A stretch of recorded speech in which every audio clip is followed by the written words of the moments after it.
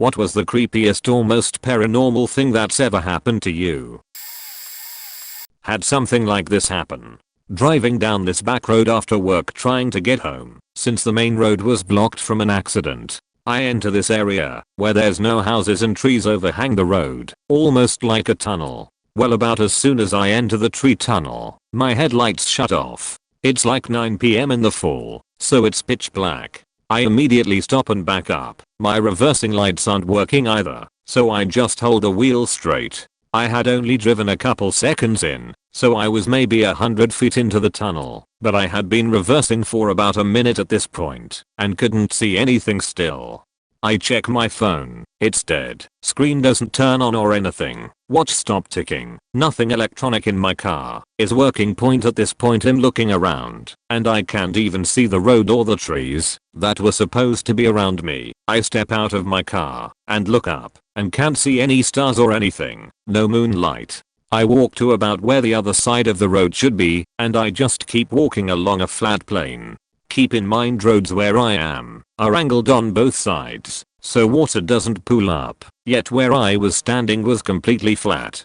I walk backwards straight, so I don't lose my sense of direction. I manage to get back in my car and just start driving. I was going about 80 for a solid 10 minutes, on what was supposed to be a winding back country road with a 40 miles per hour speed limit, before I just decided to wait it out, and sleep until morning, if there was even going to be a morning. I fall asleep, and wake up to the sunlight coming through my window. Point in the middle of a field. Point in the middle of bumfuck nowhere. No houses nearby, nothing. I go to check my phone and it's dead, but the screen turns on to let me know it has no battery charge left. Car turns on and all of the lights come on. Onboard GPS tells me I'm about 5 hours away from my house, in a borderline uninhabited part of the state. Full tank of gas. No mileage difference from the day before. Watch is ticking normally and showing about what would be the correct time given the sun's position. I start the long drive home and haven't traveled that road again, and never faking will. As a child I moved around a lot, army brat, and I insisted that every house I moved to was haunted. Nothing major ever happened, just weird noises, opening doors, things being in places that makes no sense. It wasn't until my second year at uni that I clocked on that I was haunted, not the houses, after my housemate suggested it. Point anyway, last year I was on the way to my uni house from my job at a bar at about 3 AM. To get into the house you have to walk down a privately owned alleyway. Just as I reach the entrance to this alley, a man runs up behind me and spins me around. He's clearly had a bit too much to drink and starts trying to grab me, touch me up, and convince me to remove my t-shirt. Point naturally, I'm very uncomfortable and scared. I remember that the window to the house had an alarm that went off if the window was it. I figured if I could get down the alley and hit the window, my 2 male housemates would wake up and help. Only issue, every time I walked down the alley he'd grab me again. After maybe 5 minutes of a struggle the man hit me. Next thing you know, the alarm on the window goes off, waking up my housemates and scaring off the man. Point next day the police were called. We gave them access to the CCTV footage at either end of the alley. The man was caught on tape, but since most of the incident occurred in the alley, there was not enough evidence to charge. Later that day, my housemates and I decided to check the footage to see what caused the alarm to go off. There was nothing. No bird, cat or any other animal. The alarm just went off. This had never happened before, and didn't happen anytime after either. I'm convinced it was my ghost. It used to freak me out, but I'm kinda glad it's around now. Not sure if paranormal or not, but I have a weird warning system that functions without any obvious triggers. For example, once I hiked through the forest to some old castle on a hill.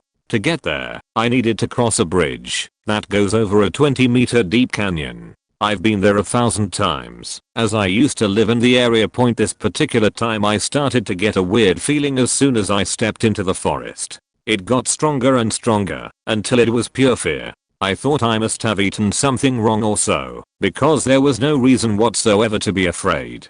So I tried to ignore it and went on. Right before I stepped onto the bridge, that weird feeling acted up so wildly I almost turned back. Again, I convinced myself that I was being stupid and made it to the middle of the bridge. One has quite a nice view from that position into forest and the rock formations below. So as always I stopped and looked down to the right side of the bridge. Then I turned to the left, but before I could look down, that feeling didn't let me. At that point I really thought that I must go crazy, but still I obeyed, didn't look down, and made my way to the castle ruin complex that started right behind the bridge point. Been there for 15 minutes when some police officers arrived, started to scream at me to come down as I was climbing the old walls, interrogated me who I was, what I did there, who I saw on my way to the castle, how long I have been there, and how come I didn't see the dead guy under the bridge on the left side. So apparently he jumped shortly before I arrived, and I guess they thought I was involved, or a suicide buddy of him, and was about to jump from the ruin walls. Turns out I can sense dead people. Or whatever. I had a couple experiences with that warning system. Weird point edit. Here's a German Wikipedia of those ruins. There's also pictures of the bridge point edit too. Some of you asked about other instances of my warning system. Here are 2 more. I went for a walk outside my rural village, parked my car at a parking spot for hikers, and realized a guy was sitting in one of the parked cars, smoking a cigarette. He was in 40s I guess, looked like a solid guy, nothing creepy, could have been my dad. So I get out of my car, start my walk among the fields, and again I have that super weird feeling telling me to go home. Again I'm arguing with myself. So in the distance I see a guy walking around, always parallel to me. That's it, I think. He's giving me the creeps. But he's so far away, there's no chance he could be a threat. I continue my walk, fighting that weird feeling, until it becomes so urgent that it feels as if I'm walking against a resistance in the air or something. It was incredible. So I turn around, walk all the way back, checking on that guy in the distance from time to time. I was gone for 40 minutes probably, when I could see my car again between the trees. Also I see that dad figure is still there, doing something to my car. That's not good, especially because it's getting dark. He sees me coming, bolts to his car and drives off. My door handle was jizzed all over. One evening I get, out of nowhere, a very strong urge to check on my friend. She lived in the basement flat of her parents' house and had been battling with some chronic infection, so I knew she wasn't very fit at that point. This super strong feeling that I should check on her is becoming urgent. This time I do not argue much. Her phone is constantly off, so I drive to her flat and knock on her door. No answer, but the door is locked. I'm a rather shy person, so if I get the slightest idea that I might be unwelcome, I will not stay. But this weird pushing feeling almost screams inside of me to get into that flat. So I knock and yell until I hear some movement. My friend somehow managed to drag herself to the door and unlock it. She had a severe toxic shock resulting from an undetected mold sensitivity. Turns out her flat was infested. I ran upstairs and fetched her dad. He had to literally pick her up and carry her up the stairs. No one told me she was in that state. She could go silent for days. Introvert. So this time my warning system was pushing me, not holding me back. Weird point edit 3. Thank you for the gold. I work at several attractions for the Big Mouse that has tourist destinations in Orlando and Anaheim. When I first started working for the Mouse, I learned that most of the buildings were haunted in one form or another. Generally, I take this stuff with a grain of salt. Show me the science, or prove it to me, then I'll believe. I've had 2 separate encounters with 2 ghosts in 2 different attractions, and let me tell you, I believe a hell of a lot more now. Point experience 1, in a slow moving journey through time, you come across a scene where a famous painter is lying on his back, painting the ceiling of a building. There is a ladder going up to that scene, and the rumor was that a maintenance guy had a heart attack during his shift one night and dropped at the base of the ladder. No one found him until the next morning, and he was already dead. It became a tradition upon closing the ride for the night to tell him goodnight, or else havoc would come down upon the ride the next day. Silly, I know, but we all played along. I never really believed in it. Everything seemed very circumstantial. Point on one particularly slow day, I was riding through the attraction when all of a sudden it stopped in that scene I mentioned earlier. Now, if you've ridden this ride, you'll know that it's basically a train car with 2 rows. Well, as far as I could see ahead of me, there was no one. As far as I could see behind me, there was no one. The ride system is pretty sophisticated. When someone hops out, there are pressure sensitive mats on one side that trigger the ride to stop and show on our ride display screen exactly where it is. On the other side of the ride vehicle, there are photoelectric beams that also give the exact location of this intrusion, as we call them. Now we stop this ride pretty often. Someone takes too long to get into the ride vehicle, stop it and then start it back up again. Well, in this case, they started speaking over the intercom into the entire ride. That usually means someone is out of a vehicle somewhere on the ride. A few minutes into sitting there, I start to hear keys jingling, 2 sets headed in my direction. I'm completely alone, and here come my fellow mouse employees, looking rather concerned. Iridescent song, did you jump out? Of course, I hadn't, to which I told them. They look at each other, and back at me, both looking from the opposite directions they've come from. Did you see anyone? I hadn't. It was just me. The mat and the I-beam were both triggered in this scene. We all sort of stare at each other, and sort of whisper the ghost's name at each other. They leave, and within 5 minutes, we are moving again, but I never rode alone again. Edit. RIP my inbox. I lived in an old house, converted into a duplex, in Athens, Ohio, which is reported to be one of the most haunted American cities. During the first year I lived in my apartment, I frequently noticed this strange music that seemed to be coming from inside the house. It's hard to describe, but it sounded like a keyboard or an organ. It sounded faint, and was played in the minor key. Always sounded the same. Regardless, I just chalked it up to my downstairs neighbors, and it never bothered me enough to investigate. It was definitely coming from inside our building. The following year, my original neighbors moved out, and my new neighbor, Sarah, moved in. We became friends. One night, she was hanging out in my apartment and the music started up. She asked me pointedly where the music was coming from, and I said I didn't know she didn't have music playing in her apartment. She said no, and we both looked at each other uneasily.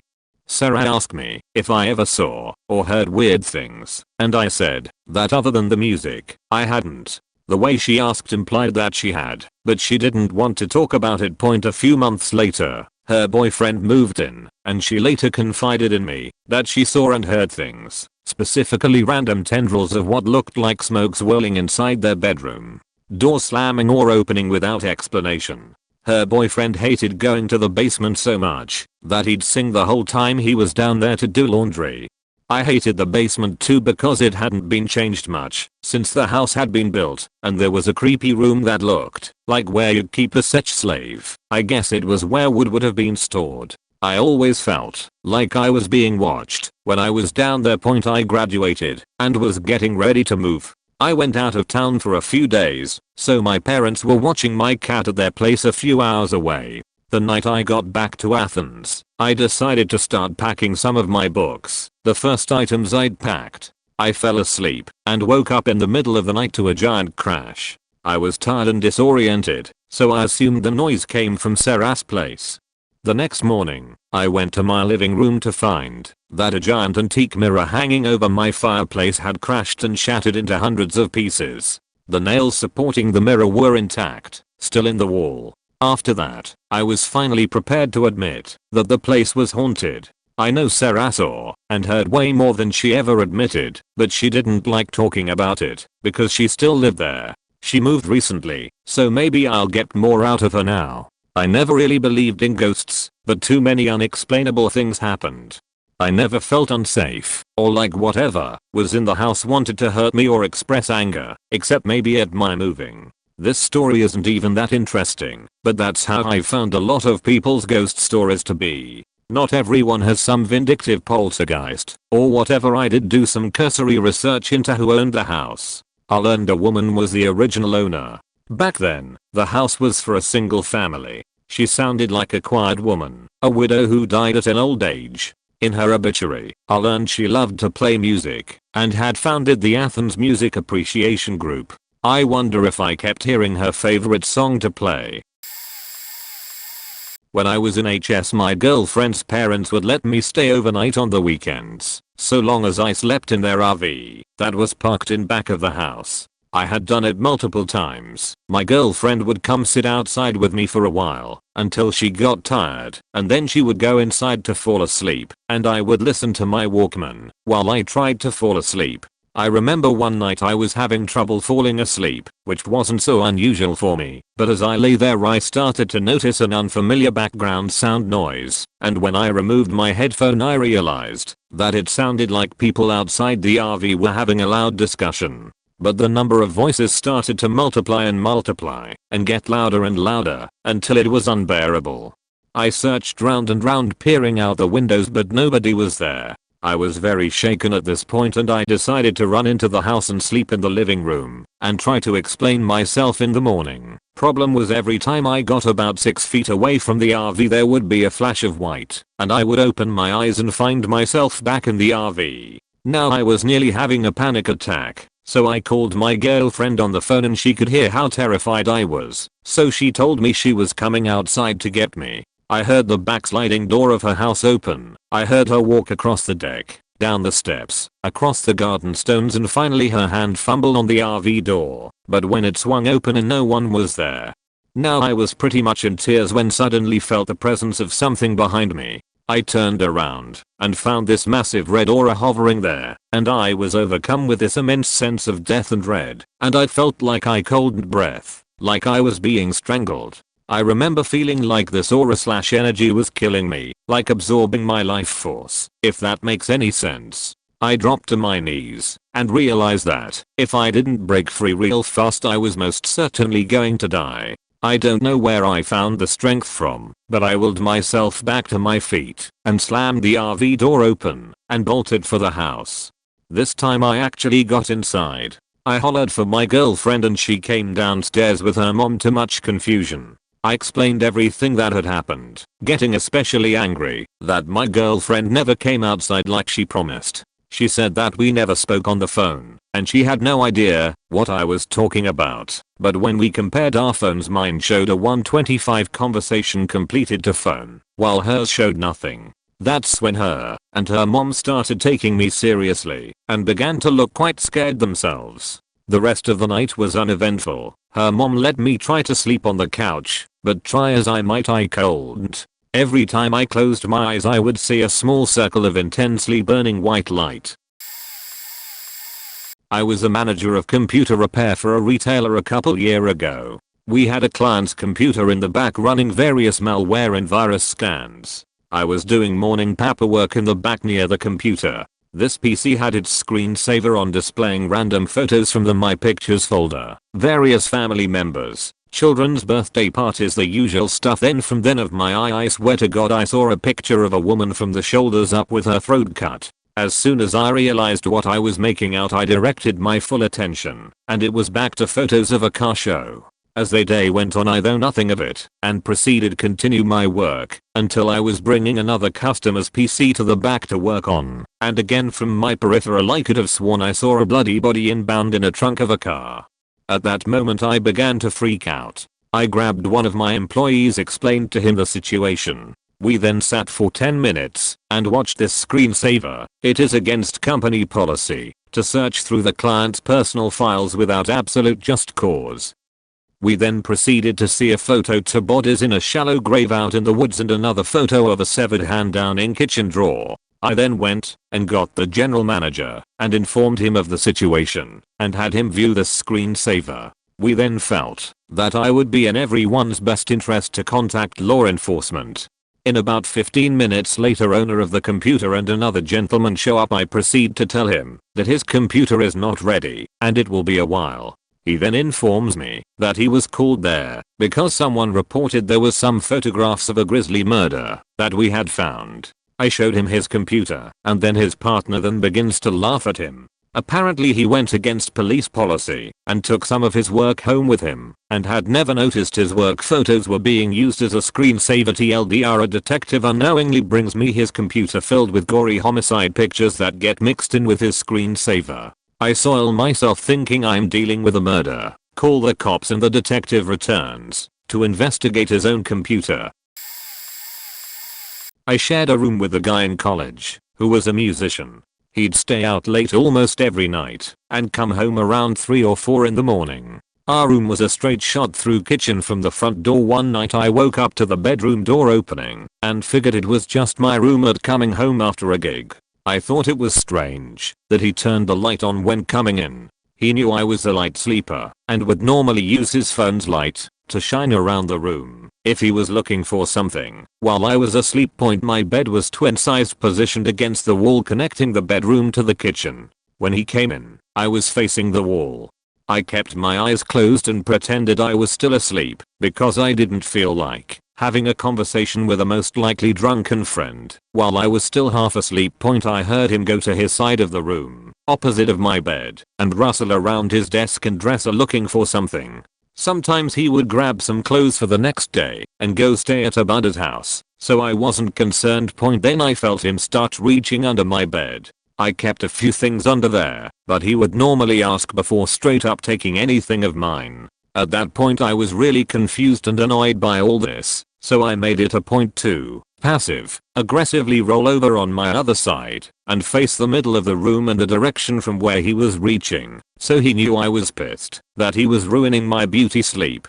Then I heard nothing, but I could feel he shot up from under the bed and was just standing there. I never opened my eyes, but I figured he would either apologize for waking me up or something. But he never said a word. He just stood there. After probably 2 minutes with the light still on, I heard him leave the room and go to the kitchen. I opened my eyes after a couple more minutes because he left the light on in the bedroom. He wasn't in the kitchen, but he had pulled a knife from the knife block and left it on the table. I checked around the house and couldn't find him, but quickly realized my box, book bag, wallet, etc.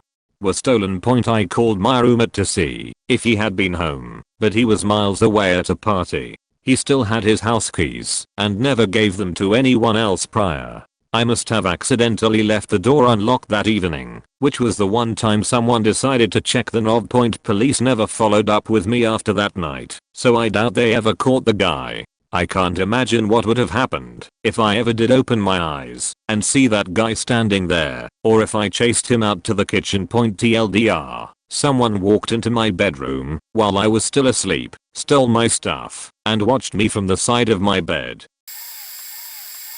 Not sure if this counts as paranormal exactly, but it creeped me and my roommate out. So my roommate and I lived in a 2-bedroom apartment with a shared living space. I had just laid down in bed to go to sleep for the night and my roommate was still up in the living room doing schoolwork. It was almost midnight.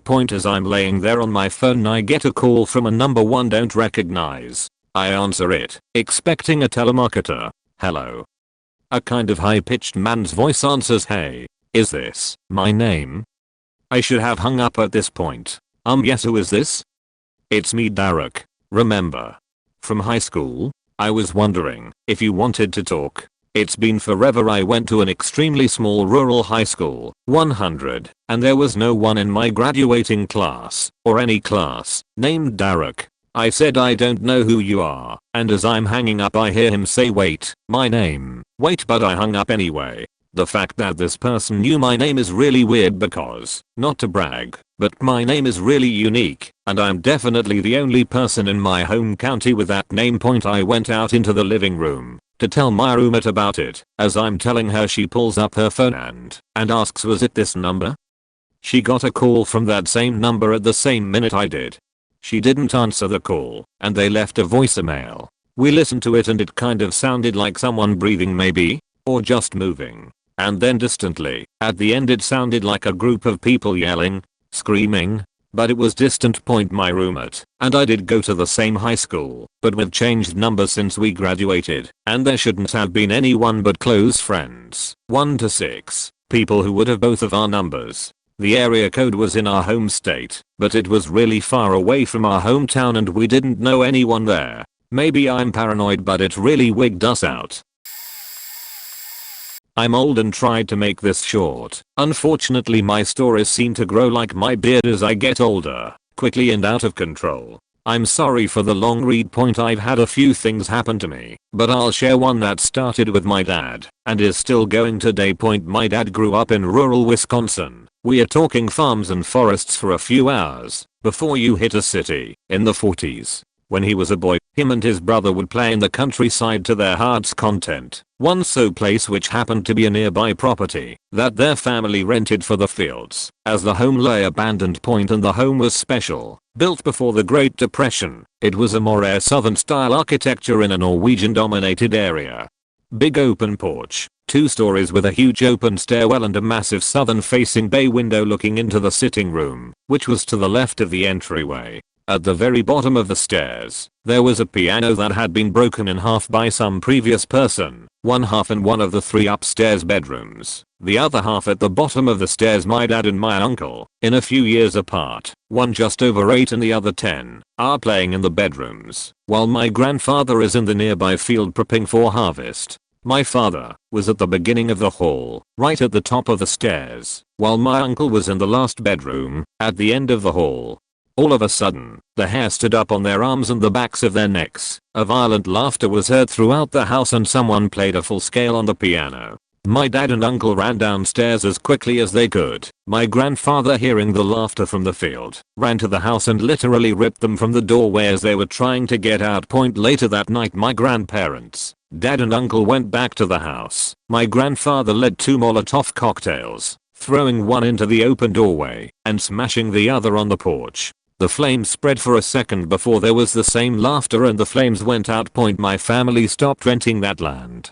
40 years later, my dad tells me this story. My grandparents verify it. 5 or so years later, my girlfriend and I get a flat tire while on our way back from visiting some family in the North Woods. Exceptionally late at night, I hop out to change the tire and my girlfriend gets out. As we lived in Wisconsin, I carried a safety kit in the car including thermal blankets and a large flashlight. As she's shining the light around, she says, "I see a house over there. Should we see if we can get help?" I looked up, following the trail from the flashlight, to find my eyes resting upon a rare southern style 2-story home with an open porch and big bay window. It looks abandoned by wholly unto shade. The window is immaculate. I immediately tell her to get in the car and start rushing the tire change. She can see the distressed look on my face and doesn't ask why. Just before she gets in the car, a few lone piano chords come out of the house. I swear we drove a mile away with 3 bolts on the spare, and then I pulled back over to finish the job. As far as I know, that house is still there, just off a main county road in the Northwoods of Wisconsin, waiting for someone to come find out what that piano is doing playing by itself. This incident happened to my aunt and uncle, who are very straight-laced, wholesome Christian types. It was the mid-90s, and they had just been married.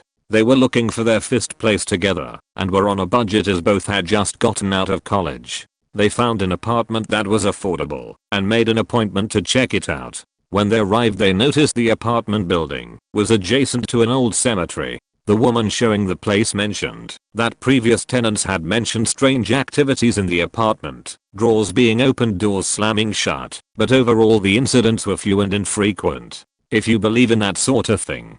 They didn't think much of it, and they weren't the spooky type, being Christians and all, so they went ahead and got their first place. She said as soon as they got in the apartment they noticed things being moved, drawers opening and closing, items gone missing or moved. She said there were incidents almost daily, but that they just tried to ignore it. The 3rd or 4th day they were in their new place, my aunt had just showered and had crawled in bed next to her hubby as he had showered before her. FYI, my uncle usually leaves the room when my aunt recounts this story as it's too creepy for him.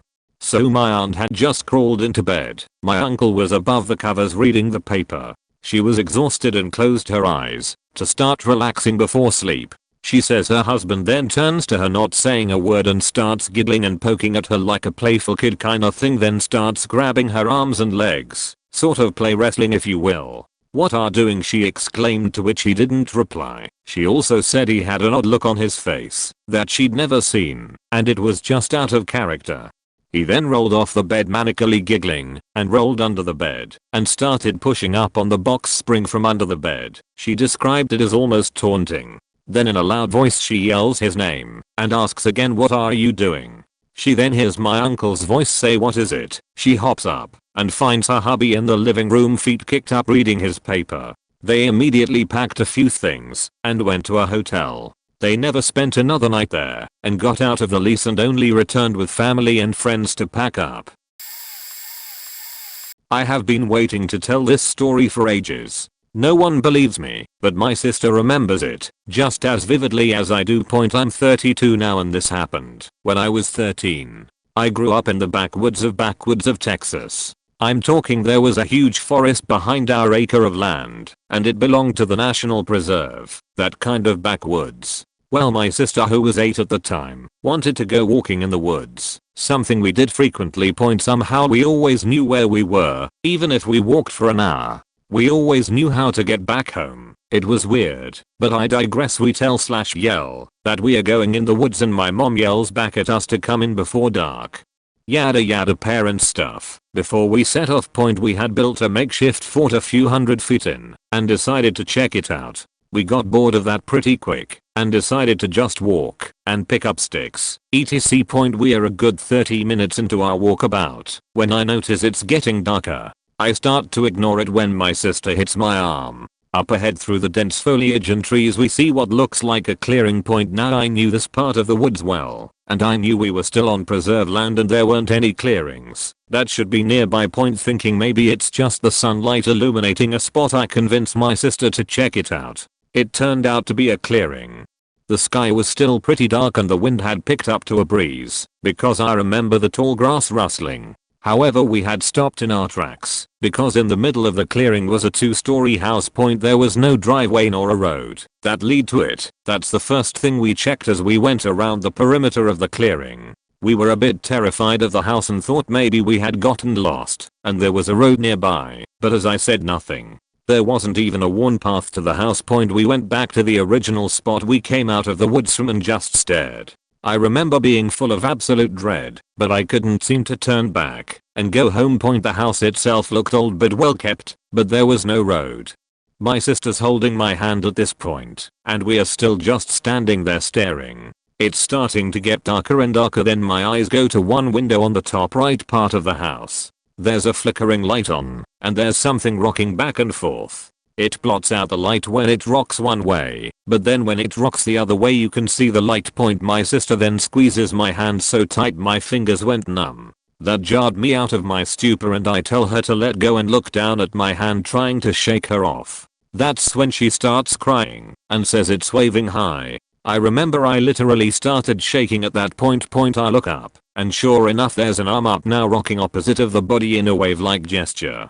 I was done at that point and pull her hand that's still clawing mine and hightail it out of there. We run a good 10 minutes before making it to our fort, which confused the hell out of me. We had walked a lot further. The sky was starting to get brighter, but I still wanted to get out. We caught our breath and then began running again until we got home. My sister and I had stopped crying by this point, but my mom, who I swear to God had some kind of mind reading powers, asked what was wrong. My sister tells her, and I get in trouble for making up stories and scaring her. I storm off, and we just ignore it after that.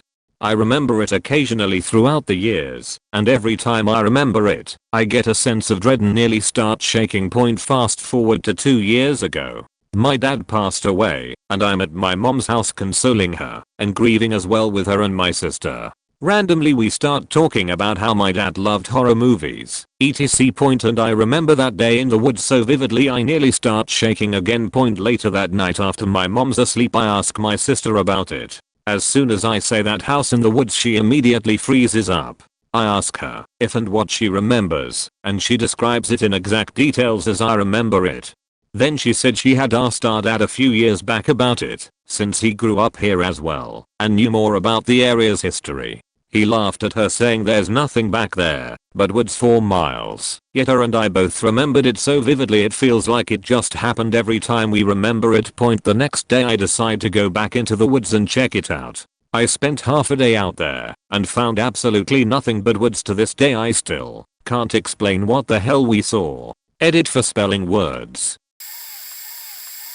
Posted this a few years back in a similar thread. Didn't get much traction at the time. Point happened back when I was around 11 or 12, so 14 years ago now. Point parents and I moved from a small town to the city, and we got a great deal, apparently, on a house on a hill with a great view. I remember the day we were moving and the previous renters, mom and son, kid was close to my age, were just finishing moving out, and I'll always remember the look on the mothers' faces, just being unsettled to say the least. Point anyways, fast forward a few weeks ahead, we had everything set up at this point, and the way the couch was set up in the living room, you could see the hallway to my parents' room as well as to the laundry room out of the corner of your eye. I shit you not, almost every single time I'd be watching TV or playing games, out of the corner of my eye I'd see this shadow going back and forth between the two rooms almost constantly, whizzing back and forth. My dad said the same thing sometime later, as he didn't want to freak the shit out of his little kid. Point. That was mainly the extent of it for some time, but it was all the time. I got used to it as best you could, and sort of thought it's my buddy, the ghost shadow. I remember talking to it out loud and constantly asking it to not scare me if it could point, so that was fine. Lived with it for the time being. Time passed over 6 months to a year. My parents got divorced. Dad left to live elsewhere, and I stayed there with my mom, because it was an unreal deal apparently. My mom used to work at a restaurant and I stayed at home alone until 11 PM usually. One night it was around 10 PM, and I was watching TV and I just had a weird sense of being watched deeply, that hair standing on the back of your neck feeling, etc. And all of a sudden, almost instantaneously as I got that feeling, I looked to the window. You know when you can see someone in the reflection of a window? Well, it was that, except in the reflection all I saw was a shadow inside the room about 7 or 8 feet behind me. These panes of glass were huge too, so I saw what looked like to me a silhouette of a human. I looked for what seemed like a long time, but could have only been a few seconds, and then I looked away to comprehend what the fuck I just saw. I didn't move, and didn't take my eyes off the TV until my mom got home, because I sure as shit didn't want to see anything else. Point. My mom's experience was a bit more startling. She didn't tell me until I was older, as she didn't want to add to any terrified feelings of myself being home alone. I was at my dad's for the night, and she was sitting on the same couch that I was when I saw the shadow. Apparently, using her words, her Lady of Shalott picture lifted off the mantle of the fireplace, which was in the living room, stood mid-air for a split second, and fell to the floor, glass down. I remember the night, because my mom called my dad, and we had to go visit mom late at night, and my parents stayed in bed together as I assume my mom was scared shitless. We eventually found out, to our surprise, that the original owner of that house was the then landlord's uncle. He was apparently very disgruntled towards women, and where we would constantly see the shadow whizzing back and forth between laundry room and hallway was the area that he had his workshop before they remodeled that area of the house. We also found out that he was found dead in the house right next to the area where I apparently saw the shadow. On another twisted note, when we were moving out of the house, the landlord asked my mom in front of me, "So, did you see him?" When I was 11 or 12, I was in my room listening to my parents arguing upstairs. I was so mad because they were always fighting, and at the time I just wished they'd divorce. Point. So I was standing with my back to the wall, facing my bed. Suddenly all my anger turned into this primal terror. Fight or flight kicked in. I had no idea what I was running from, but I ran for my bed. Or at least I tried to. I only made it a couple steps before I saw a wisp of black shadow out of the corner of my eye and felt something grab a fistful of my hair. Since I was running, it caused my head to be yanked backwards, so I was looking at the ceiling. I recovered pretty quickly and made another dash for my bed, where I stayed until I built up the courage to leave my room. A lot of paranormal things happened in that house, but that was the scariest for me. Point. I also worked at a chemical plant a couple years ago as a cleaner. People died out there sometimes, one guy actually within a month of me starting there. There were rumors of certain buildings being haunted. Point. On my first day working alone, I was cleaning the basement of my assigned building. It was very quiet down there. People rarely came down, but you would always hear if someone was there because everything echoed loudly. Point. On this day I was down there alone. I dragged some of my supplies from the janitor's closet over to the women's washroom, turned on the bathroom light, put up my sign, and went for more supplies. When I got back to the washroom, the light had been switched off. I thought I must have bumped it on my way out, so I switched it back on and made sure to keep my distance the next time I walked out. Came back to find the light again switched off. The basement already had this creepy feeling, so I was a little spooked. I thought someone must have been trying to prank the new girl, but it was weird that I didn't hear anyone walking around. I mentioned it to a couple coworkers later, and they immediately told me my building must be one of the haunted ones. I'm a pretty big believer of the paranormal, but I always try to find a logical explanation before jumping to that. But since I've had so many things happen I can't explain, I decided to download a ghost box app on my phone. I decided to try it out at work a few weeks later. I waited until I was cleaning the women's washroom in the basement before opening the app. Put in my headphones and started asking generic questions like, is anyone here? I kept hearing the same thing come through over and over.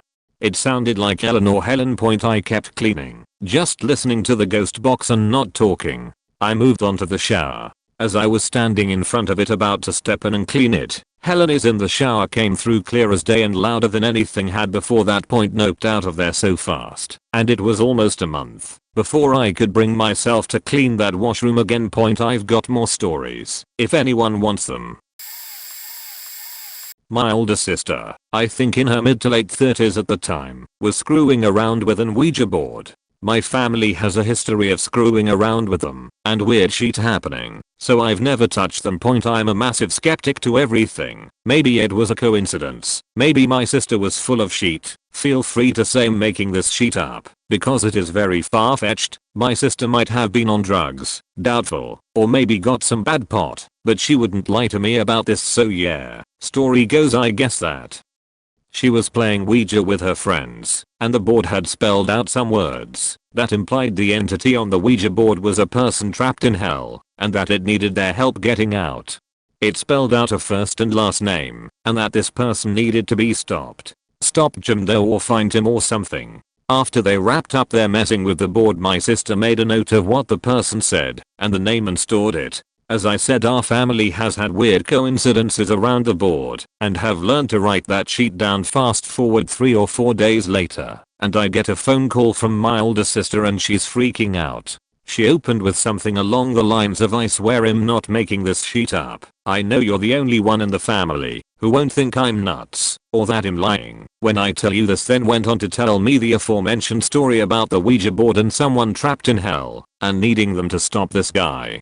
Apparently she was reading the newspaper a few days after messing with the board, and there was a small article about a car accident with a family and a drunk driver. Everyone in the incident died. Family, a couple kids, husband and wife, and the drunk driver. The drunk driver's name, which as she said damn near made her spit out her coffee, was the name from the Ouija board that she wrote down. Edit: my family writes this stuff down cause my mom had a similar experience where, when she was a teenager, she asked it if she would ever get married, and it told her HG, then asked how many kids she'd have, and it said RMTA.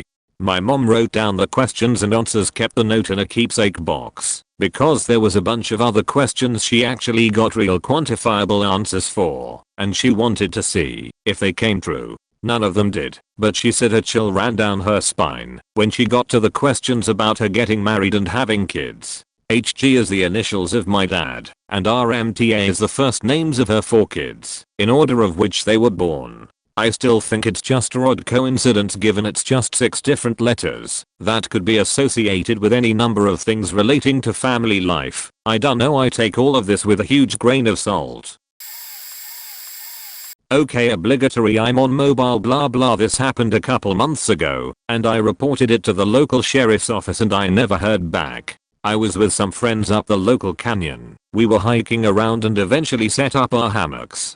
We smoked some cannabis, and we were having a good time until my friend told us she was panicking. Assuming she just got too high, we offered her water, food, asked her what we could do. She told us in no uncertain terms she wanted to leave because she didn't feel right and her anxiety wasn't letting up. As someone with anxiety, I agreed that we should leave the situation for her benefit. We packed up and hiked back to the car, about 20 minutes away.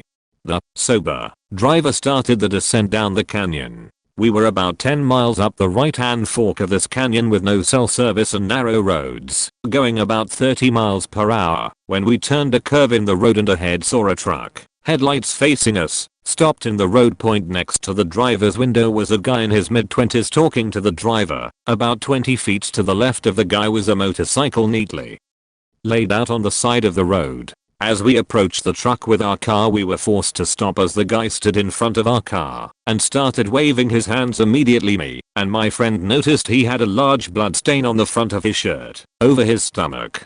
His entire right arm was wrapped in a bandage, the type you'd wrap around a sprained ankle. But he didn't have any blood splatter on him, his outfit didn't look disheveled, and what, I'm assuming was his bike, looked to be in pristine condition and set down nicely. It's hard to explain how perfect the situation seemed. Like it was a setup point. The weirdest part of this all was the feeling everyone in the car had. Our stomachs dropped. I had an intense feeling of dread and fear come over me. The guy in the road tried to get us to stop our car and the truck was blocking the other side of the road and wasn't moving. Usually I'm one to help people, but in this case I felt like if we stopped the car and got out we weren't going home that night.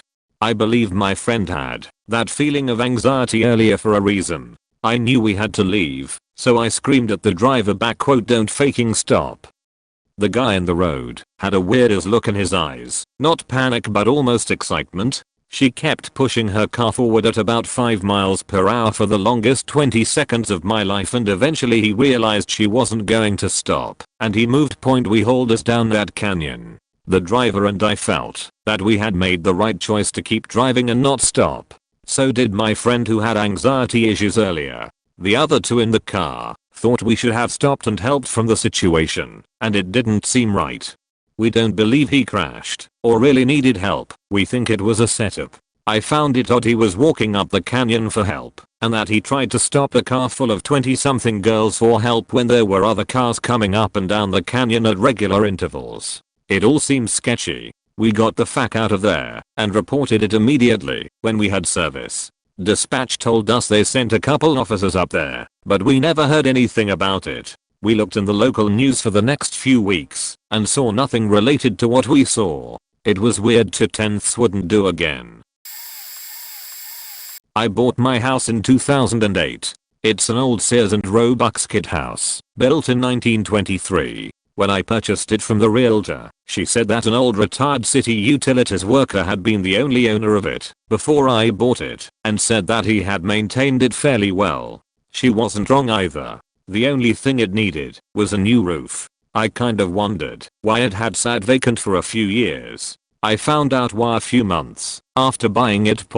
While moving my stuff into the place, I was storing everything I wouldn't need immediately in the basement. It was a finished basement, so it wasn't too awful. But I kept hearing noises while I was down there sorting my stuff into things I'll need soon, and it can wait piles.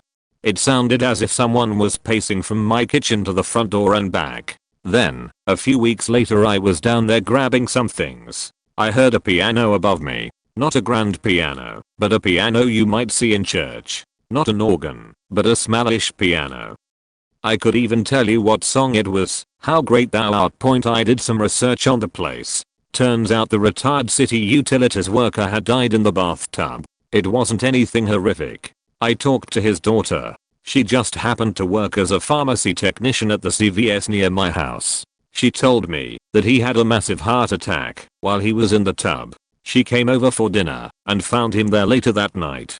I expressed my sincere sympathy for having to deal with such a traumatic experience. The very next Saturday, I was out doing some yard work and this little old dude came up to me. I shut down the weed eater and had a chat with him. He said he used to live here and that he wanted to look at the place one last time before he moved away. He was pretty feeble looking, so I wasn't too intimidated. I invited him inside for a glass of iced tea and to check out what I had done to it since he was last in there. He politely declined, said the outside looked beautiful, and he was certain that the inside looked just as good. He expressed his gratitude that someone responsible had purchased the place. He walked away. I started to pull the ripcord on the weed eater and then thought of something else I wanted to say to the man. To my surprise, he was already gone. Weird. I didn't see any cars drive by, and I was positive he couldn't have walked down the block and around the corner in the span of 8 seconds. It just wasn't possible. The noises I heard in the house went away after that. I think that little old dude I talked to was the ghost in my home, and he wanted to be sure I was going to take care of the house he bought and built. I still own and live there, and I hope I'm taking care of it as good as he would like. Late to the party, but here goes. My best friend called me one night telling me his roommate was having a problem. We were all 18, 19 at the time, in the days when people didn't really have cell phones. Brick Nokias at best. Some weird stuff had been mentioned to me, but it was stuff you could blame on neighbor kids, like banging on the outside walls that faced a field. His roommate's house was the end of the road in a desert town, so closest neighbor was a football field away at least. Thinking someone was messing with them, I rally the troops and we get there. This guy got the house from his grandfather and inherited an RV, the house, and a couple vehicles. Both of them look sleepless, but not much happened at first. I was the tallest by far, being over 6 foot, and there was a ceiling drop-in right in the living room. I noticed it open a few times and closed it, but by the third time I had everyone try to reach it. There were 2 drop-ins, and without a ladder, no one but me could reach them. About 1 AM we start hearing thuds on the wall facing the field. My friend says this is how it starts. One guy brought a shotgun for some reason, but we head out to state off whoever it was. All of us went, no one stayed in the house. I kept looking back at the house top, make sure no one was sneaking up on us, but see what looked like someone in a hoodie standing in the middle of a big window in the master bedroom. I pointed it out, and we all ran back up catch the person. Only 2 ways into the house, both in the front. We split the group and went both ways around. No one came out. No door slams. No running. No one inside. Master bedroom is white walls, nothing hanging on the walls, and closet closed. Nothing that could be a dark anything to deceive us. Other weird stuff happened, but the crazy one is the guy who owned the house went into the bathroom. After he left the living room, the drop-in opened in the living room. We heard his voice in the attic start laughing weirdly, and then a pipe wrench comes flying out. 3 of us run to the other drop-in, which is closed, and no ladder. We heard some scuffling, so I reached up and scooted the drop-in open about a foot and nearly sheet my pants, looking at my friend's roommate's face staring at me with a very disturbing smile. I stumble back, and he's gone. I went straight to the bathroom and opened the door to find this guy on the toilet taking a sheet, and had scared him in doing so. No entry into the attic from the bathroom, no windows in the bathroom. I can't explain it, and I'm not only one who saw these things. I've posted this before in plenty of Ask Reddit threads, so if these seems familiar, it's probably because you've read it from me before. I just like to keep my experience out here. I wrote it out and explained every little detail like a story, so I could best explain what it felt like to be out there when this happened. This isn't an OLEP story or creative writing. I understand if you don't believe me. I wouldn't either if I hadn't seen it myself. That being said, let the copy paste from my previous comment begin. This is going to be a bit out there for most people, but what I'm about to type out is true and actually happened to me. If you choose not to believe me, that's fine. I wouldn't expect you to, just don't be a dick about it. This all happened around late May to early June in 2017. I live out in Kentucky and have been here my whole life. I saved up some money and bought my first R-style rifle, Ruger R556 for anyone who cares. I had wanted one for a while, but never had the money to get one, so as soon as I got a chance, I grabbed it. I needed to sight in my gun after I bought. My family owns 20 plus acres of land, so I don't go to gun ranges around here because, first of all, people are dumb and our local one has bullet holes in the ceiling, and second, I prefer shooting on our own land. I had managed to get a Magpul D60 drum magazine at Gander Mountain because they were having a going out of business sale. So I guess really I was going to sight in the gun and test out the magazine's reliability. I barely had the magazine out of the box and had not gotten a chance to shoot it yet, but I looked up a bunch of reviews and couldn't ever find one that had the problems mine did that day. This is where things start getting a bit odd. My family has owned this land I shoot on for decades. Nothing weird has ever happened out here that I know of, and I have taken people to the spot this happened at and nothing has recreated the feelings I had that day. I grabbed my gun, the drum, and 20 rounds of ammo, and went outside to cross over to our field.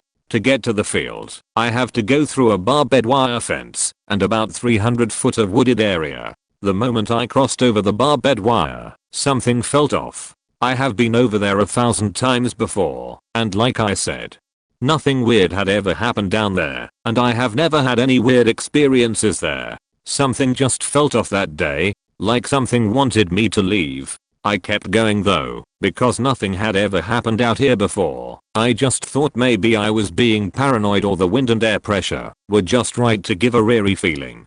So I walk on deeper into the woods. The further I get, the stronger the feeling is. I feel like I'm being watched, like something nearby is just staring into my soul. I keep going. I get halfway and this feeling is borderline unbearable. I stop dead in my tracks and think to myself something is off. Like I've said 1,000 times, nothing like this has ever happened before. I know something is going on now. When I grabbed my ammo, when I left home, I did not load it into the magazine because I wanted to hurry and get to the field so I could get everything set up. This is where I listened to that gut feeling. I stopped dead in my tracks and loaded the magazine with the 20 rounds I brought. Something told me that something wasn't right and I needed to be ready just in case. Something is watching me, and I don't know what it is, or where it is. As I'm loading my magazine, out of nowhere I smell something dead. It just came out of nowhere. I had been standing there for 2 minutes with no scent, then all of a sudden, it smells like a month-old rotting carcass is beside me. I look around and directly behind me is a mangled animal that, aside from the smell, looks nearly fresh. It was so mangled, the only thing that gave me a clue as to what the animal is was the color of what was left of its fur, which was a white/gray color. It was a rabbit or possum. The smell did not go along with the age of this. Whatever I caught the stench of, that wasn't it. I finished loading the magazine, immediately stuck it in my gun, and held the bolt open. That way if I tripped, my gun wouldn't fire accidentally. For some reason, I kept faking going. I'm nearly out of the woods. I can see the field I'm going to dead ahead. That's when it happened. This entire time, I've been walking alongside a creek. The creek turns to the left as you approach the field I was going to. As I got to the turn in the creek, I heard a large splash in the water. I turned quickly, and what I seen I'll never forget. This thing was easily 8 to 9 feet tall, and stood on 2 legs. Aside from the water splash, it was dead silent. It had very long arms and long legs. It was a light brown color, almost the color of a deer. Updating this to say I got thinking about it the other day. I think it was much lighter brown than a deer. It still had a brownish look to it, but not that dark. Maybe it actually was gray and the lighting made it look a light shade of brown, but it looked like skin, not fur. Perhaps the freakiest thing about it was its size. It looked severely malnourished. Very skinny and tight skin across its body. Imagine taking a fully grown man that only weighs 120 pounds and stretching him out to be 9 feet tall, but he stays the same width and doesn't get skinnier as you stretch him out. It had somewhat of a odd walk too, but this could have been caused by the mud near the creek bed. It never faced me, so I did not get a chance to see its front. It just kept walking and never turned around. This scared the absolute shit out of me. I was 99% sure I knew what this thing was. I tried to close the bolt on my gun to chamber around just in case this thing turned around to fight. I had no intention of shooting this thing unless it gave a sign it was going to attack. If it was what I think it was, the gun wouldn't have done anything but piss it off anyway. When I tried to chamber around, the magazine would not let go of the round. The force of the bolt closing would break your finger if you were to close it on your finger. I had been loading and unloading the magazine the day before to help loosen the spring to make it easier to load in the future. I could take the rounds out with my hand, but when I come across this faking thing, somehow it decides it wants to keep the faking bullet. By now, the thing is gone, and I'm basically sitting there with my dick in my hand. That magazine never worked right again. I kept it a few more days, but had to send it back because it was tearing up my ammo. It would hold onto bullets so tight, the bolt tried to close and just scratched a gouge so deep in the casing Powder was almost leaking out.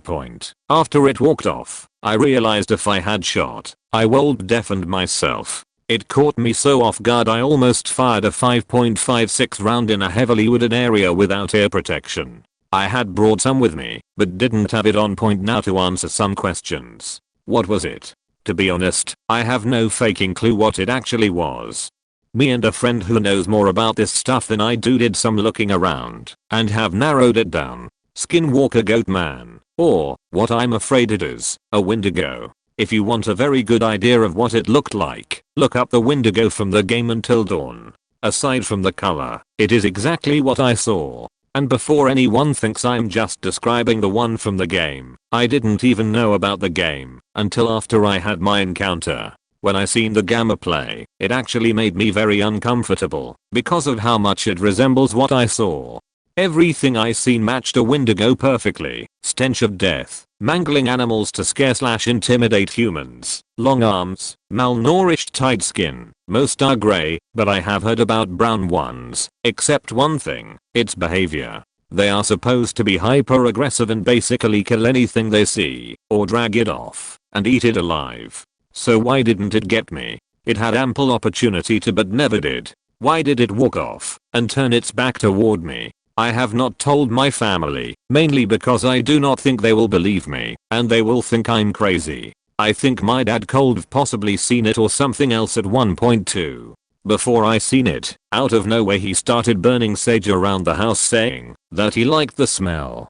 Even thought he has never said he liked it before, and has never burned it here before. Now for some info about the land. In case anyone didn't know, the Wendigo is a Native American legend. They are a human who resorted to cannibalism and a Wendigo spirit took them over after they ate and turned them into this monster. I live in Kentucky. There were and still are Native Americans here. I find tons of flint every year on my family's land, the same land I seen it on, and an occasional arrowhead.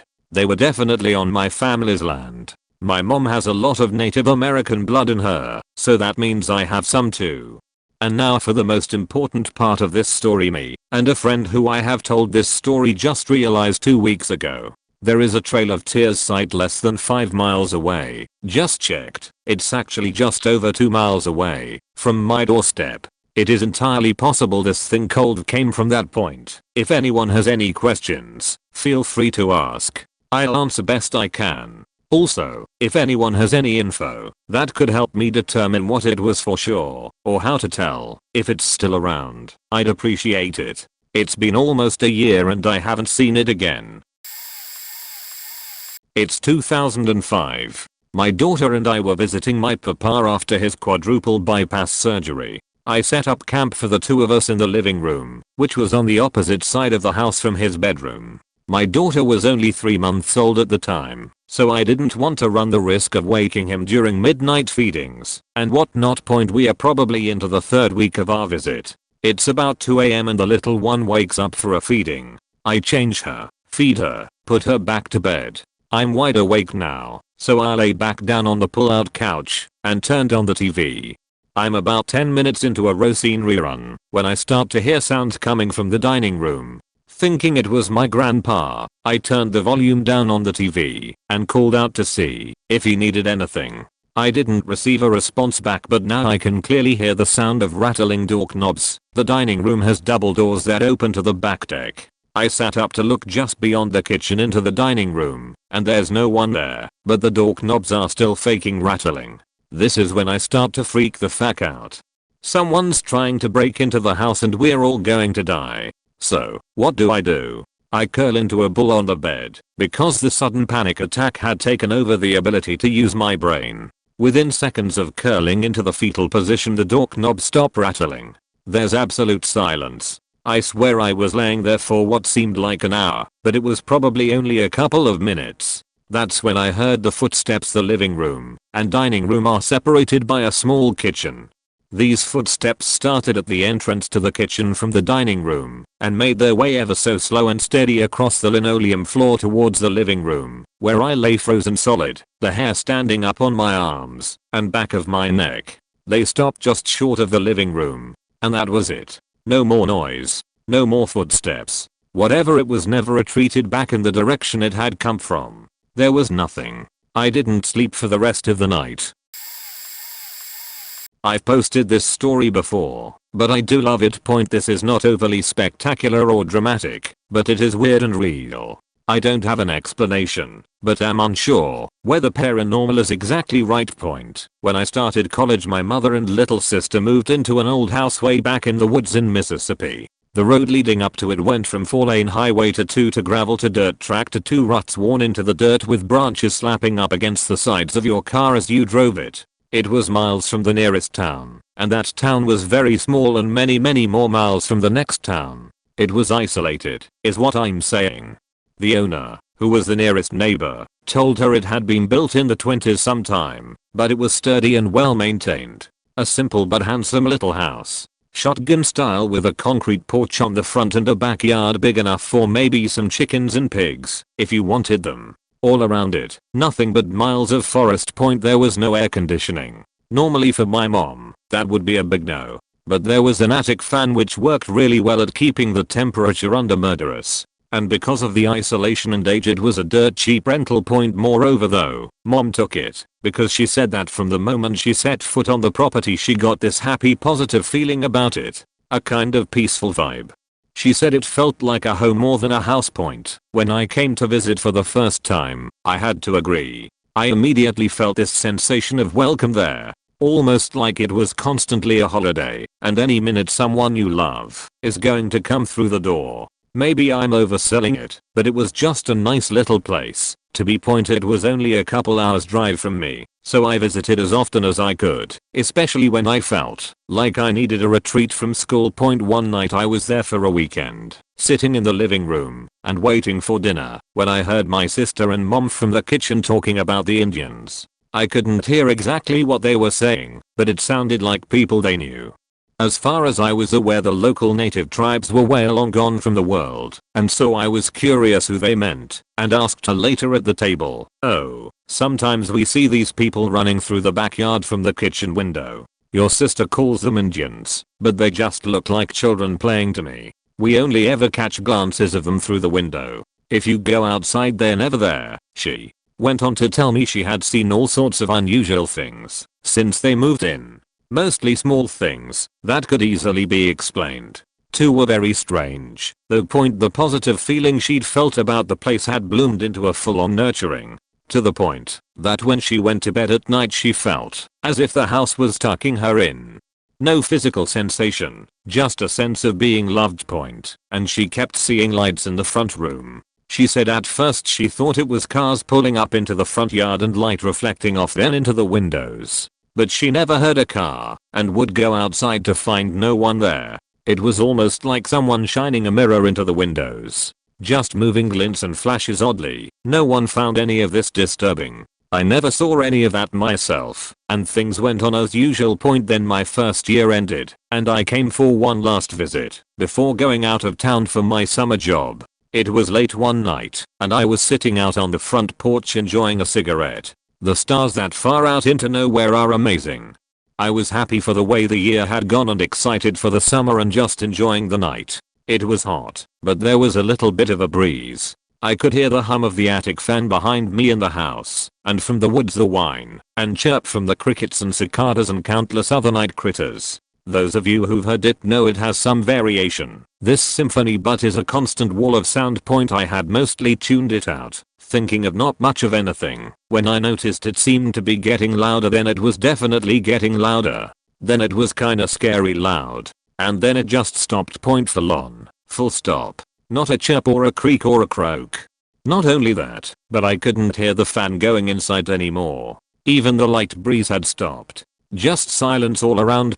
I was afraid I'd suddenly gone deaf, but I could hear my feet scraping on the porch and my own breathing. I thought about making a bigger noise or calling out, but I was startled by the suddenness of it. I also figured that many things going silent all at once might be a precursor to something else. Sure enough, I started to hear something else. It was a sort of rhythmic thrumming, very faint, a steady and soft hum sound, low almost like a heartbeat. It built a bit but never got loud.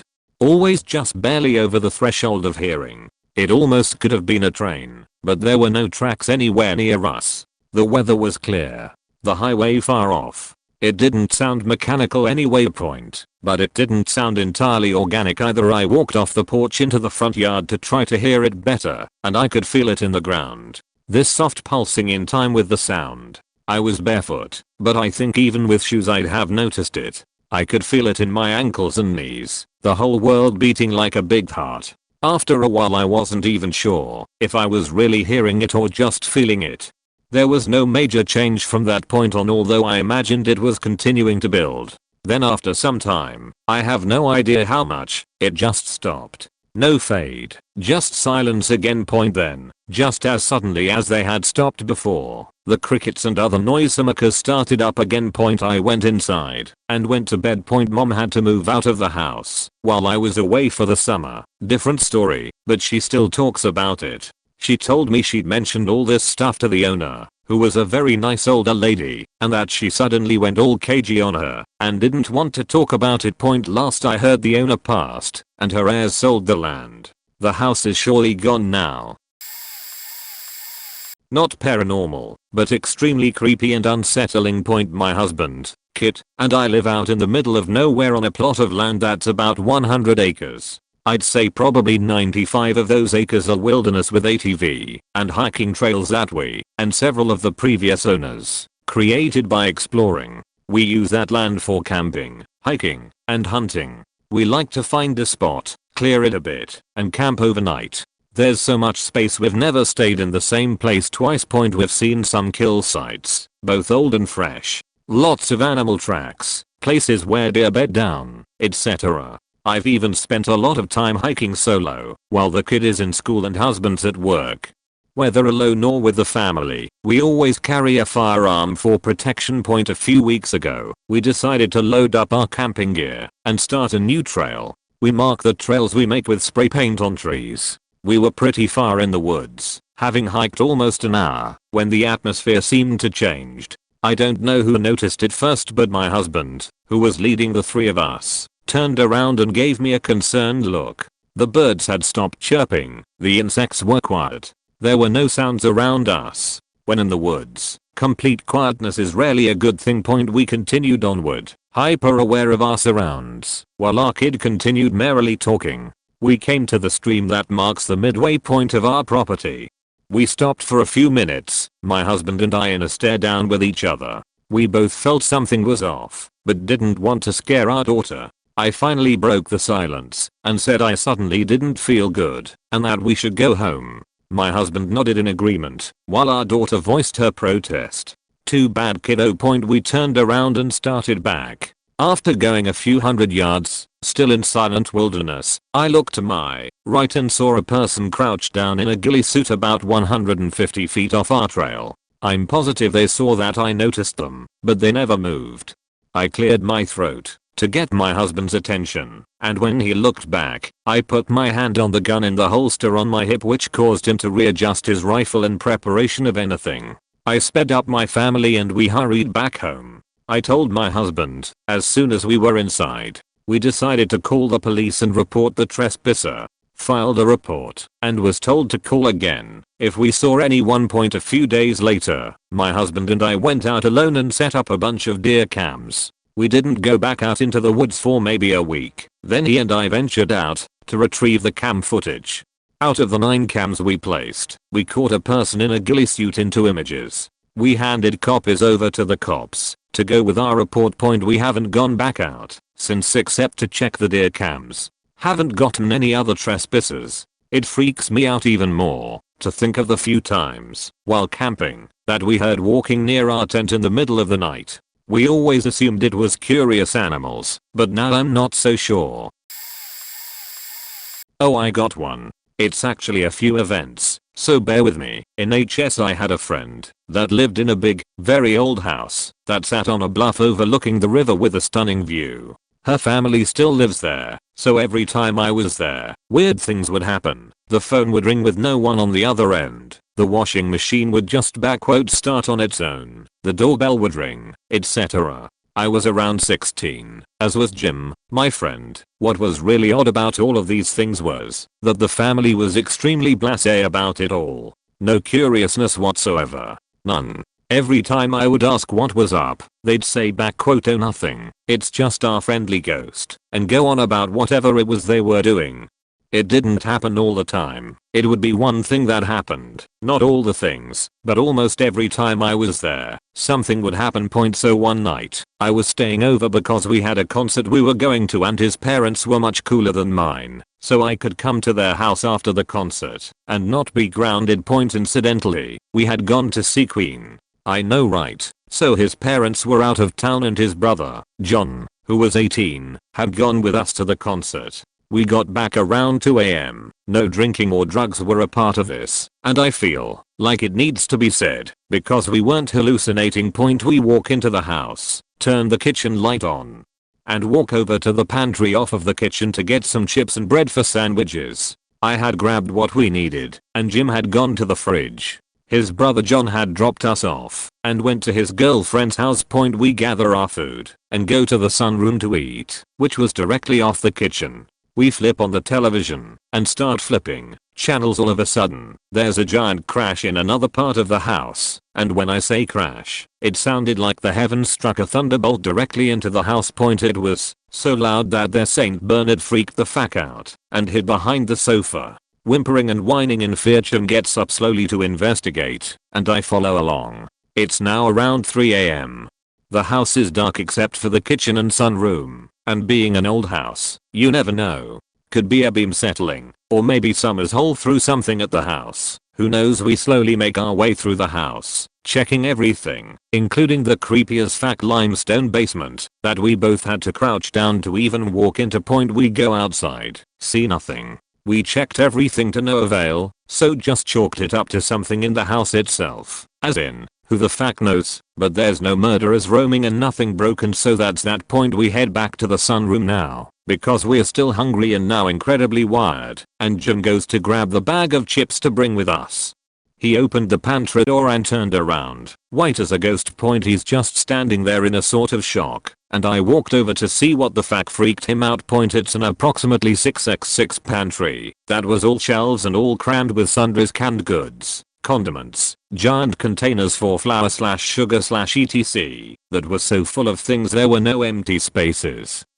And the shelves went from floor to ceiling. As I walked over, I saw over Jim's shoulder. Every single thing that was on the shelves was stacked into a pile in the middle of the floor. There was nothing left on the shelves. Nothing. Every single item was placed on the floor in one giant tower almost to the ceiling with no rhyme or reason to it. I noped the fuck out and asked Jim if he wanted to come to my house. He said no, it's fine, and stayed. I still hang out with him on occasion and his mom still lives there. They've had paranormal experts come around, and some of the things they've been told are hilarious, but all those things still happen, and on a regular basis. Oh man, I'm a bit late, but I have a pretty good one. So according to my family, I was a creepy as fuck little kid. My mom basically refuses to talk about it and claimed she prayed it all away, but I mean, who knows? I don't remember any of it myself. Most of my stories are from my older sister, who my mom would always talk about this stuff with. So anyways, I was around 4.5. My mom and dad had been trying for another baby for I guess around 1.5 years, and it wasn't happening, so they basically stopped trying. My mom and I were home alone one day, and she was in the kitchen washing dishes or something. From another room I walked in, went up to her, and hugged her stomach for a few seconds.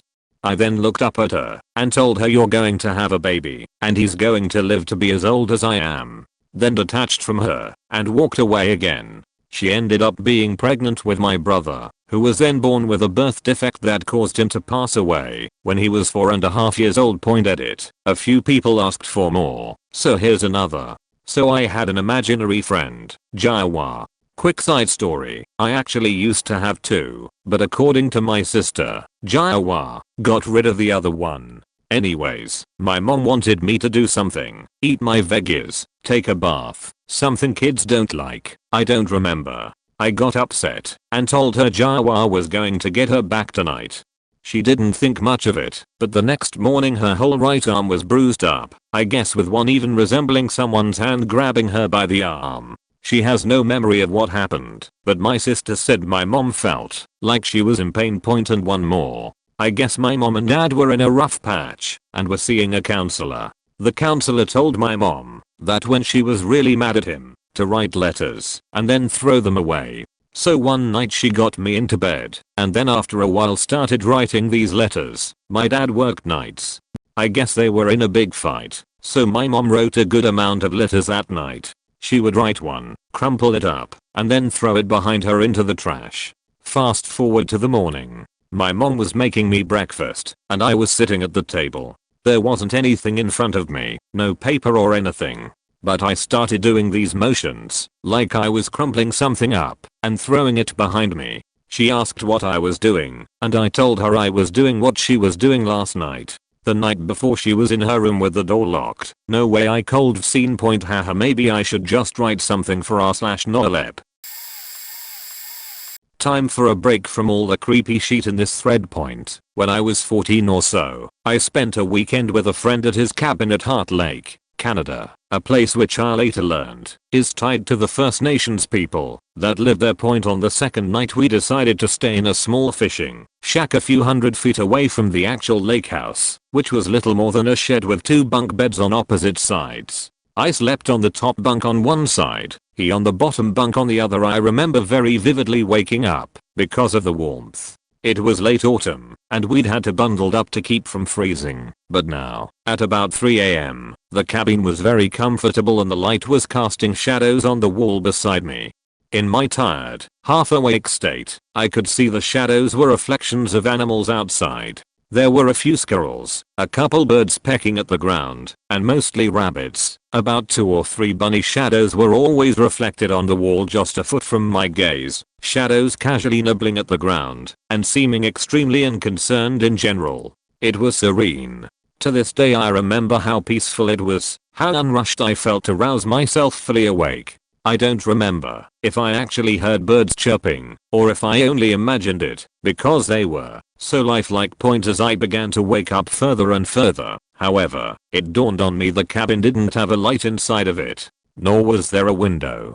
I pulled myself up slowly, confused but too peaceful to be truly startled, and realized I couldn't determine the source of the light. I woke up my friend who was immediately scared by the fact that we could see each other clearly despite no visible source of illumination, and I called him to take a look at the still moving shadows on the wall next to me. He did, screamed, and fled from the cabin immediately and started running back towards the lake house. I stayed behind to watch the figures a little while longer, partially because I was surprised that they hadn't also panicked and fled at his noise, and partially because I felt like when I left, the zen-like feeling of tranquility would go as well.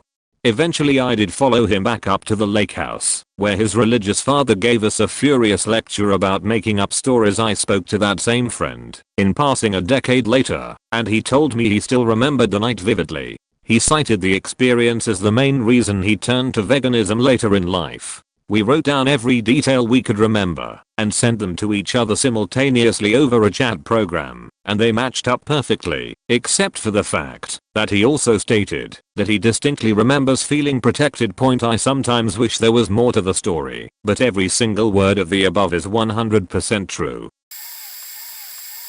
My aunt in Mexico is a bruja, which, she is someone that is wealthy, but acts dirt poor and no one messes with her. One year I decided to go down to my grandmother's hometown and learn more about where I'm from. My aunt was one of the many people that came to greet me. I gave everyone kisses and hugs and introduced myself. When I got to my aunt, she grabbed my hand and instantly I felt drained. I thought nothing of it, since I just got off a 3-hour flight. I returned to my uncle's house to rest before going to meet more of my family members. As I was laying down, my head started to throb harder and harder. One of the worst headaches I have ever had. I took some Tylenol, but that didn't seem to help.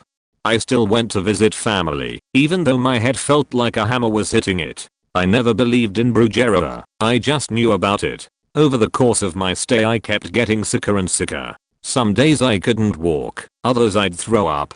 I just thought it was because I was in a different country and my body isn't used to it. One of my other uncles came to see me and I told him about it. He told me to come over to his house that afternoon and that he can make my sickness go away. I didn't really believe him because my uncle was a medicine man and I thought what he was talking about was fake. Boy was I wrong. I went to his house and he made me choose an egg. He then performed this ritual on me where you rub the egg around your body to cleanse it. When he cracked open the egg, it was completely black. He said that someone put a hex out on me. He knew instantly who it was. Note, my uncle and my aunt that's a witch do not get along. After that, he walked me back to where I was staying because he didn't want her touching or talking to me. Once I was inside I heard them screaming at each other. That night, Guadalajara had one of the worst flood/thunder/lightning storms. I prayed and prayed all night that God would protect me from my aunt. I had sleep paralysis, but it wasn't a negative scared feeling, more like a caring and holding feeling. The next morning I awoke with no headache, sickness, and ready to take on the day. It was a scary experience and honestly don't wish it on my worst enemy. I've spent more than my share of time alone in the woods, but one occasion definitely stands out as the creepiest thing I've experienced. While no one else was around. I have a friend that has 40 acres outside of town that he has slowly converted into a subsistence farm for his family. Years ago when he mostly only had a dozen or so chickens out there, I spent a few months living on the property in a tent while I was between seasonal work. At the time the property was decades neglected overgrown pasture land with a few clumps of denser woods. I had set up my tent and homestead right in the middle of the property in a small clear area between two densely wooded thickets. My friend would come by once a day to feed the animals, but other than that, there was zero chance of me seeing another human unless I left the property. I really enjoyed the solitude and had taken to observing nature in a way that I had never really done before.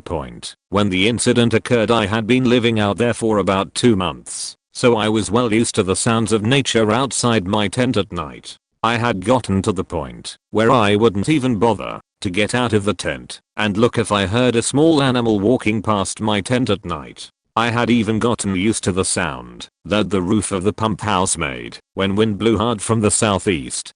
My friend had been short on nails when he was building the roof over the pump, so the southeast corner wasn't nailed down, and a strong wind would cause the corner of the corrugated metal roof to peel up and then crash down loudly when the wind stopped. It was about 200 feet away from my tent, so it had caused me to jump a bit when I first moved out there, but within a month it had just become another sound outside my tent at night. It was even sort of comforting, like some people that live in big cities say that they can't sleep without the sound of traffic outside their window. It probably helped that the sound was always paired with the sound of wind blowing through the trees. So one night I'm tucked in my sleeping bag, starting to drift off, when I hear the shed corner come crashing down. Nothing to worry about. I probably didn't even open my eyes. But then I hear what sounds like a person mimicking the sound the shed had made. Right outside my tent. My blood freezes in my veins, and my eyes open wide in the darkness, and I hold perfectly still. I know that my friend has already come and gone hours before. I'm alone on a piece of land that is large enough that there is no reason for a person to accidentally end up next to my tent in the middle of the night. After a few moments the wind makes the shed roof crash again. And again I heard a person mimic the crashing sound. A few seconds later I called out and asked if there was anyone there. No response. The shed roof crashed a third time, but this time there was no mimicking sound. So I'm out of my sleeping bag and out of my tent, flashlight in one hand, camp knife in the other. I shine my flashlight right where the fake crashing sound seemed to come from. Nothing. It's the edge of the woods, but the sound had been close, and I can see through the brush well enough to tell that there isn't a person hiding behind the bushes and low branches. I'm looking at the ground, and none of the dead leaves look particularly disturbed. I'm trying to figure out how far someone could have moved at a slow enough pace to not make enough sound for me to hear their footsteps on the leaf litter. Answer: not very far. When the shed roof crashes again. And I hear the same fake crash sound again, right next to me. where I'm 100% positive there isn't a person standing. At this point my heart is beating a mile a minute, and I'm getting ready to believe in the supernatural point. While sweeping my flashlight beam through the human free spot the sound seemed to be coming from, I see a bird. It's sitting in the low branches of a tree, at about head height. I stop moving the flashlight, and keep the beam on the bird for a moment. The bird opens its mouth, and makes the fake crashing sound. And the little guy stuck around for another month making the same sound, so I eventually got used to his sound at night as well. But I resented it every time I heard it. TL. Doctor, I heard a fake version of a sound I was accustomed to hearing, while alone in the woods at night, but it was only a bird mimicking the sound. I'm not a huge paranormal believer, but my friend had something strange happen to him. I'll never forget. We live in a fairly large, but low crime rate city. Things like bank robberies and murders that most cities air once at late night news is typically breaking news, and is aired for days, if not weeks around here. About 10 years ago there was an incident. A man attempted suicide by veering his late 90s Ram pickup truck left into oncoming traffic. At the last second he jerked the steering wheel left. He collided with a smaller car. The accident caused the death of the passengers inside the car, a mother and 2 young kids. However, the man driving the truck survived without a scratch. Police and EMS and fire crews arrived and began their reports. While looking through the truck, they found something disturbing. On the passenger floorboard they discovered the head of a woman. Police went to his house and found the body of his wife in the freezer in the garage, who he had killed maybe 20 minutes before attempting to take his own life. The story lasted about a week on the news. Pictures and videos blasted the internet and television channels. A few months later, my buddy and I were at a wrecking yard searching for parts for his truck. We came across the same pickup truck from the news, which happened to be the same make and model as my buddy's. He wound up looking through it and pulled some things. Interior trim pieces. His was missing door panels and the steering wheel. The steering wheel had the stereo controls and he wanted to see if he could hook them up on his. After installing all his parts, things started getting weird. He called me one night because he got a flat. His passenger front tire blew out on a back road while he was cruising around 50 miles per hour. The blowout caused him to swerve right and off the road into a field. I helped tow his truck back to the road and put on his spare. What's weird is his tires were fairly new and expensive thick tires that are hard to puncture. A little while later, his passenger lower ball joint snapped, causing his truck to veer to the right again and again off the road. He had to have it towed to a shop and be repaired. Again, a little while later, his passenger tie rod snapped and again swerved right and off the road. After replacing everything on the passenger side with new expensive parts, his truck had alignment issues that caused it to always pull to the right. He found a new shop to do the alignment, but no matter what they did, it always had a slight pull. Hitting potholes and bumps it jumped right, a lot of times almost causing him to lose control, and he was getting extremely frustrated. A few months later he decided to try to wire in the steering wheel controls for the radio. He pulled the steering wheel and was trying to wire up connections when he realized he was out of connectors. He put the old steering wheel back on so he could drive to the parts store, and lo and behold, the pull was gone. He called me freaking out. He could drive with no hands on the wheel, hitting bumps and potholes, and the truck stayed in its straight path. He drove it for a few more days, then convinced himself that the other steering wheel must be haunted. The crash was when the man swerved left into oncoming traffic, and my buddy's truck began always pulling right after installing it. He threw the steering wheel away and never had another issue.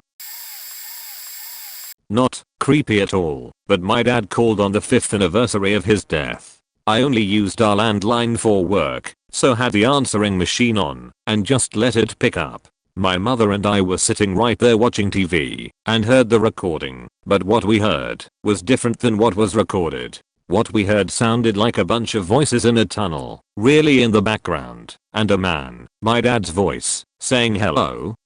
What recorded was only his voice, no background noise, which shocked me because we had just heard all these voices in the background. Now, I would have put this down to a wrong number, except for a few key details. First, what we heard wasn't what was recorded, which was weird. Also, it sounded like my dad. I could have still explained it away, but on my caller ID was 15 zeros, not a normal phone number. I could even have explained that away as someone calling from the internet and it being a spam call. The thing that really convinced me was that on my phone, there was no time/date stamp. Someone could get online and mess with what caller it showed.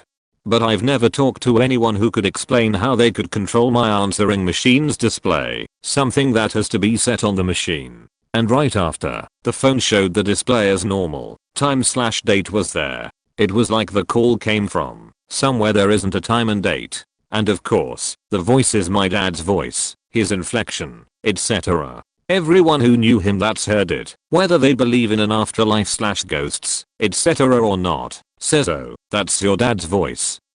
I think it was my dad trying to let my mom and I know he was okay. I had been having a hard time with that particular anniversary. How could he have been gone 5 years already? And I think he wanted us to know he was near, even if we can't see him. Oh, and I kept a copy of the recording, not what we heard, but what the answering machine picked up, and pics of the answering machine/phone display. Here, and here are the pics of the display showing the caller id/date/time missing, and how it normally shows up. Edit, added photo links. About 2 years ago, I had gone to bed as usual. I was spending the night at my parents' house after a family dinner, and my parents hadn't changed my room since I had moved out years before. My bed was a full bed, smaller than a queen, and was positioned directly under a rectangular window in my room on the second floor of my parents' house. The window sill was about 4 feet from the floor, and the window measured about 5 feet long by 3 feet high. It is a large enough window that, if you wanted to, you could fit your entire body through the sliding opening. Outside of this window was a portion of the roof. When I became older, I used to escape out of this window and go see my girlfriend at night.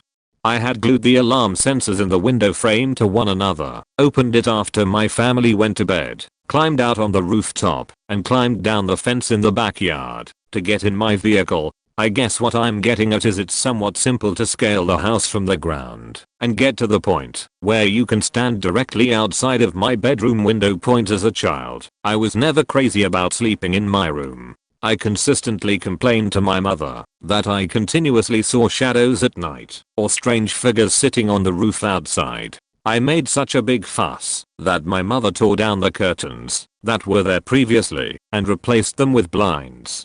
From that moment on, I consistently made a point to close the blinds in a way that I could not see outside from beneath. The window is slightly higher than my bed position, and no one could see in from outside. I don't know that all of these details are necessarily important for my experience 2 years ago, but I felt it best to try and paint as complete of a picture as possible for you all. Okay, so 2 years ago I go to sleep. It was somewhere around 10:30 p.m. I had closed the blinds in my usual fashion and ensured the window was locked. I do not remember dreaming at all. I just remember feeling this incredible sense of dread, that feeling of falling down real fast to the nth degree.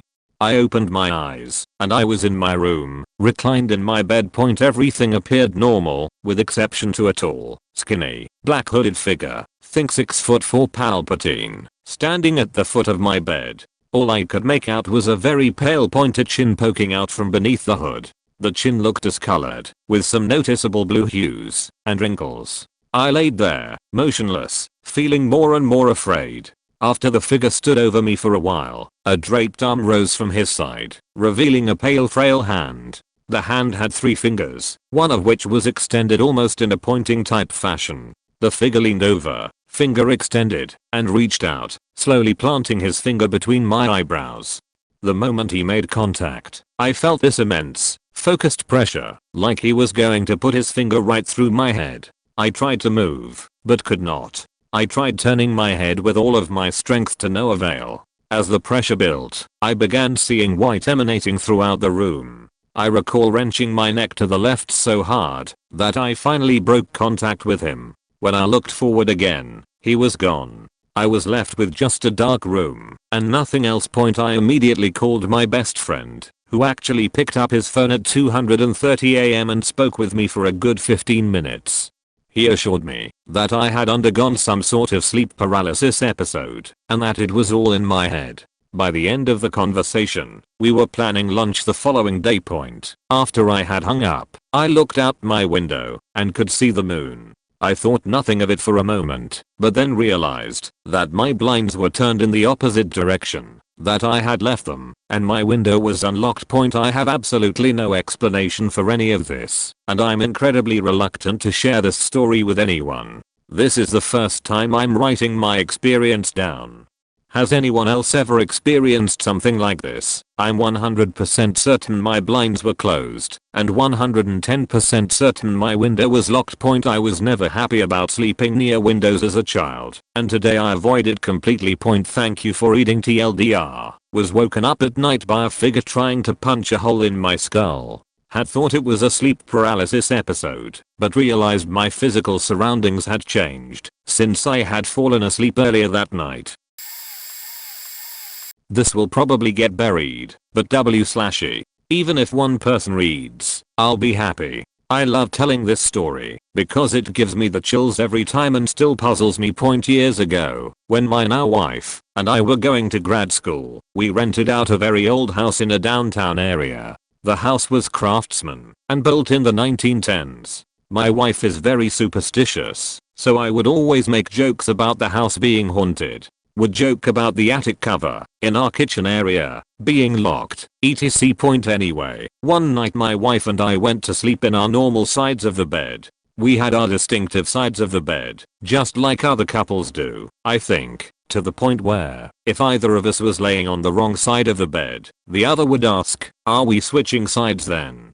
We never switched sides, unless it was discussed. When we woke up in the middle of the night, we went back to our same sides. Yada, yada. Well, that next morning I woke up earlier than my wife, and, to my surprise, I was on the wrong side of the bed. I was confused, so I tried to logic it out. Maybe she woke up in the middle of the night and told me to scoot over. Maybe we both went to sleep on the wrong side and didn't notice.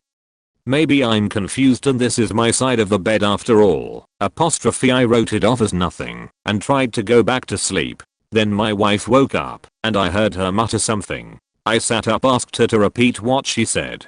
She then said something along the lines of, how did I get on this side of the bed? I literally got the chills and my hair started standing up on my neck/arms right there. We were both freaked out and tried to come up with some explanation. Maybe she sleepwalks and pushed me over to the other side? None of us have a history of sleepwalking. Maybe one of us rolled over the other? Unlikely, as the other person would most likely wake up and go what the fuck?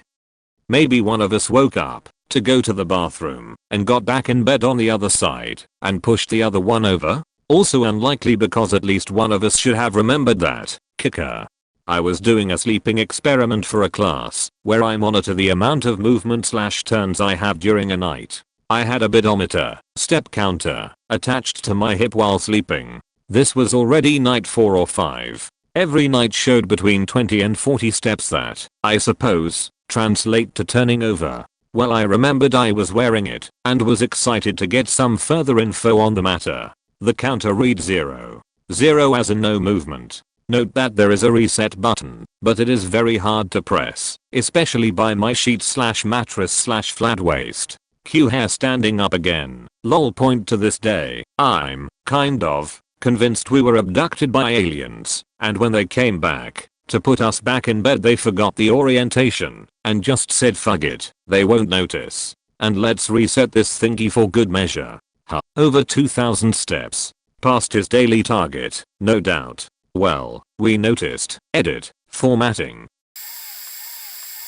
I've only ever experienced mild paranormal activity. None of them overly interesting, and most of which could probably be explained away with the age-old phrase, it was probably just the wind. But I have experienced 2 interesting events, one just bizarre and the other almost heartwarming. This story actually happened only a week ago and still has my mother and I disturbed. It was Thursday night and I'd just come home from university. Yes, I still live with my parents. Since my uni is in the same city and housing is expensive, I hadn't had any late classes that day, so I was coming home at around 2 PM, so it was still light out. Not some witching hour sheet. I walked in the house through our glass sliding door. My dog took this chance to go outside, and my mom greeted me, since she was folding clothes right next to the door. I closed the door behind me, and had only walked a few feet into the house, when my mother gasped. I turned around, just to watch the sliding door open itself. My dog walked back in with a guilty look on his face and the door closed behind him. I should clarify that this sliding door is purely mechanical. We don't have some fancy automatic door opener. The door itself is extremely heavy and also broken, making it already hard to open. So when the door opened by itself, we were quite surprised. Either my dog has psychic abilities or our house has a dog-loving poltergeist too.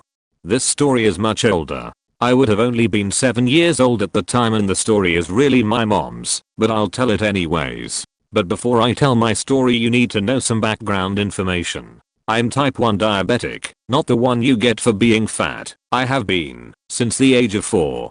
For those who don't know, this disease can cause my blood sugar levels to rise or fall sporadically. High blood sugars are not that much of a worry, since they most of their damage over decades, but low blood sugars are an immediate danger, since they can cause me to seizure, which in turn destroys my brain. Now that you know that, I can continue.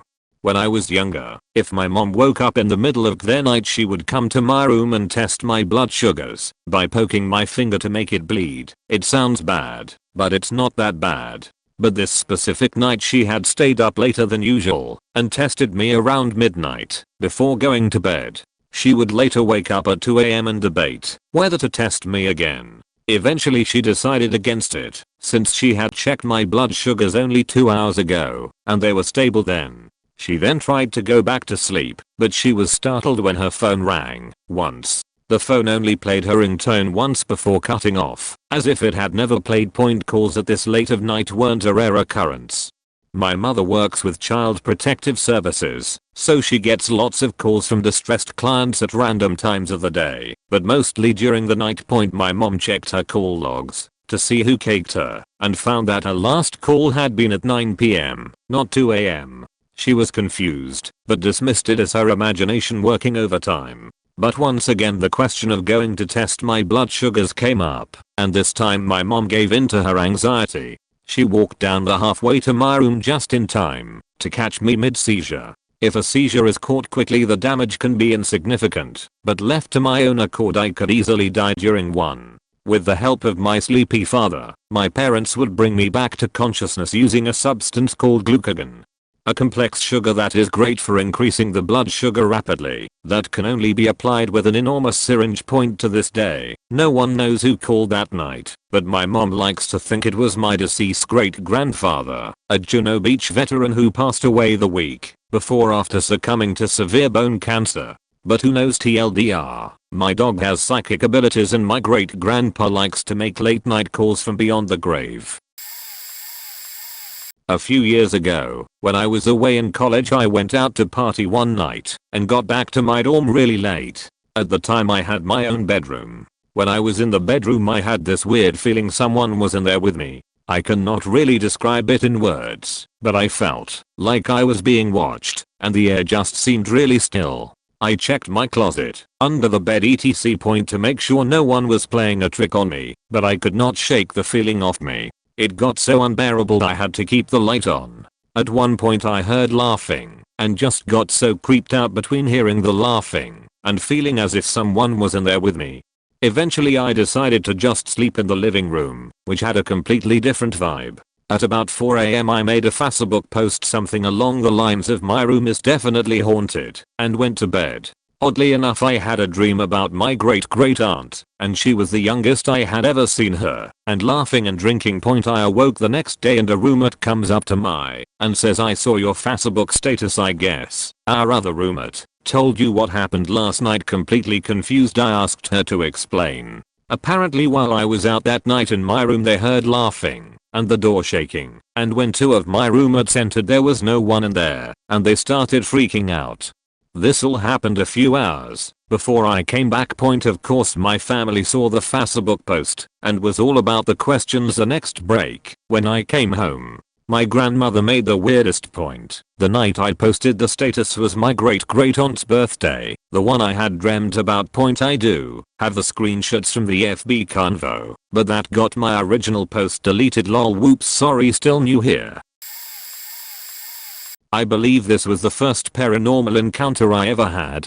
Out of all of them, this one has stuck with me and left me with questions. When I was younger, about 8 to 10, 2000-2001, I went to Nicaragua. It was a trip with my dad and sisters. We flew into Managua International Airport from Miami and were picked up by some family friends in the afternoon. My grandparents lived in Rama, so we had a 4-hour drive ahead of us.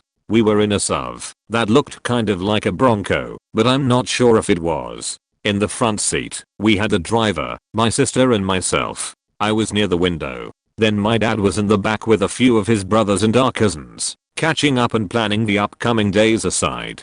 My sister and I vividly remember looking over at the driver and the keys fell out of the ignition. He chuckled and kept driving. We were terrified.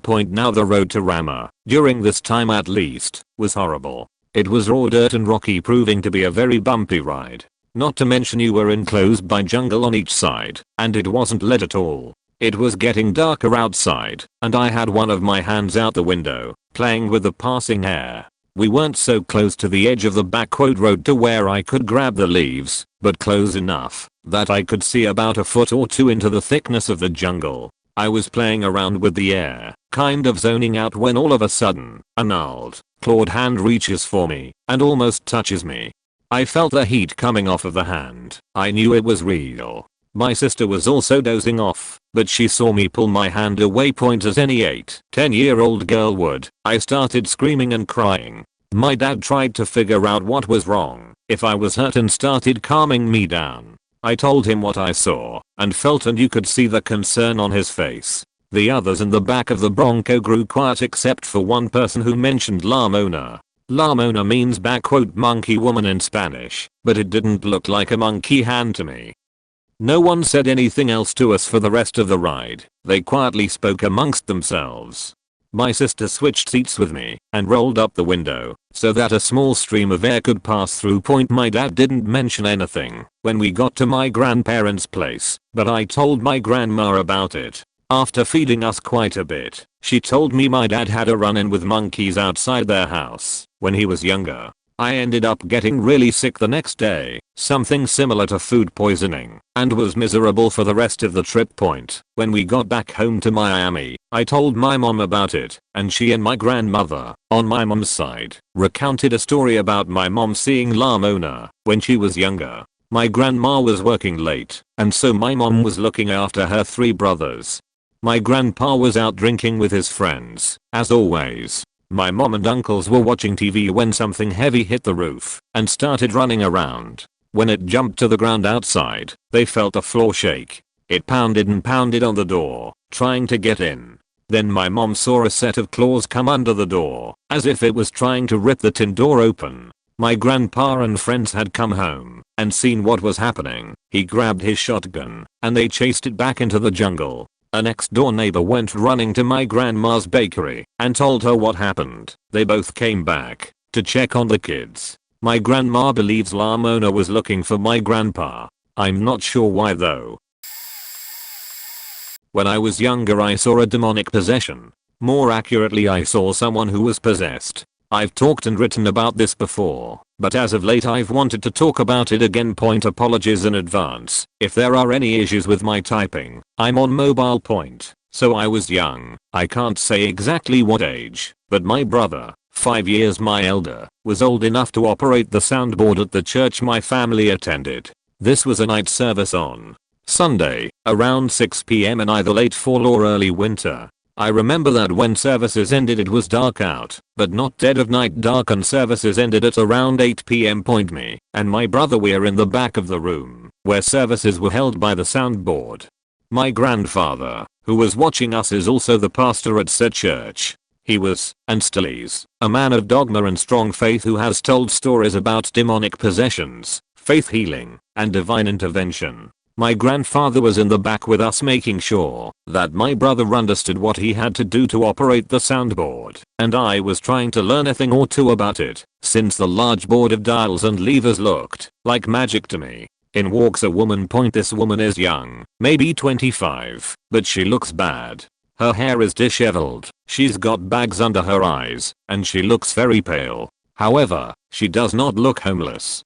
She's wearing nice clothes, lifts, and some jewelry. I don't recall having seen this woman before. She quietly takes a seat at the front of the room by the altar and pulpit. Service begins with 10 minutes of hymns as usual from these thick green books that the church has about 100 of.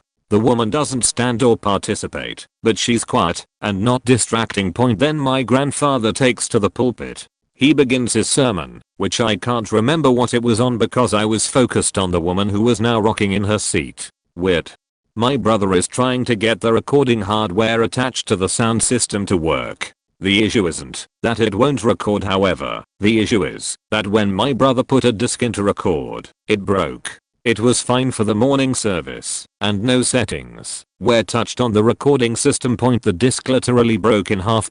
Service goes on with the woman getting more distracting until the service ends and me and my brother are escorted out. Everyone else goes home without staying to talk, which is unusual. I sat on the walkway with my brother and grandmother outside the church, while my grandfather and the officers of the church were inside with the woman. I could hear verses from the Bible being recited, screaming, and I saw the lights flickering through the window and the door. About 10 minutes later they all come out, and the woman looks much better. The bags under her eyes are gone. Her hair is still a mess, but it looks shinier and healthy, and she thanks my grandfather before getting into her car and leaving. I'd fully say this was just a woman with mental illness, if not for the way the sound system acted and the way that she changed when all was said and done. Creepiest. I was working at a mall under construction, and it was slowly becoming winter where I am. So that means 5 PM the sun goes down, and 6 PM is dark. It was after 5 PM and the mall didn't have lights, so we had to work by our work lights. We were the last guys on site, and because he has first aid, my boss and I could work alone. At one point my boss asked me to go do something in the bathrooms at the back. The bathrooms were down this long hallway, this really long hallway, lots of turns and such, with no lights besides my phone point. So I got to the one bathroom, and I was underneath the sink just trying to level out the counters, when my phone crashed, and it had to restart. I noticed I had like 4% battery, so I turned off the light, and figured I'd open a door further down the hallway, and it would give me some light that I could get used to. At this point I just needed to silicone the counter to the cabinet, so I didn't need much light. I hear something down the hallway. After like 5 minutes, I figured it was just my boss, so I continued work. It was super dark at this point, so any light from the outside was pretty much gone. I looked over to doorway, and I'm under the sink across the room, and in the doorway I can barely make out a huge person standing there. My boss was 5 feet 6 inches, so it wasn't him. I laid there pretty freaked out, and then the figure moved, and I asked if someone was there. Then I heard running.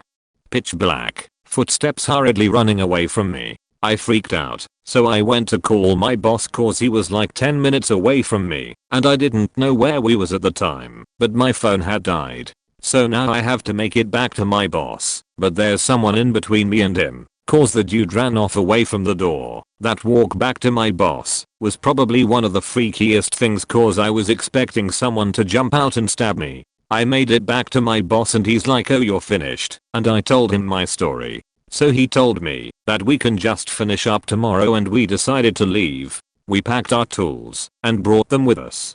The next day there was a toolbox meeting for all of the trades to attend, and some toolboxes had been stolen, as well as copper pipe. The door that I had opened for light the previous day led to an area where there was a lot of HVAC units. However, the area wasn't very sealed off. You could walk in off the street. What I think happened is, some dudes were stealing copper pipe in that area, and when I opened the door they got spooked. So someone came in to check it out, and when they heard me ask, they booked it and went into the mall. When I left, they must have had another guy come in and help get some toolboxes, cause a big one was missing. I was super out of shape at the time, and I was recovering from a dislocated pelvis that had been set recently, so it freaked me out cause if that dude fought me, I would have died immediately. The following happened in my home and involved both my sister and myself when we were very young. It was nighttime, around 9 to 10 o'clock. We lived in upstate New York towards the mountains, so it was always very quiet and isolated. Point to lay out ground zero for you. Picture a dead-end hallway, 20 feet long, with 3 rooms leading off from it. 2 smaller ones on the left, 1 large one on the right. Point my sister, who occupied the larger room, was just getting into bed. She had just called for my dad to come say goodnight when the air turned freakishly cold, the kind that stings at your eyes and makes you cough when you breathe it in. The kind necessary for turning soap bubbles into glassy orbs in the dead of winter. I remember watching from my bed as it emerged from the upper hallway, creeping horizontally on the wall. Point it was facing into my sister's room, its back to me, slowly coming into her view as a ghostly white arm dragged it along the side of the wall, as if gravity had shifted sideways in the specific area. I remember shouting for my sister, which alarmed her enough to shriek for my parents. Whatever it was heard me and twisted its head around nearly 180 degrees to stare into my soul.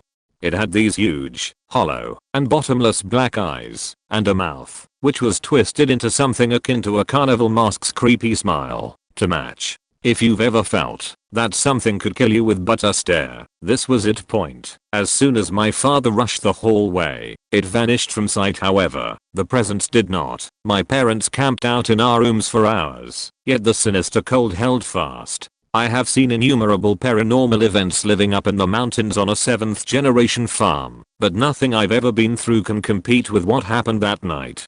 There were 4 witnesses in all, 2 kids who saw it, and 2 adults who felt it. There was no precursor to its visit other than roughly 3 seconds of cold. No other warnings. No other signs. No random, freaky glitches in the matrix. Suddenly, it was just there, and in all honesty, that's the most terrifying aspect of it all. After it supposedly left, the cold cleared on its own, and though the thermometers gave normal readings, it must have taken hours to feel like room temperature again. I posted this in r/the and I figured I'd share it here as well. Point. This is the closest thing to a paranormal experience I've had in my life thus far. This story may be a little long, so I'll do my best to condense it as best I can. Point. Between 2004 and 2006 I worked at a large format movie theater located in a large outdoor mall in a coastal city in South Carolina. Unlike other theaters, we only showed specialty films made specifically for a larger format. Mostly nature documentaries or short films that worked well on a 10-story tall movie screen. Since there was only one screen, we had only one projector in the projection booth, and there was only one entrance to the booth. Point. I need to give a quick layout of the building. You entered through the front doors, and immediately to your right was the ticket counter, and behind that was our office that had the safe inside it. Straight ahead of the front doors was a large staircase that led upstairs to the theater, entrance and concession stand. To the left of the front door was a set of doors that led to a gift shop and a hallway that led to an exit, as well as another door to the theater that only opened from inside the theater. So after the film ended, people would exit downstairs through the gift shop. There was also another exit from the theater on the opposite side. You enter the front door, purchase your ticket, walk upstairs, take the elevator if you are disabled. The usher takes your ticket and you enter the theater at the entrance to your right or left, then exit downstairs, unless of course you are disabled. There is one other stairwell that led to the projection booth. You could access this stairwell from 2 doors, one on the first floor, the other on the second. And to enter the booth you needed a key. Point. I was the usher on duty that night. It was after the tourist season was over, so there wasn't a need for many staff members. I took the last ticket, and as soon as the film started I began cleaning and preparing for the next day. The film ends, and I make sure all of the customer exit, and then I clean up all the spilled drinks and popcorn. Then I turn off the theater lights and go sit in the office behind the ticket counter. My manager on duty was finishing counting down the safe, and when he finished we could leave. He closed the safe and was about to enter the code to set the security system when we heard a very loud thud above us. We looked at each other and sighed. I thought maybe something fell over in the concession stand. We made our way upstairs, and long story short, we checked everywhere. Behind the concession stand, all the stairwells, both hallways, the elevator and even the projection booth. Nothing had fallen over and no one was there that we could find.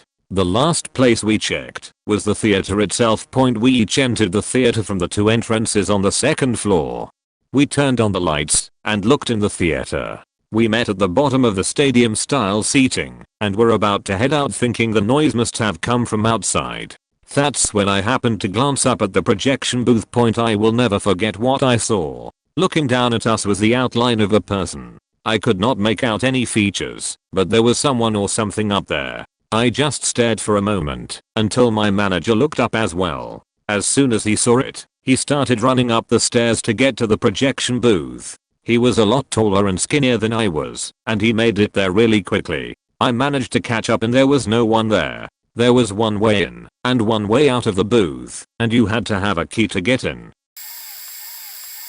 When I was about 7 or 8, we moved in with my mom's boyfriend and his daughter. His daughter, let's call her Deed, age 3, was very sick as a baby and was in and out of the hospital a lot. She had imaginary friends like every other kiddo at the age of 3 has. She used to play in her room and talk to her friend Johnny a lot. Eventually, after a couple months, I felt like something was watching me and with me at all times. Not in a scary way, but a curious way. Every once in a while I would see a woman or a child walking the halls, or hear a child laugh when Deed was sleeping in her bed.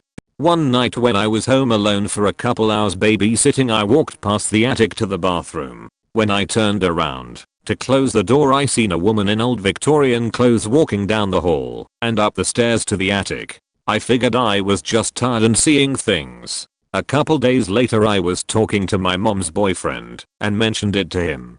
Turns out that the house was well over 250 years old and there was a family that lived there that had died in a house fire in the early 1900s. A wife, husband, and their little boy Johnny died. He told me Deed was being watched over by Johnny since the day she came home from the hospital. Right before Deed would get sick and end up needing a hospital visit, she would tell her dad that Johnny was sick and needed medicine. Like Johnny was telling her that she was going to get sick. She was healthy for a couple years after that. We ended up moving and our parents got married. Everything was going good. 6 years later, Deed randomly mentions Johnny one day, said she had a dream about him and he was sick. About 2 weeks later they found a tumor on her stomach and she had to be life-flighted to a children's hospital to have emergency surgery. Surgery was successful and no cancer was found. She said she felt like she was missing something after she recovered, but didn't really know what. It's been 10 years and she hasn't been sick. Not even a little cold. We don't talk about this anymore, in case we jinx her or something. In my culture, sometimes people believe children and pregnant women are sensitive, and in some ways I believe I was one of those children, or overactive imagination. When I was in 5th grade, my family owned this restaurant, and after school I would be there all day either watching TV at the bar, or running around the empty sections. This was just before smoking indoors was banned, and we had a designated smoking section. The building itself was a bit old, and since not that many people smoked, sometimes the smoking section was left very dimmed except for this huge illuminated picture that casted a grayish/white glow over the room. Sometimes when I sat at the bar watching TV, my dad would sneak behind the bar and slowly rise up to spook me.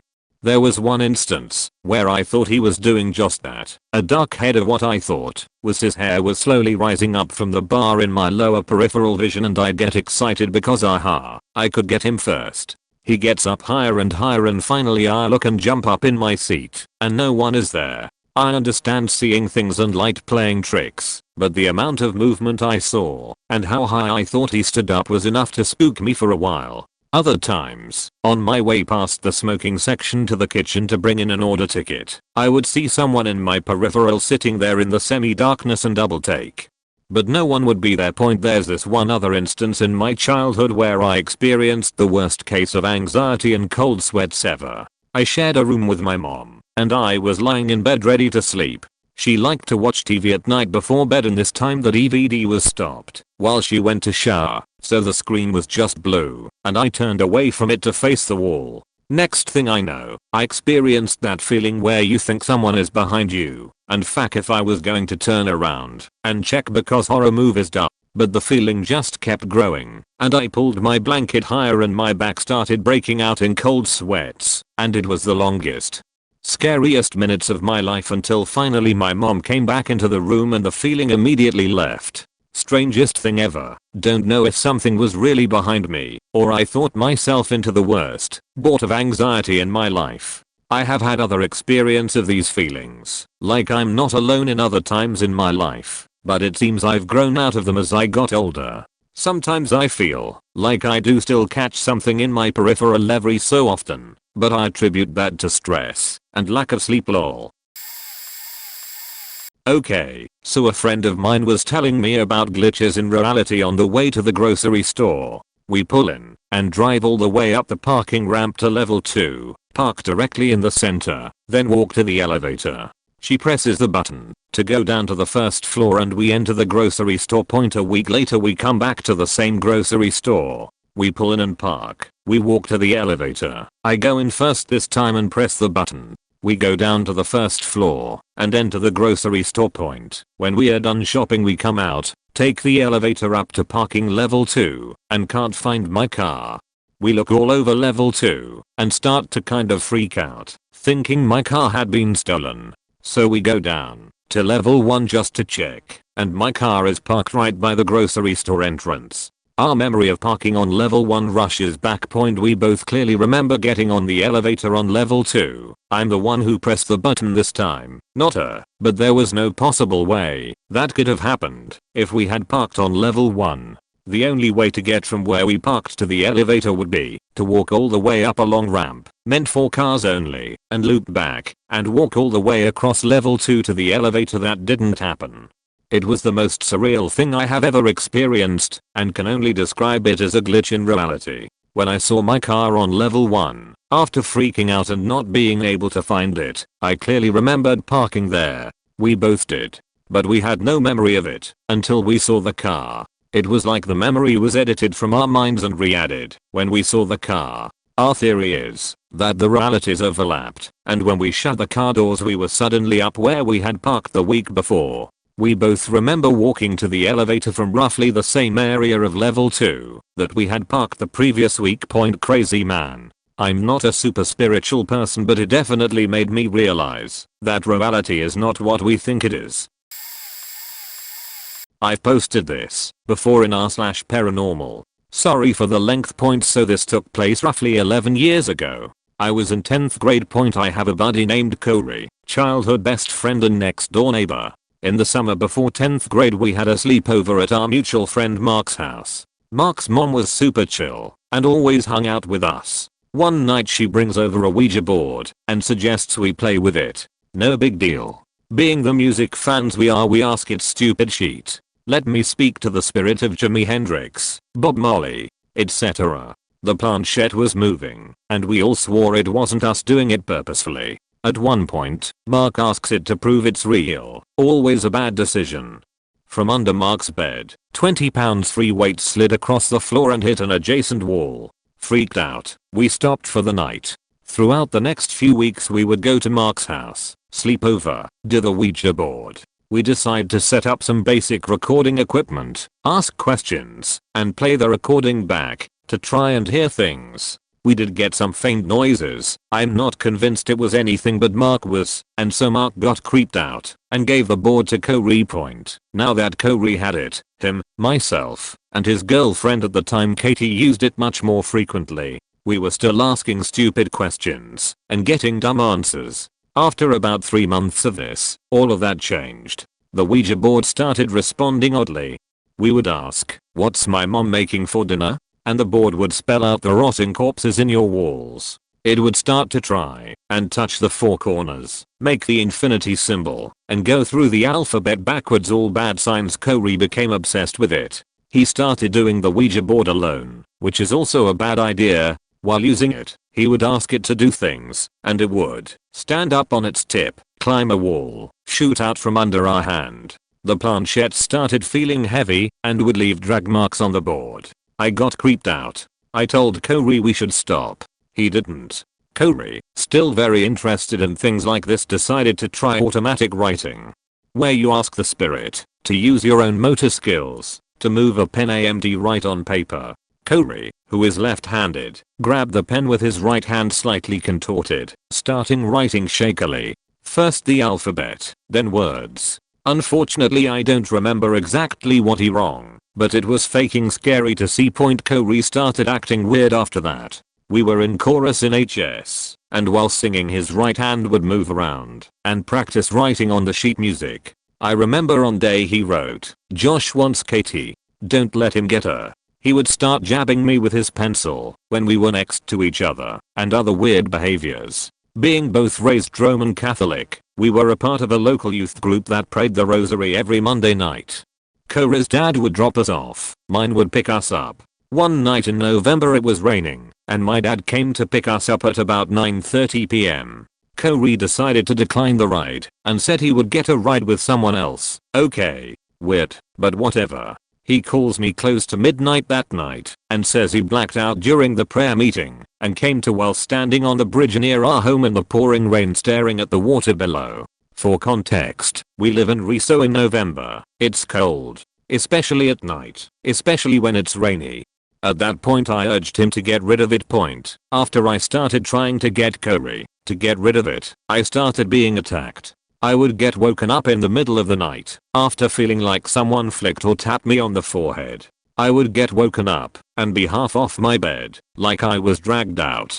I would wake up and see all my blankets folded on my bureau across the room. I'm a very light sleeper. I called Corey and told him I was going to get rid of it myself. He gave me the board that afternoon. The night before I got rid of it, as I was sleeping I was jolted away. It had felt like something grabbed my arm. The hand felt bony, cold, and like it had very long fingers. I stayed up the rest of the night sitting on my bed, all the lights on, scared shitless. The next day, based on info I found online, I cut the board up into 7 pieces and buried them separately in a nearby old historical cemetery. I ended up having a bruise on my forearm for the next 2 weeks. I haven't had any related instances since. Corey probably has additional info he could add to this as well, but this is all I got. He has mentioned having really faked up dreams, and he had other experiences at this time, but I don't know enough to tell them. My nana's house has a bit of a sad history. The house was built on a plot of land as a dream home for a newlywed and pregnant couple. Shortly before move-in day the wife was shot and killed while getting off a bus downtown. The baby couldn't be saved. The husband, in his grief shortly after, killed himself. The house then went to market, and my papa bought it for Nana. They were also newlyweds. As time went by, weird things started happening in the house. Little things like lighters would go missing, or the remote which was on the coffee table would be found under the couch, or you could hear the pool balls from the pool table crack, even though they were in their case. This freaked my papa out, but Nana was much harder to scare. Every now and then you'd see scratch marks on the cathedral ceilings, only to hire a painter and they are gone the day he would show up. This happened on 4 occasions. Still, Nana was not scared. Shortly after, Papa had an accident and he passed. This left Nana alone in the house. Years pass, and in my teens I move from my country, and in with Nana. I'm walking to the kitchen one day and I hear Nana talking. She is saying, "Don't you touch them again, you old witch." I pop into the kitchen and ask Nana who she is talking to. "Mabel," she replies. I assume Mabel is one of the cats she's rescued and carry on.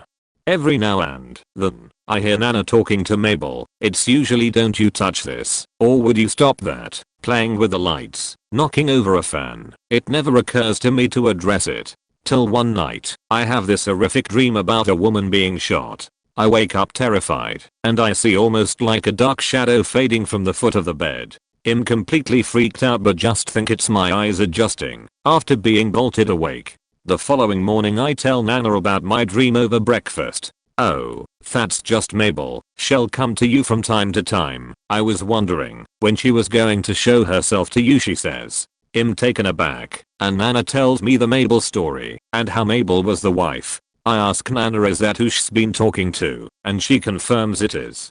As time goes on, little things start to go missing as usual, and I'm creeped out at first, but make a game out of it by hiding things and moving glasses when family is around and saying, "Oh Mabel, Nana's cigarettes go missing. Must have been Mabel." Mabel one night on Christmas Eve decided to walk up the stairs and her footsteps got a little too close for comfort and I shouted, "Stop it, Mabel, you're scaring me," and they stopped. Fast forward again, and I've moved out of the house. Nana has passed away and me and my sister are tasked with going through her things. No one has been in the house for months. The power has been turned off and me and my sister enter the home after sundown.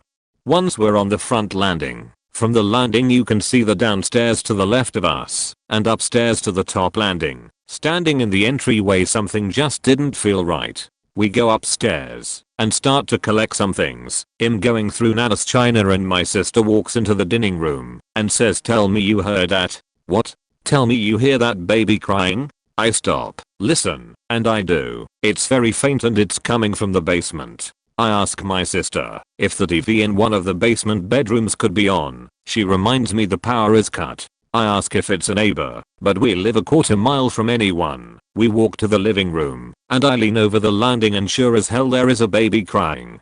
I tell my sister to call the police and I go down slowly to the second landing. My sister exits the house. From the second landing I slowly proceed towards the basement, fearing a crackhead or something may have broken into the empty house and made this place their home. When I get to the bottom of the steps, what I felt can only be described as what you feel when a car is close to you with an incredibly loud bass system, where you feel and hear the sound and your hair stands on end. Except now the baby crying has turned into an all-out banshee scream, as if someone was in anguishing pain. I turned and ran up the stairs slamming into my sister on my way out the front door, and we both book it as fast as we can to the car. I'm shaking and my sister is panicking. She heard and felt it from the front porch. We throw the car in reverse and reverse all the way down Nana's driveway, eyes on the front door almost expecting someone to run out. But no one does. 2 officers arrive, and we explain what happens. They enter the house and find nothing. No signs of forced entry and nothing disturbed. To this day I'm convinced it was Mabel. Edit. Video 1. I believe it's around the 3 or 4 minute mark, where you can hear the scream. It's easier to hear if you listen with headphones. Sorry in advance for my language. I was freaked out. Video 2. This is going to be long, but bear with me. This happened nearly 2 years ago. I live in Oklahoma, and I'm sure most of you have heard of the Bever family murders that took place in Broken Arrow, Oklahoma a few years ago. I would link a news article about it, but I'm too scared to even do that. Fall of 2016 was my first semester of college. I was an hour and a half away at college and decided to come home for the weekend to see my ex and one of my friends. We loved going into abandoned places, and somehow the Bever house was brought up. It was definitely still talked about because it was so horrible. My friend knew where the house was, so we decided to drive by it. At this point, we had no intention of going in it. This was my second time ever seeing the house. We arrived, and I parked my car at the end of the street. I had my camera with me, and I recorded the entire thing. First we went up to the house to just look in the windows. What really freaked me out was that the blinds were drawn, and you could see into every room. There was a ceiling fan on in the kitchen, and a light on in one of the back bedrooms on the first floor. It got worse. We then noticed the floors were ripped up, the cabinets in the kitchen ripped out, and there were a ton of cutouts in the walls. Why? All of the blood. My ex decided to wiggle a doorknob on a door that lead into the garage, and for some reason it was unlocked. All of the other doors to the house were locked and had those lock boxes on them like the house was for sale or something. So it was super weird that the door was just unlocked. When he opened it, he walked into the garage and went straight to the door to the house that lead into the kitchen. It was also unlocked. Like I said, I recorded the entire thing. I don't have it saved on my computer, but I did upload it to a YouTube channel and it's unlisted, so that way I can send the link to people who are curious. If any on hold like that, just let me know. Once we got into the house, I felt very odd. It was so dark and heavy in there, for obvious reasons. We made our way through the kitchen and living room and eventually up the stairs. Along the way getting even more creeped out because of all of the little cutouts in the walls from the blood. Once we got upstairs, we noticed a door that was locked, but the light was on in the room. We were not able to open it. We eventually left, and then, like the smart people we are, got 2 more friends with us and went back for a second time. The 2 people who came with us the second time were too scared to go in, so they waited in the driveway. That means that they were not able to see the door we entered, or the kitchen at all, because of the way the garage is placed. It protrudes from the house. The second time we went in, we just stayed in the kitchen, and my ex was talking out loud to the spirits. We heard footsteps upstairs. I caught a high-pitched scream in the video, and like I said, I'll link it if anyone wants. As soon as we walked out, the 2 friends in the driveway asked how it was, and asked my friend that went in with me why she didn't respond to their text. She pulls out her phone, and they had texted and asked if we were upstairs.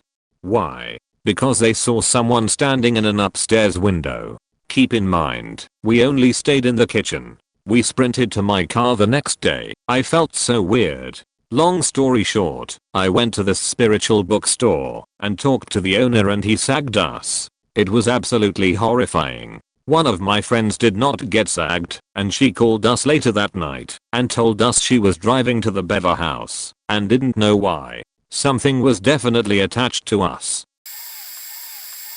I've had a few paranormal encounters. I'll list the 2 worst ones here. Both occurred in 2014. I have used Ouija before several months before this occurred. Both of these stories happened when I was in an extremely negative state of mind. I don't really know where to start from, but I'll try to explain what I think brought this on. Basically, one night I was having one of the worst nights of my life.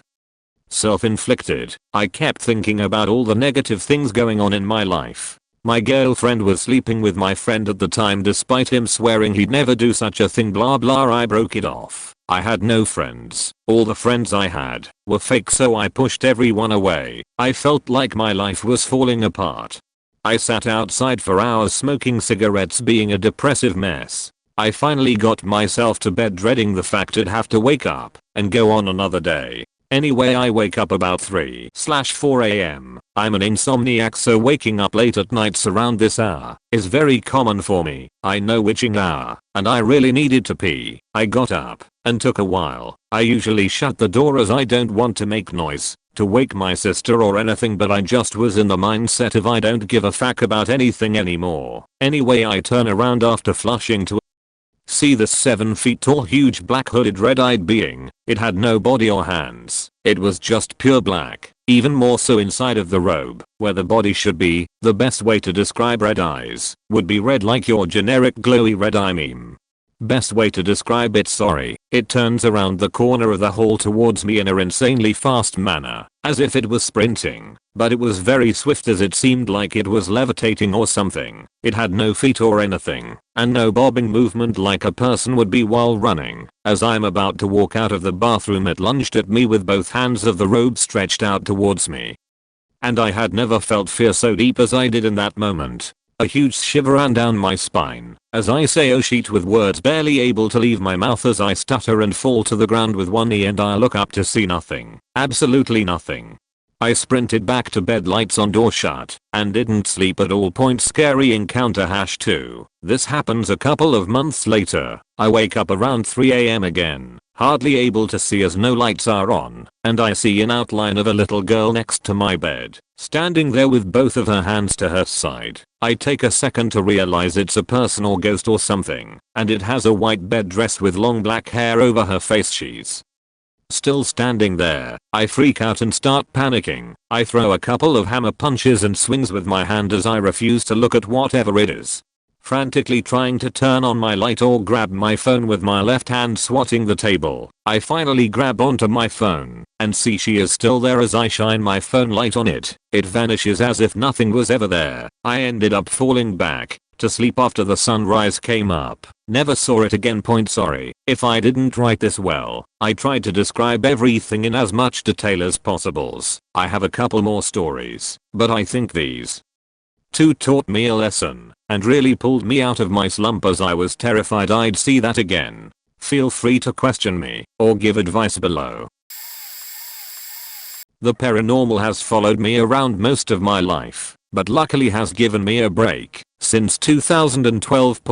When I was between 5 and 9 I lived in a pretty big house built in the 50s. The smallest bedroom, I'm the youngest of 4, at the end of a hallway. My room had a tiny balcony. Many nights I would wake up with the hiss of an object falling from a shelf to the floor. When I opened my eyes, I soon learned not to just stay under my blanket and pray it away. I would see a dark shadow back up slowly onto the balcony, stay there for a few seconds, then kind of swoop away over it. This presence ranks low on the creepy scale point. When I was about 14 I was at a friend's house and her cousins were visiting.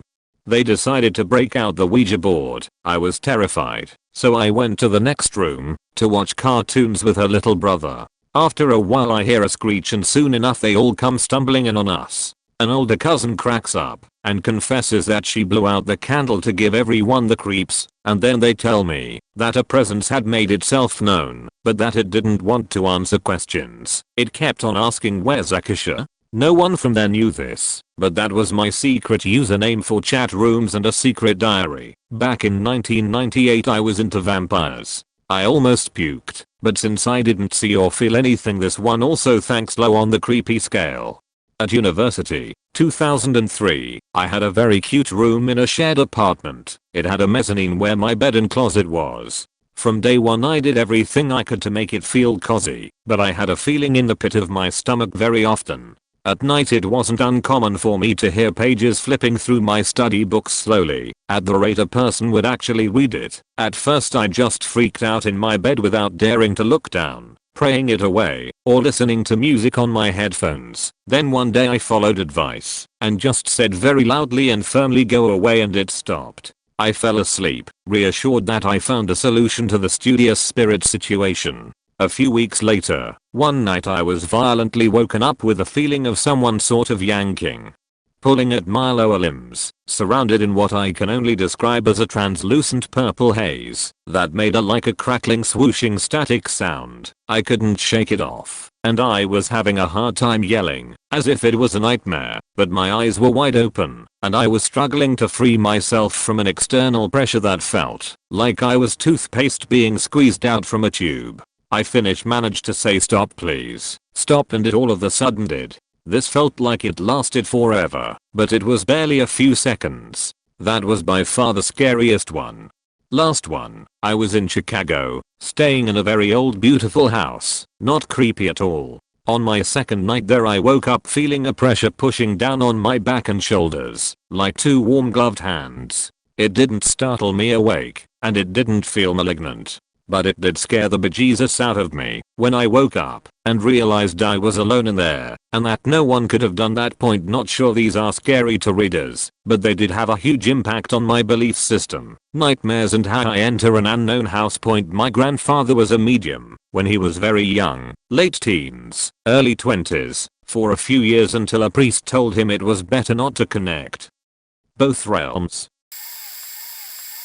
I had a couple experiences as a kid that were strange. One, my great uncle Joe used to take me and my sister to the Greyhound racetrack in Tucson, Arizona when we were kids, middle school. We went so often we had friends there on the night we would go. One night the three of us were walking in, and right above the building there was a blurb of sparkles. It was like a blob or a cloud of shimmering matter, and it faking moved around a bit, but remained a singular unit. Very cloud of sparkles but it just faking stayed there. We all looked up, stopped and stared.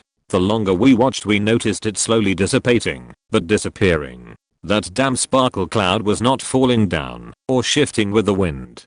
My sister brought it up a month ago. Shame on Uncle Joe has passed, and we can't talk about it with him too. My best friend John's mom has called herself an angel psychic. I never thought much about it until I lost my virginity. I told no one, and that boyfriend didn't even know Johnny's mom. I was at Johnny's a few days later, and his mom pulled me to side and said if I needed anything, like birth control, or anyone to talk to, I could go to her. She knew my mom was an alcoholic and my dad wasn't in the picture at the time, but how'll she know about my virginity? 3. When we lived in NJ as kids, born -10 years old, the great grandmother and great aunts would take us to the grocery and stuff. which we loved because we'd almost always get something, even if it was one of those small stupid $25 machine things with the plastic bullshit. Lol, one morning they were off to the shop, right, and I had a horrible feeling that I needed to stay behind and not leave the trailer. Trailer trash youth, yes. Lol, I was around 5 years old at this point. They made me go because there wasn't anyone there to watch me since my great grandfather was mowing the yard. When we got back a couple hours later, all the neighborhood kids ran up to my door to tell me my great grandfather died. He had a heart attack and died. Some drunk next door argued with him about mowing on their lawn or something just stupid enough to give an old man a heart attack. I don't know how I knew something bad was going to happen. I also don't understand why I had the feeling that I should stay, as though I could have done anything to prevent it or assist him at age 5.4. We lived in Cripple Creek, Colorado in the early 2000s. Elementary school. My friend Summer, her parents owned the old hotel at the end of my street called the St. Nicholas Hotel. I think it used to be a hospital. The basement had old surgical equipment in it.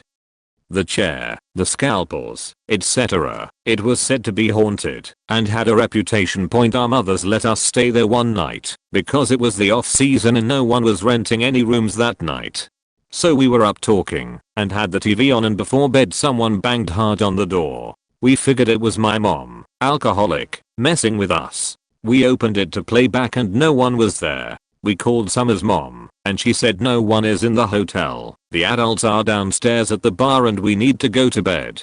Left it alone. Almost 20 years later I go back to visit for Summer's wedding. Her parents mention that time we complained about the knocking and provoked by us. They began relating stories of their adult friends having seen and heard children playing in the halls and seeing women walk down the stairs. Blah blah. So not super scary, but a thing. 5 in Tucson, Arizona again. Late fall. In the evening my mom starts freezing in our house. My and my sister, middle schoolers, had to turn the heat on and pile every blanket on top of her. She was shaking uncontrollably and could not get warm. After an hour, I this, she is okay. A few days later she found out one of her best friends back in NJ had died, alone in her apt. My mom said it was already cold in NJ then, and her incident was the same day she died. That's all I got for now. There's more but it's not mind-blowing or anything.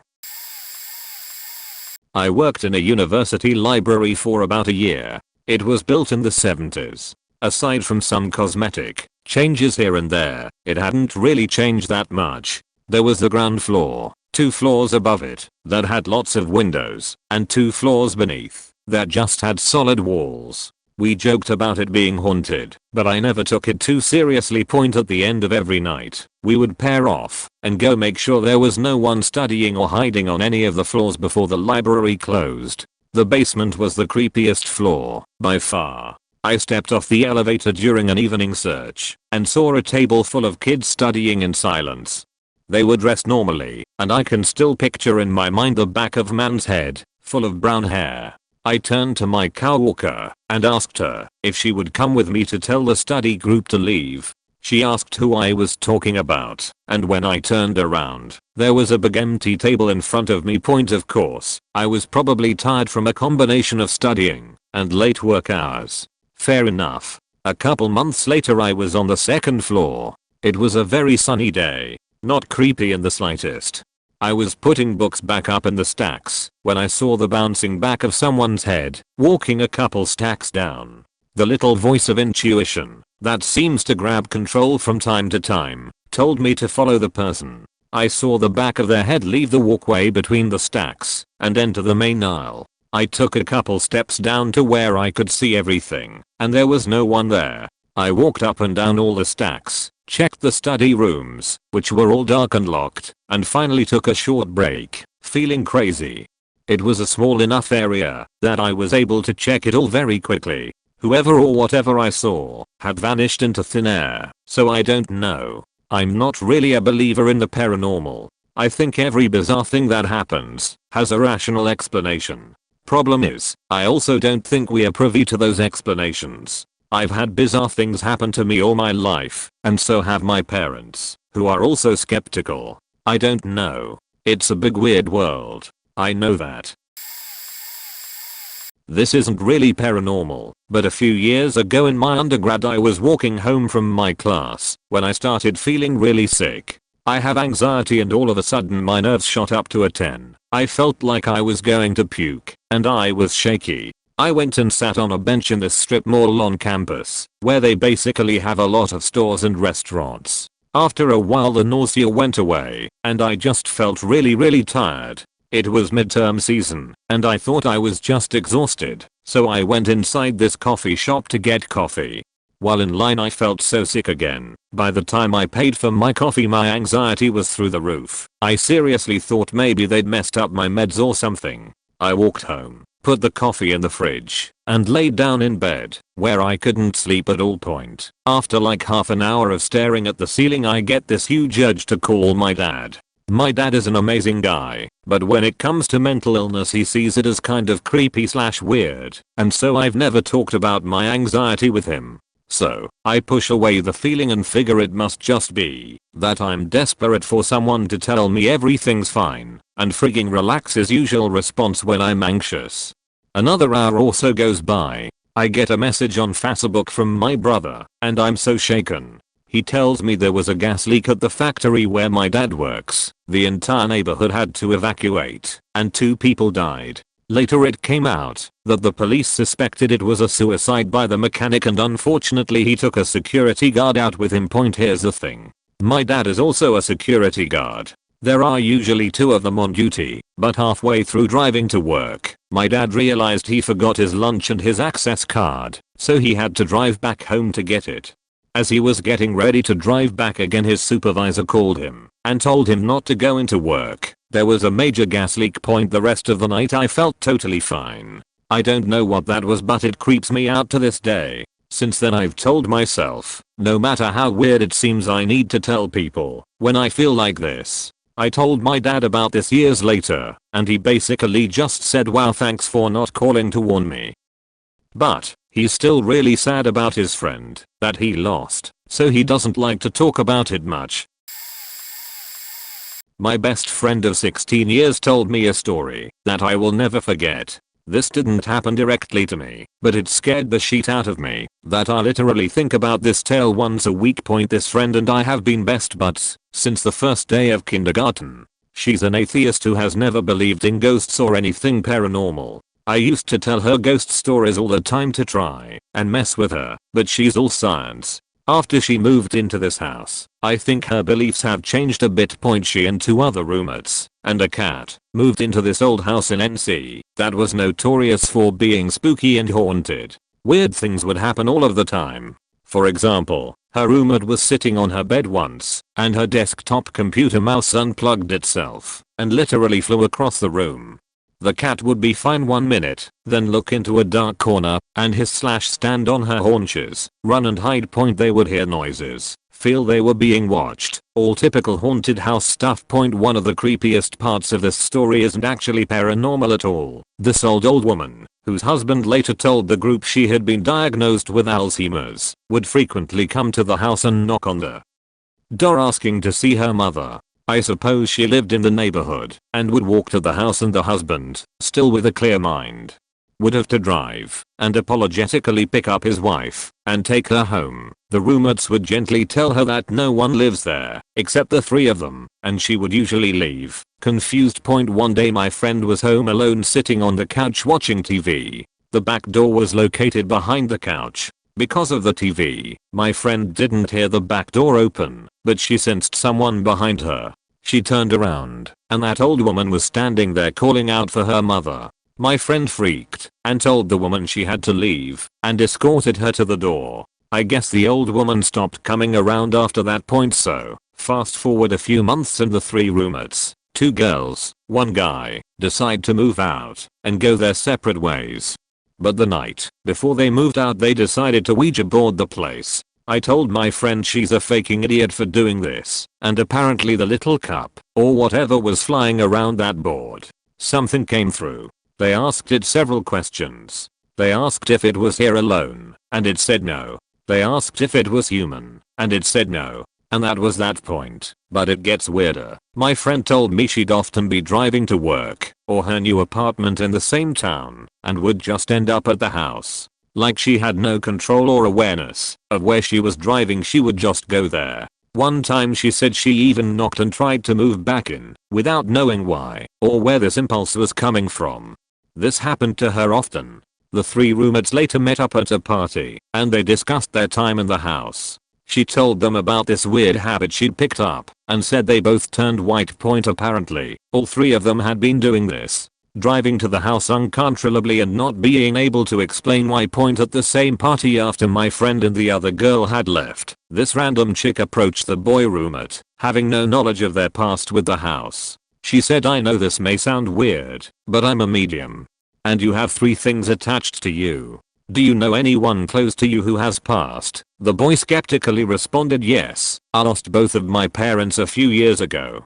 "Could it be them?" The medium said 2 of the attachments could be your parents, but that 3rd thing is something else. That 3rd thing is dark, and it wants you back. Now, we can argue she made this up to try and frighten me, but I can promise you I know when she's lying or trying to prank me. The specificity of this story is too legit, and she'd have no reason to make this up. I'm just really glad she never asked me to sleep over while she lived there. I worked at an assisted living / nursing home type thing for a few years. When I was first hired, my coworkers told me the place was haunted, but I just brushed it off because every nursing home I have worked at, I was told was haunted. A lot of creepy shit did happen at place though, but I'll just tell the creepiest one. I worked 3rd shift 9 PM to 7 AM. My job was to distribute nighttime medicine, clean, check the doors to make sure they were locked, and walk around with a walkie-talkie and check in on old people if needed. Mostly, I would sit in this big chair and draw. One night, chores were finished, I was doodling in my favorite chair, and down the hall to my left was Mrs. Wilson's door. She was a funny lady, cranky as shit, and a bit of a hooder but super cool. So, I'm sitting in the chair and I hear knocking on her door. I look over and no one is there. Mobility wise, there is no way it's her knocking on her own door. I start putting my drawing stuff away so I can check on her anyways, and I hear knocking again, but this time it's very aggressive. I drop my stuff and walkie-talkie to the janitor that she is knocking on her door like crazy and I may need help. As I approach her door I hear her yelling, "God damn it, just come in. It's unlocked." I open the door and she is in her recliner where she preferred to sleep. I ask if she was knocking and she snaps back at me knocking? It's you knocking on my damn door every damn night. I'm sick of it. I just told her I was sorry and I would leave her alone. She said she would get me fired if I didn't stop messing with her. I talked to my manager in the morning and he assured me my job was secure and told me everyone who has lived in that room complains about someone knocking on the door at night. Freaked me out. Another time I heard an old man voice ask me, "What are ya drawing, little lady?" I answered as I looked up, as it was not unusual for the residents to be up and walking around at all hours, but no one was there. I got up and looked everywhere. No one was there. The janitor and I spent a lot of breaks smoking and telling our stories. Sorry for the formatting. I'm on my cell phone. Here's a little backstory before I get into it. I'm 19 years old. My grandparents on my mother's side passed away a few years before I was born. My grandmother passed away in the dining room, which back then was her bedroom, since she was severely ill after her stroke. My bedroom at the time was right above on the 2nd floor. Up until a few years ago I never knew what she looked like, but only knew of stories. Here's where it gets interesting. I was maybe 5 or 6 years old, and my father worked 3rd shift, and my mom was yet to come home from work. My neighbor attached to us had come over, and she put my sister and I to bed. My sister is 3 years older than me. It was late that night when I woke up, and my bedroom door was open, and I saw an older woman standing in the doorway. She had white hair in pink curlers and a nightgown on, and she was just standing there. I don't remember feeling any sort of fear or being uncomfortable, but I wasn't confused as well. Keep in mind, I'm still to this day afraid of the dark at times. I always fear somebody is watching me, so having this thing in the doorway would have been terrifying to me. Jump forward almost 11 years Keeping that to myself, I'm with my mom and my sister going through photos we had found, and photos from my aunt. There's one of my grandmother sitting at the kitchen table using an old phone, with a cigarette in her hands, her hair in curlers, and a pink nightgown on. The outfit she was wearing when she passed away a couple years later. I believe in paranormal. I believe that ghosts exist, and I believe I saw my grandmother that night. My mother never wore her hair in curlers.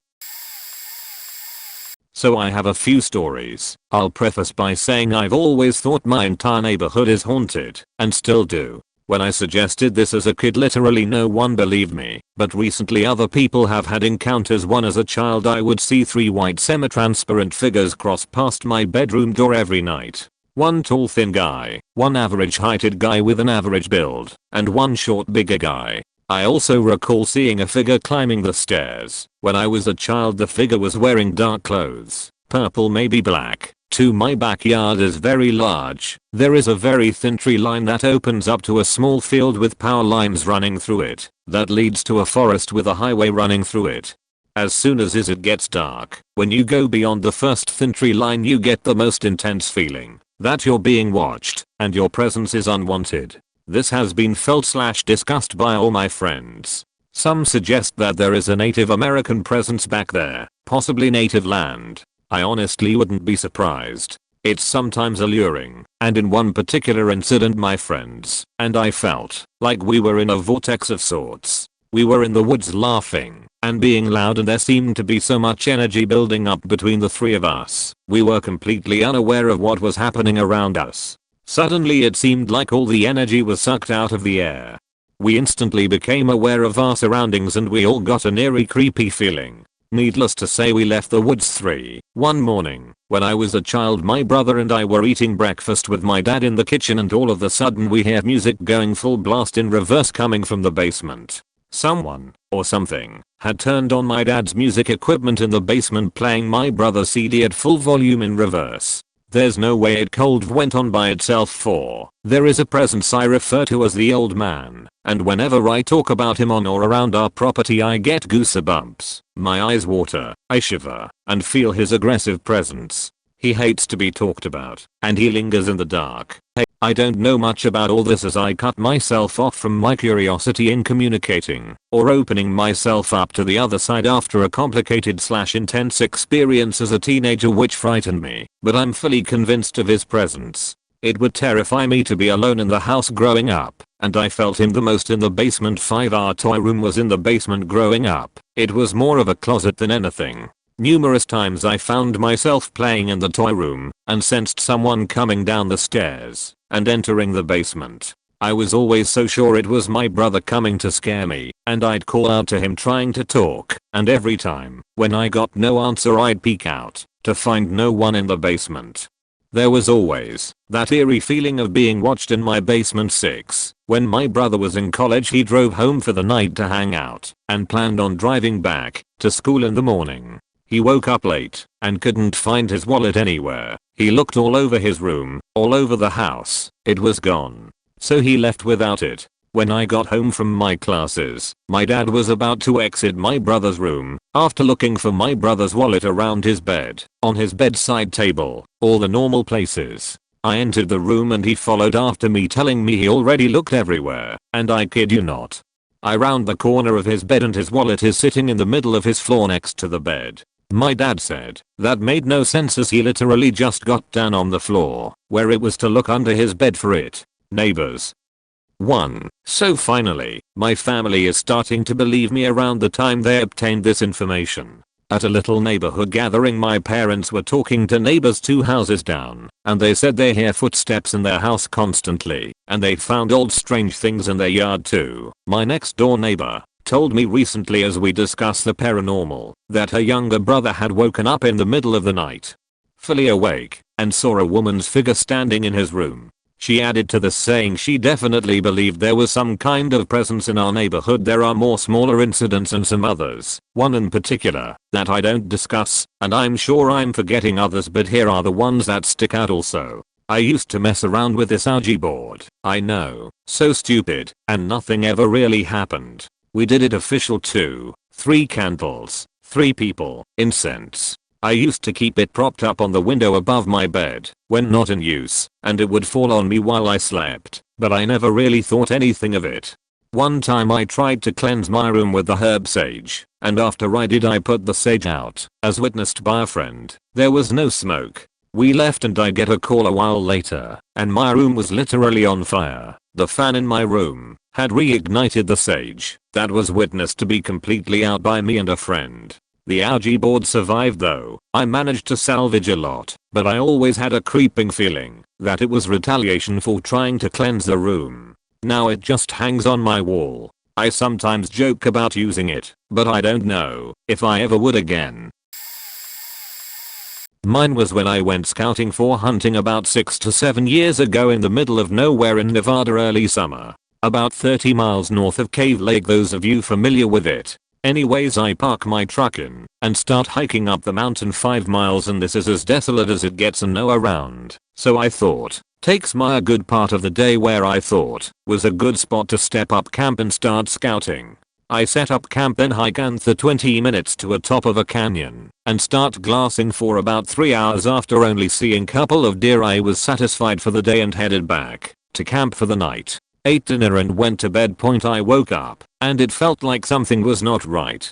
So I just laying there awake for a good hour. Then I start hearing a ton of rustling around me like there was an animal nearby. So I was thinking it was a mountain lion. So I have my handgun and flashlight out and sat up and shined all around me and look around, not seeing anything. I turn my light off and now I'm on alert mode and on edge now. About 5 minutes later I hear the noises again, but in a hurried fashion like it was running away from me. I turn the light on again and scan around and still see nothing. I stay awake for about another hour and didn't hear anything else. So I close my eyes, but never did fall asleep, keep having that uneasy feeling like I'm being watched.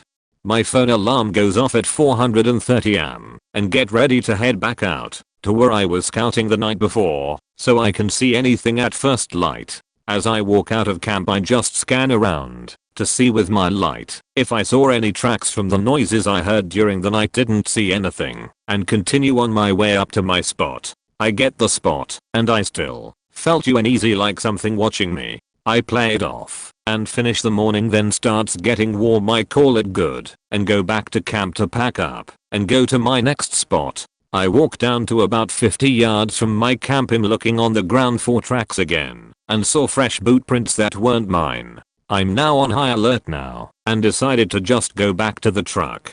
I pack up the started to hike down and I see the same damn boot prints from around my bike all the way down to the truck. Took the same trail I took going up. About 1/2 down I stopped to give my knees a test. I'm sitting at an edge of Aspen's drinking some water and eating some jerky. I'm looking up mountain I just came down and a glint of light caught my eye. So I pick my binoculars up and look and I see this man with a rifle pointed right at me. Mind you, hunting season is still about 3 months away. I'm in full freak out mode now. Only thing I brought with me was my handgun. He was a good 500 yards away. I wave my hand as I put my pack on, just to show hey I'm here and I see you. As soon as I get my pack on and clipped, he fires a shot in my direction.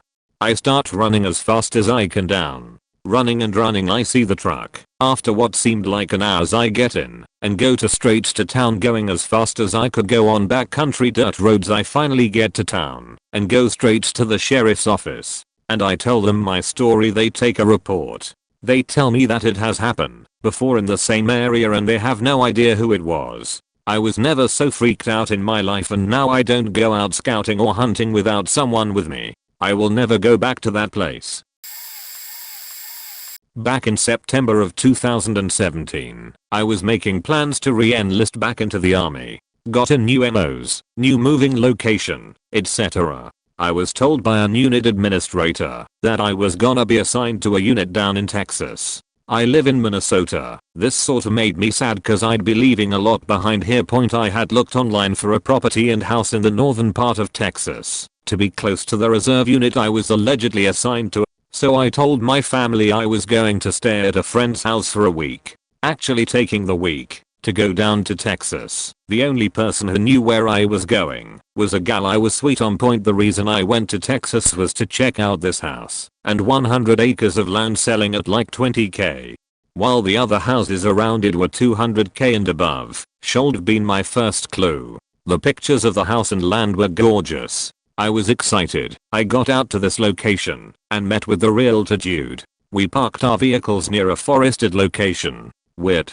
This dude had a deep southern accent that you can barely understand. That swamp backwoods talk. He told me to follow him after 4 attempts. He leads me through a small section of trees on a pathway. When we got to the opening, I was getting really excited. Till I saw the house. Looked nothing like the photos. This house gave me the Chainsaw Massacre vibe. Broken, old, falling apart. I'm all dude the fact man. This isn't what was advertised and has all ice a fixer upper. While laughing point I'm not exactly thrilled.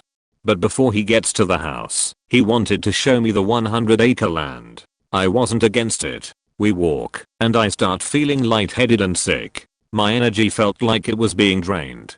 Mr. Beer Belly Toothless Joe over here is yapping away in whatever language swamp people talk with, is having a good old day. I'm over here dying. Then I see it. I see countless mounds on the land. Most being 6-ish feet long by 2 to 3 feet wide. I'm stop Big Ol' Joe and ask him what the mounds were. He told me them be just storage dirt. I'm like right, storage dirt perfectly aligned and measured. He smiles, you got 'em buddy. Walking another 20 minutes, I'm damn near about to pass out. I trip, land on my hands. Right in front of my face I see broken pottery and arrowheads. I got up so damn fast and knew exactly what I was in the middle of, a fake Indian graveyard. I turned toward him and went off. These are graves. He shrugs it off like it's nothing. Come on fella, we got a house to look at. Those words made me dread my life. We walk past an old 1800s pole barn, see the chains in there moving on their own. Sheet is starting to get more weird. Point we get to the house and you can feel an evil and dark presence. I mean it was so obvious, you can feel the weight of the evil. I flat out told him I wasn't going in there. Big Ol' Joe was sweating heavily. Hair's turning pale. I'm all fuck this. Hair's all let's go. I mean it was so bad the door opened on its own. I'm all freaking out. Hair's trying to joke, saying in a odd sounding voice, come on, even they want to meet you. My mouth remains open. I'm frozen in my spot. Fatty McG looking like has under a spell. Point he walks into the house and he raises his hand with his finger telling me to come to him. I'm like fuck this. I start walking away, then slowly running. All I hear is come back. While I'm running, I look back and I see him in the doorway. Then the door slammed. Last I saw of him. Point I continue running through the trees to get to my car. I trip on what I thought was a rock. I land in front of a plaque saying here lies Josie, beloved dog. I'm looking around seeing more plaques and headstones. I start hearing dogs snarls and barks. I found myself in a goddamn pet graveyard. I got up so damn fast, got to my car. At this point I can't breathe. It's like something was holding on to me. I try starting my car, but all it did was choke. Point at this point, fearfully left me, and I was just pissed. I screamed, leave me the fuck alone. I don't know if that helped at all, but my car started. I put it into reverse, got the hell out of there. I went flying by that old house. All I saw peeking through the windows were black shadows and a white figure staring at me as I drive away. Point I notified law enforcement about Big Ol' Joe, but they thought I was bullshitting them. To this day I do not know what happened to him, if he even made it out. But the listing for the house was taken down a week later. I also found out the unit admin messed up on my unit assignment. Found out my unit was an MN. Point rough week of hell. I'm a little late, but here's my story. I grew up in a town that was slowly growing bigger near the town center, but was surrounded by farmland. There wasn't much to do there, so as teenagers we would have to be creative to have some fun. Out in the country there were a few spots fairly close to each other that were locally known as being haunted. One of the spots, a graveyard, was even visited by Ghost Hunters, the TV show. We would visit these spots just to hang out at and have something to do at night. Most nights nothing would really happen out of the ordinary. Point. So this particular night it was my friend, we will call him Dave, and me hanging out. Our friend, we will call him Steve, who lives over an hour away, wanted to come to our town to hang out with us. Since there was nothing else for us to do in our town, we decided to take Steve out and show him all the haunted places. Our first stop was this haunted church. Very small and old. The legend was, if you ran around the building, knocked 5 times, and then ran around it again, then a ghost would answer the door. We pulled up next to the church and Dave and I was explaining to Steve the legend about the church. The church was pitch black inside and no cars in the small parking lot, so it was obvious no one was in there. We stayed in the car and rolled the windows down, but only stayed for a few minutes as we had other spots to show him. We drive out more towards the country where a couple miles from the church there is a bridge point. The bridge is called Cry Baby Bridge. Apparently a woman dropped her baby off the bridge into the river below because she didn't want to raise it anymore. If you stop on the bridge at a certain time and roll your windows down, you can hear the baby crying. We stopped, rolled our windows down, and told Steve about the bridge. Again, we didn't stay along because he wanted to see the cemetery and nothing was happening on the bridge point. We get to the graveyard that I mentioned earlier and hang out for half hour or so. We tell Steve about the different times we have came out here and either we find old kids' toys in the graveyard or we hear laughter up in the trees and some other strange things that have happened there. At this point Steve is getting a little upset because none of that has happened to us. Yet we leave the cemetery and decide to head back to my house and call it night. On the way back we pass Cry Baby Bridge and I ask if we should stop one more time. Steve says no in a sigh that sounds like he has lost all hope on the night. We are heading back on the same road that will take us back by the church, and as I start approaching my radio starts fading in and out. I pull up to the front door of the church and the radio goes straight to static. I turn my radio off and I tell Steve to get out and knock on the door. Steve gets out of the car and immediately we start hearing a faint sound coming from inside the church. Sounded like someone was inside playing the organ, but there were no lights on. We all have goosebumps at this time. Steve is actually strangely excited now. He decides to run around the building and then walked up the steps to the front door. Steve decides instead of knocking that he is going to bang on the front door as hard as he can. He knocks probably 4 times then stops and bolts straight back to the car. He jumps in and tells me Geo like he just robbed a bank. As I start pulling away, Dave and Steve roll their window down and stick their heads out to look at the church to see if anything happens. Dave and Steve keeps saying let's go back, let's go back. I'm a little shook, and after Steve nearly breaking the door down with his hard knocks, I'm not that interested in going back. Within getting 100 yards away from the church they roll their windows up and Steve's phone starts ringing. It's an unknown caller. He answers it and puts it on speakerphone. Immediately all we hear is a very static white noise. Through the white noise we start hearing a young girl's voice. It was clear enough that we could tell it was a little girl's voice, but it also had this eerily dark tone to it. The voice continually rises until we can start making out what she's saying. We hear a very angry, unmistakable "I saw you out the window, don't ever come back." She repeats this another 3 times, each time getting louder and louder until Steve hangs up. Needless to say, we didn't go back. The thing is, the only people in our town who has Steve's number is me and Dave. No one knew we were out at those places that night and we never passed a single car on the road. Everything to ever happen to me at those places up to that day could be explained in a logical way that wasn't paranormal, but for the life of me, I cannot explain what happened that day. I still get goosebumps when I think about it.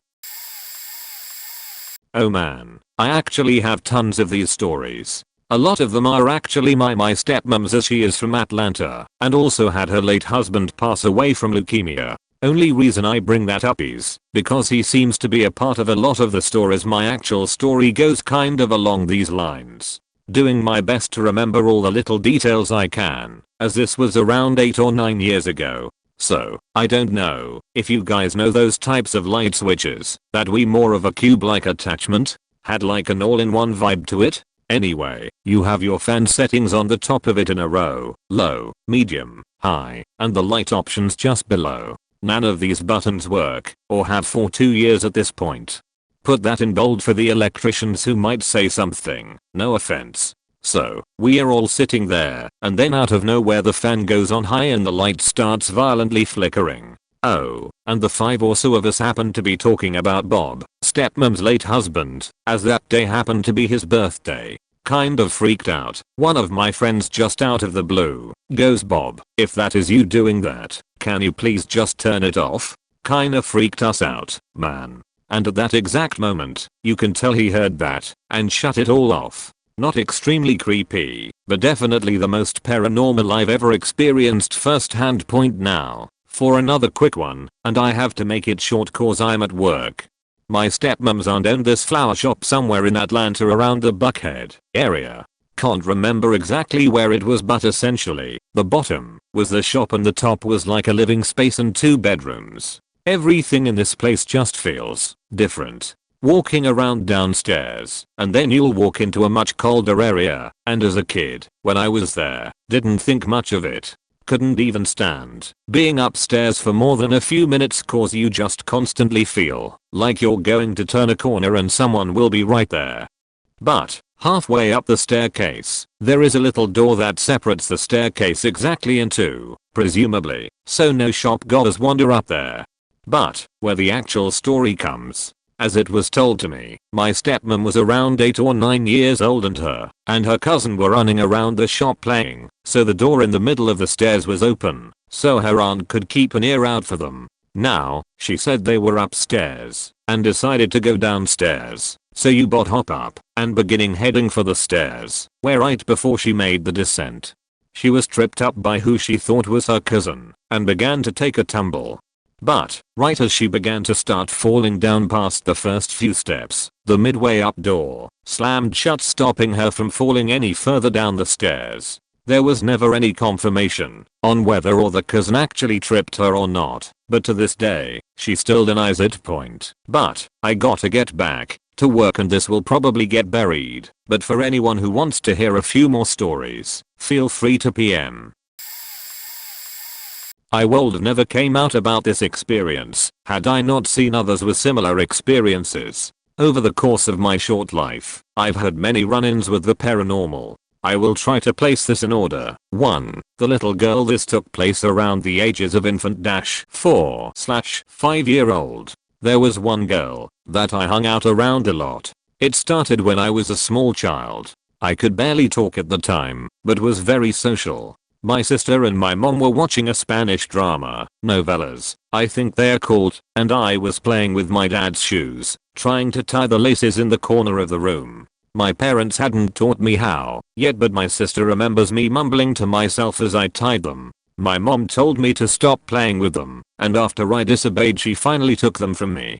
Much to their surprise I continued, having a full-on conversation with someone that wasn't there. When they asked who I was talking to, in a very limited vocabulary I said I was playing doctor with my friend. Another incident was when my mum was getting my sister ready for school. She caught me staring down a hallway. She asked what I was doing, and I simply said a little girl with books was standing there. I don't remember her very well, but she was a ginger and was missing 2 fingers on each hand. She was holding a giant stack of books. She left me, assuming it was just my imagination. When she went back to check on me, my sister had been in the bathroom with me. She came in and found a mess of toilet paper everywhere. She questioned us, and I stated the little girl made the mess.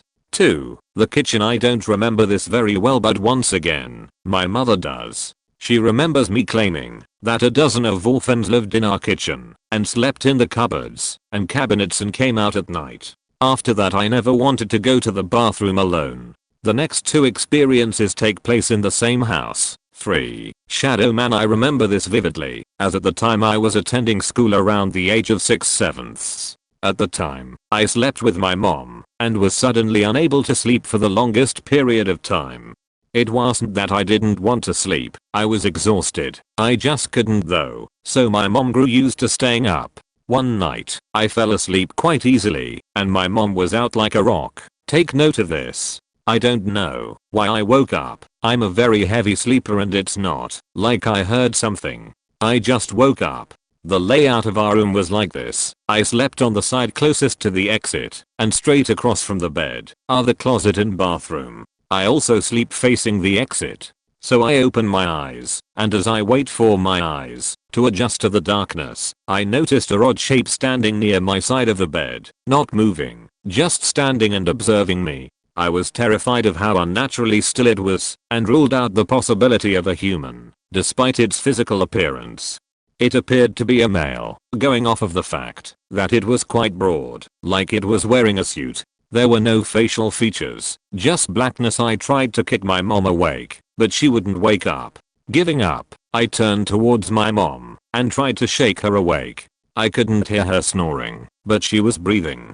I closed my eyes tightly and willed myself to sleep, him still there, not moving. The next morning I frantically told my mom and she didn't believe me, which upset me. Not for long though, because later that night I was knocked out cold and she opened up her eyes to see the figure standing on her side of the bed, leaning over at her. He wasn't leaning for me, he just stood there, head tilted at me.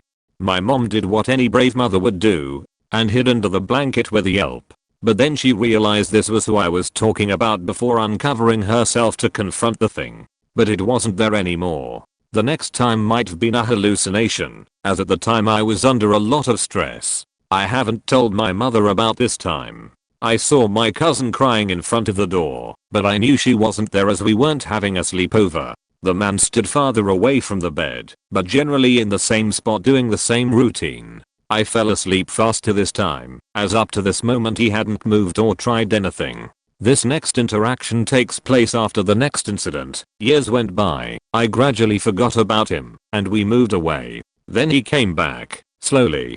This occurred in the year 2017. My day was going by normally, and I was looking for a brush to do my hair. I couldn't find one, and as I was getting up to ask my family if they knew where it was, I distinctly saw someone walk past the bathroom door until they were out of sight. The only problem is that you can't physically walk across the bathroom door and disappear, because there is a fridge there. Like, as soon as you go past the door frame and turn right, bam, the fridge. After I hysterically questioned everyone who were in their respective rooms, dread washed over me as I realized the shadowy figure from my childhood was back. And what's even worse is that he could move, unlike before. Takes place in my current apt 4. Physically threatened. I woke up one late night because I felt something grab my foot, like a human. I woke up exhausted, and my mom laid beside me like always. Just as I was going to sleep again, it began to faking drag me towards my faking half-open closet. I couldn't find the air to scream, so I tried everything to stay on the bed and wake my mom up. Once I was halfway off the bed it stopped dragging me, and then I fainted. Supposedly my mom felt me slipping from her grasp and pulled me back up to her. These are all the main stories I've had kept in for so long. Another small thing I thought to mention was that my mom never taught me to tie my shoes.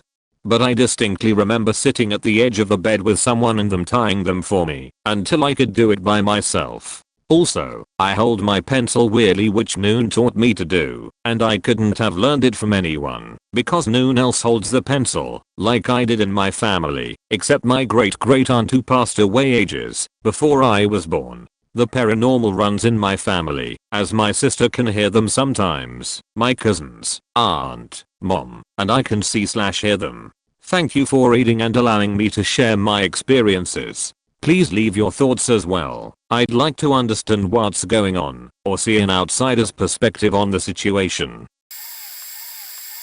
I've told these two before here, but here goes. I've got two. One that happened to me, and one to my parents. Mine happened the first time I traveled to Italy along with my parents and a few other family members. One of the places we visited in Venice is St. Michel, a cemetery island. It's not really where most tourists would go, but it was pretty interesting, and even calming compared to the rest of the city. Well, when we arrived there was this funeral procession just leaving, everyone dressed up the way you'd imagined they did 100 years ago. It was like going in back in time. I was there with my father, my uncle, and my cousin. The rest of our party were off shopping, and after looking into some of the creepy horror movie-esque tombs I went exploring the other side of the island. It's small enough that there's no real chance of getting lost. I walked into one above ground crypt, or whatever the right word is. It was modern looking, not like the tombs near the entrance, and suddenly I heard my father screaming my name point. So I ran back towards the entrance, and I saw my dad rushing towards me, like I was rushing towards him.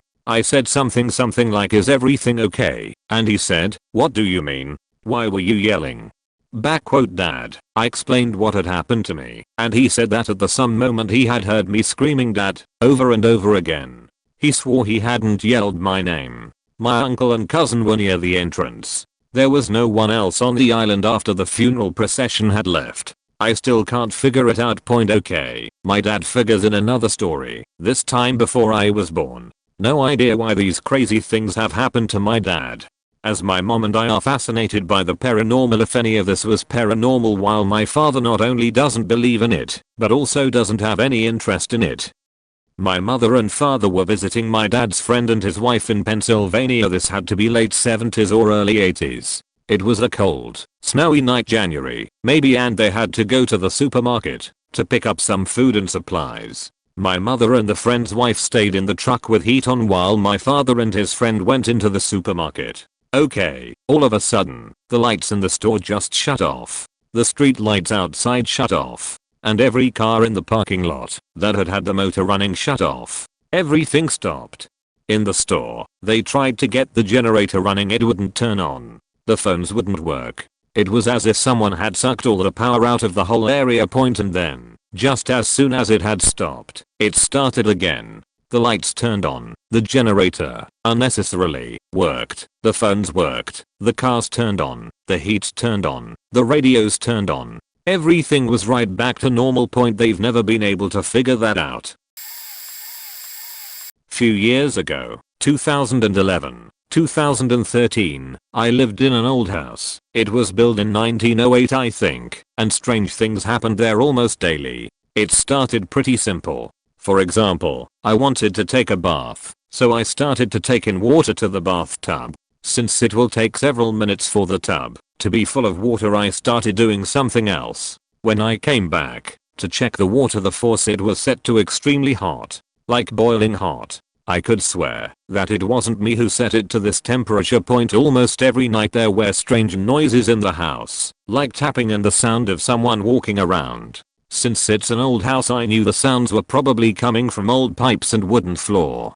But it still was creepy AF. Actually, most things were explainable because of the age of the house. My TV, for example, regularly decided to turn off or on by itself. Bad wires, I guess, or hope. The only strange and somewhat paranormal thing that truly happened there was in the living room, where I also slept overnight. You know that shivering feeling that someone is watching you? Every damn night somewhere between 1-3 am I had this feeling. I was even able to locate/track it. It came from a corner right beside the door to the living room. I looked in the corner, and it felt like I knew there was someone, or something, standing there and watching me. Of course there was nothing visibly.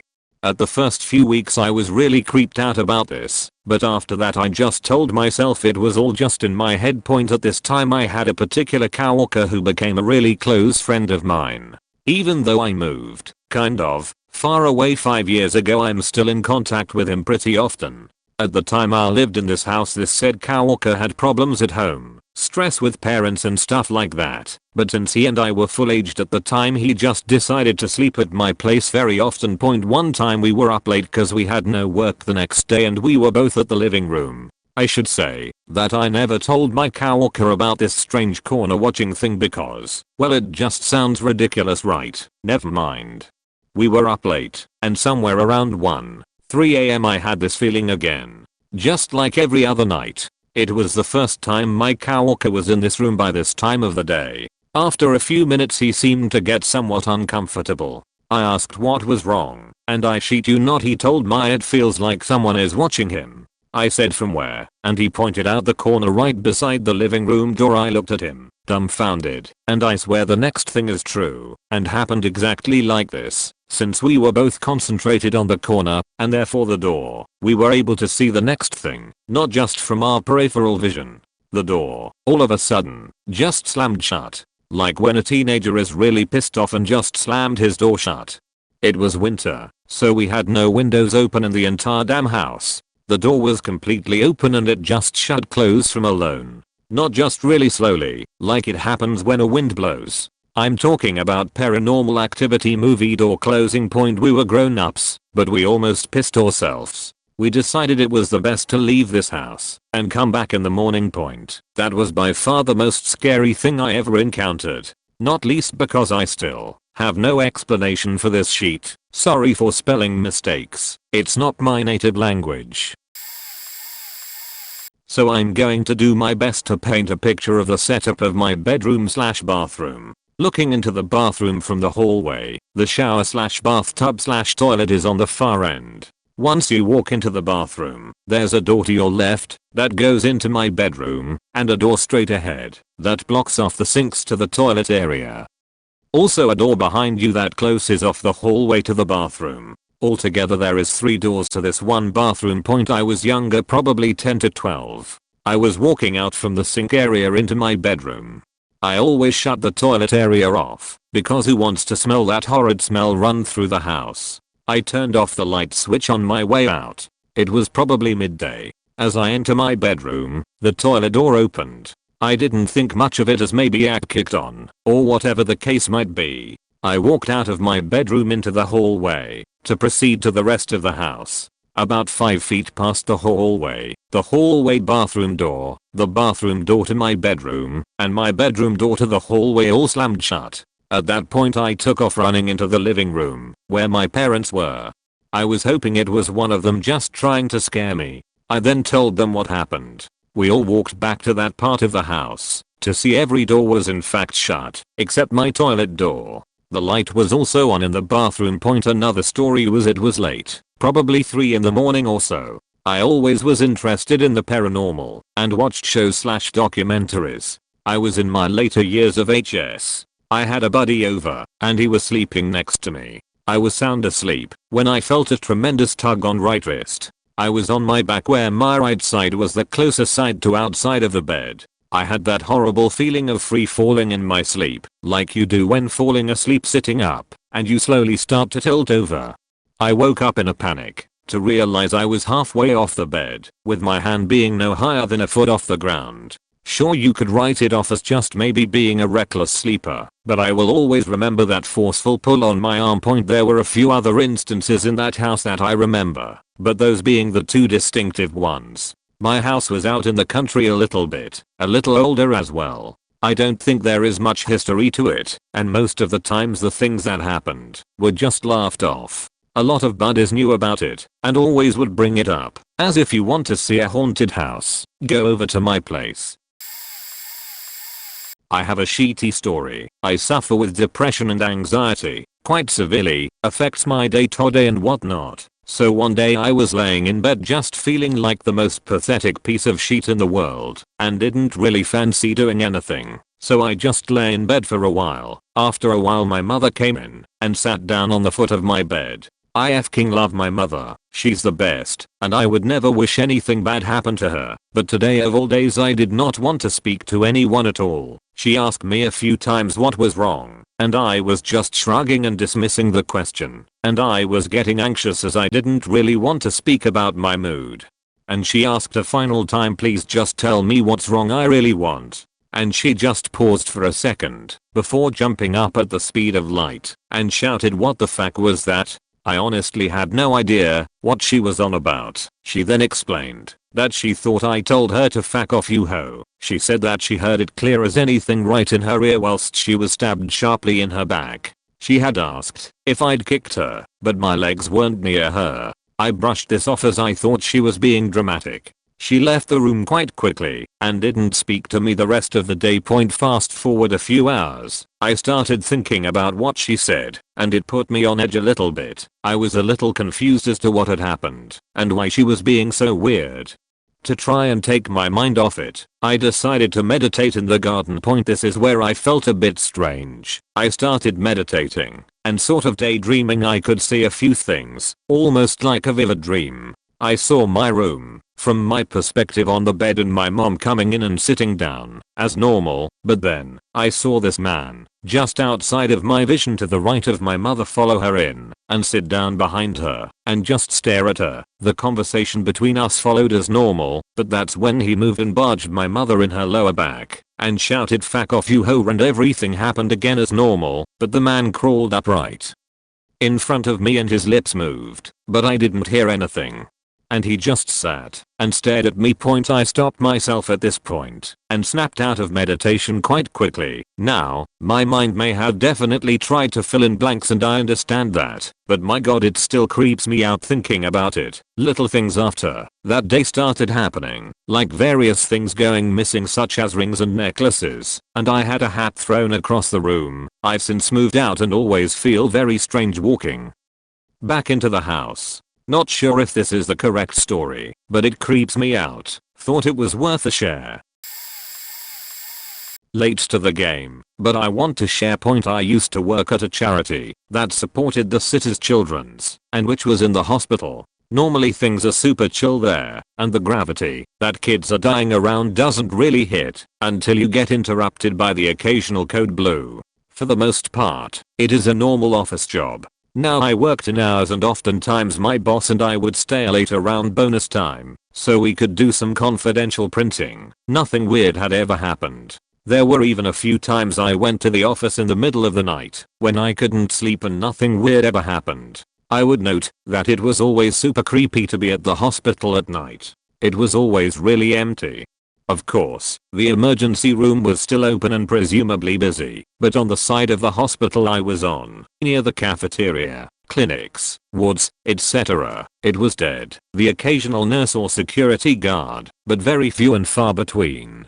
This solitude and darkness was of course creepy as almost any place would be. So flash forward to my supernatural night. I was at the hospital at about midnight, something like that anyway. I went there on a Saturday as I had some work to do and some homework. University student at the time. My sister, who was also in university, was going to come with me, but she fell asleep and I ended up going alone.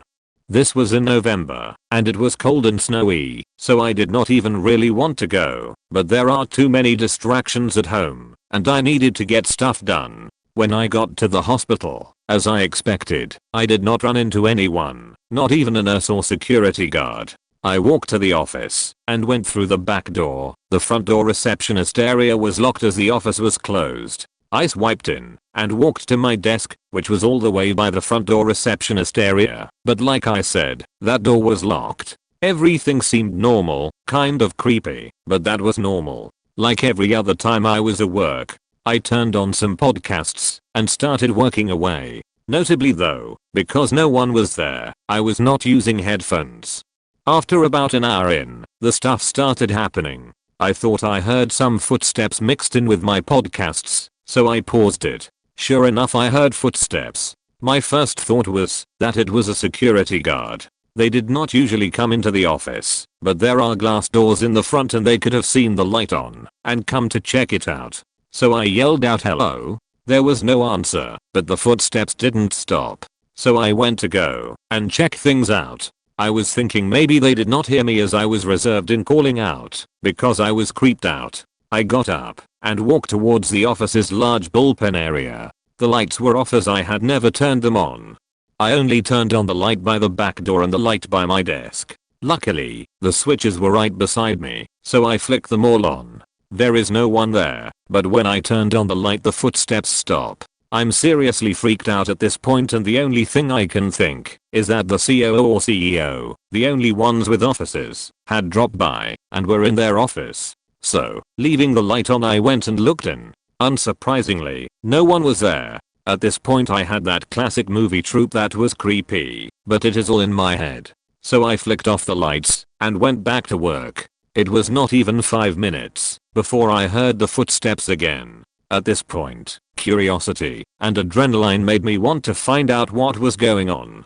I had this thought that it could be someone trying to steal something and I should stop them. So I went back out to the bullpen, but this time Iz was sneaking and I did not turn on the lights. I walked towards where I heard the footsteps, right by one of the cubicles in a middle row, and as I approached, the footsteps stopped. I stood still for a moment and then I heard the footsteps again, this time on the other side of the office by the offices where I had looked earlier, so I crept over there. The same thing happened. As I approached, the footsteps stopped. At this point I thought my ears were deceiving me. I'm actually going deaf because my brain has trouble perceiving sounds. So I came up with a new strategy. I was going to walk up and down all the rows. As I did this, I never heard the footsteps. When I got all the way back to the offices, I became frustrated. I fully stood up. I had been doing a sort of crouch trying to creep around unheard, and said in a normal voice, but it sounded like I was yelling because of the intensity of the moment. The quiet, "Is there someone here? What is going on?" At this point the door to the CEO's office, which was right behind me, slammed open and closed. This was bad because the door was locked. I had double checked twice at this point to make sure no one was hiding in there. And at this moment I started to feel an overwhelming sense of doom. I did not even go back for my jacket or phone and I physically ran for the door. As I was running I felt like I was being chased and I could hear the footsteps right behind me. I never looked back and I ran out of the office. When I got to the hallway I instantly felt better and I could not hear the footsteps anymore. I went the long way back to my car.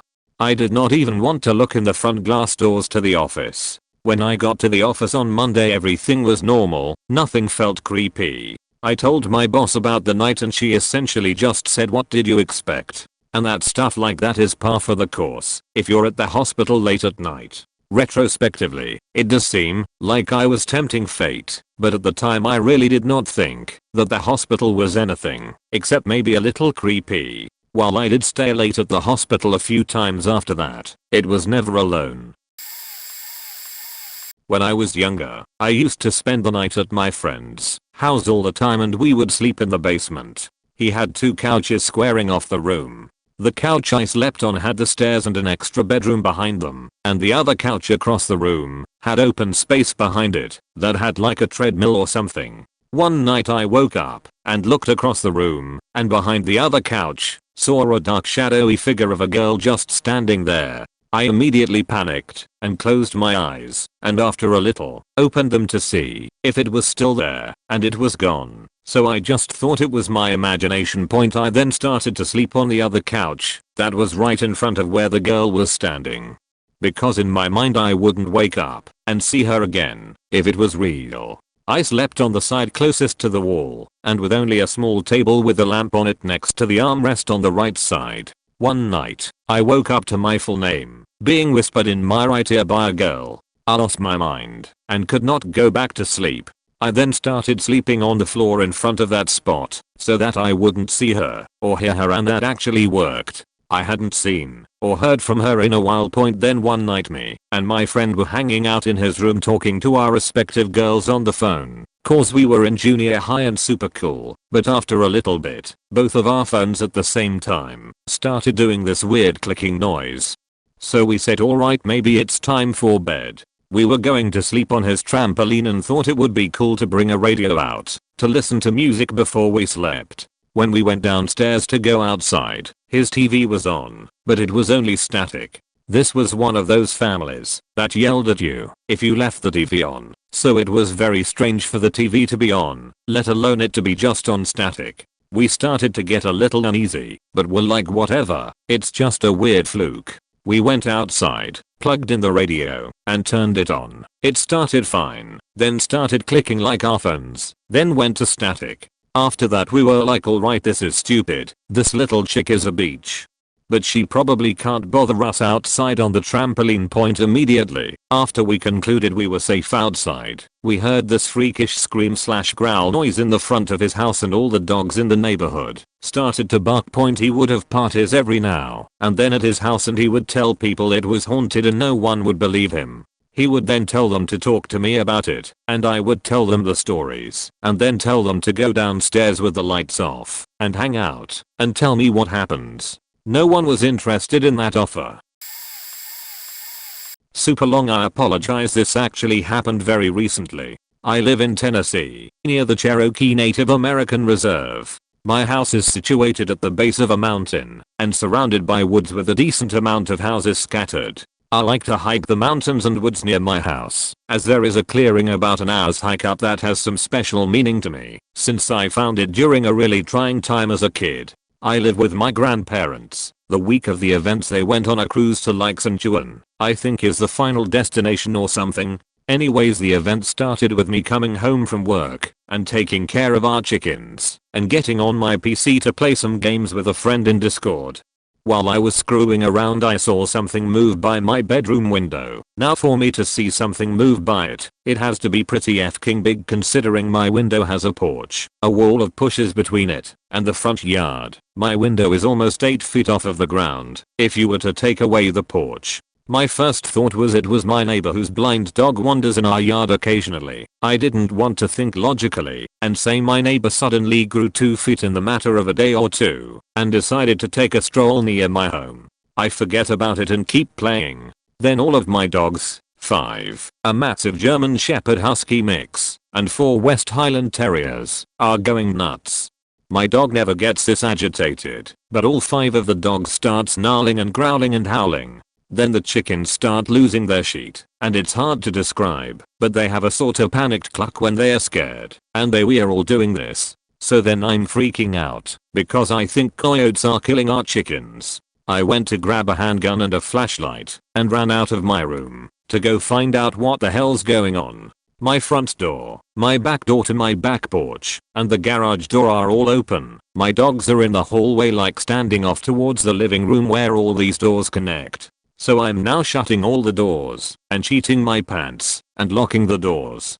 At this point I'm spooked because I think it's home invader, and then I smell something awful. It smelled like rotten eggs mixed with burned hair and a bit of booty hole. I'm telling my friend on Discord and asking what to do because I think like a decaying animal has been dropped off or some shit, and this is the home invader's way of telling me I'm next. He tells me to check the house, to make sure and to yell if he needs to come over or call the cops or both. So I look through the house, check all the bedrooms, and this smell is getting stronger. It's like it was getting me drunk because I was really dizzy and felt like I was gonna throw up. Then my front door slams like it's been tackled, and I nope back into my room and tell my friend I'm too nervous to do anything else.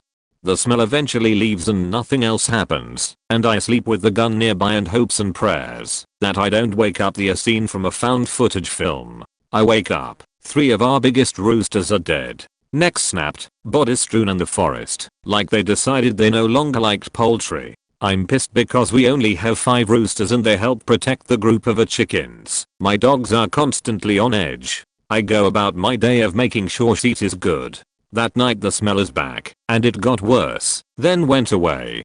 The next night was the same. Eventually I decided to hike to that clearing during the day, because I felt like going there would help me freak out less. I got my gear, and it was mildly raining, so I got a raincoat on, and went about my way. I got to the clearing, and found a dead missing its front legs and a tarp over a what I guess was a bonfire. I looked around for a bit, and it started raining pretty hard, so I decided to head back. After about an hour or so just hanging around at the clearing and I started to smell that smell again. So now I'm getting freaked out, because the most I have on me is a .327 Ruger and all the power a lanky male can muster. So I'm hauling us back to the trail, and I'm getting more paranoid. I eventually got back, and felt like shit most of the day. I constantly was checking over my shoulder and keeping my dog next to me. That was the last time I experienced anything, and that was a week ago. So either I dealt with the problem or I've pissed it off, and it's scheming my demise. Not sure what to do, but here's hoping it's over. I was sitting on my bed crying after a fight with my ex-boyfriend. I was staring out the window. My window was floor level at the front of the house and faced the street, and noticed this random man walking, speed walking down the middle of the road. My blinds were open at that moment, so that you could clearly see me sitting there looking out. The man who was speed walking suddenly halted to an abrupt stop, directly across from my window. He slowly turned his head, and we locked eyes. He has this crazed, cold, murderous look in his beady dark eyes that absolutely chilled me to the core. I suddenly forgot about why I was crying, and became very aware of the fact that I was sitting there in my underwear and bra. I was so startled and unsettled by this eye contact and felt somehow violated. I quickly shut the blinds and tried to shake it off. I told my ex how weird it was and he agreed. But it gets creepier. My ex leaves the house to see some friends and I decide to take a nap. Eventually ex comes back and we are now both resting in bed with my golden doodle. Now my golden doodle was one of the most docile, angelic, sweet, calm animals I've ever met. Hardly ever barked and was sweet and shy until he got to know you. Except tonight it's about 2 AM. My ex is dozing off and I'm petting my pup when suddenly I hear a very low guttural growl emit from deep in his throat. I'm immediately thrown off and confused. He's facing the window and the hairs on the back of his neck is sticking up. He won't stop growling and staring into the pitch black window. I ask him what's wrong. When I focus my eyes more seriously out the window I didn't catch it at first, but then I see it. A dark figure crossing across the lawn and inching up towards my window. My heart starts racing as I'm not sure what I'm looking at until I realize it was the man from the street stare down earlier. Now he's extending a hand out to my window about to pry it open with some kind of blunt object in his other hand. My dog goes berserk. I scream at the top of my lungs and my ex springs into action and starts banging in the window at the guy, screaming to get the fuck out of here. Creepy intruder gives a dirty grimace and runs the fuck away. My theory is that he thought I was alone and probably still in my underwear and that he planned on breaking in and rapping/killing me. I also think he could have been on some kind of drugs like speed or PCP, judging on the way he was walking manically. It was an area known for not the best kind of folk. So I was 18 at the time and living alone in the old house my grandfather grew up in. This house used to be an old country schoolhouse built in the early 1800s that was added onto over time until it resembled a house. This house didn't have a conventional floor plan as one would expect. There was only one door to enter or exit the house, which is between the garage and kitchen. The house was shaped like a long L, with the bedroom I was sleeping in at the far end of the house, with the only entrance at the opposite end. All of the windows had steel bars on them, for safety reasons of course. The older generations of my grandfather's maternal family used to be very involved in some very dark witchcraft of sorts. For instance, praying to their power for the death of people they hated, demonic rituals, etc. This house has been notorious throughout my family for odd occurrences. The cliché Ouija board returning no matter what, random spots throughout the house that you smell death and chills you to your soul, voices, footsteps, etc. You know, your typical haunted house no one in their right mind should be anywhere near, unless you're a broke college kid that is. Well, at this time, the strange occurrences were increasing in frequency and severity. At this point I was locked in my bedroom after putting up fresh holy water on the door. I'm atheist, but damn it helped keep that sheet at bay. This thing had taken up scratching all over the door and wall for all hours of the night, but never crossed the threshold. Well, this particular night I had just fallen asleep. The house was actually quiet for once. Well, things weren't quite for long. I awoke to a blood-curdling scream and what sounded like someone taking a sledgehammer to pipes all in the walls. I bolted as fast as I can out of the bed and through the house, jumping over sofas and tables along the way. As I turn the corner in the kitchen, I hear this deep guttural growl of a voice. Where are you going? Full faking panic mode. I flew out that door as something swiped along the back of my neck. Once I got away from the house, I called my grandfather to come pick me up. When I got to his house, the rest of my family discovered I had 3 large claw marks along the back of my neck and right shoulder. To this day I still can't fully explain what happened in that house, but to this day I haven't set foot back in it. I know I'm way too late and this will get buried, but when I was little my dad and I would travel to SC for our family reunion and stay at the old farmhouse just miles from a notorious plantation. The house was presently owned by my 90-year-old aunt, great-grandmother's twin sister, also alive at the time. Our family first laid foundations on this property in the 1700s and the house had been continually added to over the near 300 years following. In that time the house was the location of many births and deaths, most in the same bed I would sleep in when there. The house was replete with classic creep factor, including an abandoned parlor room, random rooms and doors that led nowhere, abandoned outbuildings, creaks galore.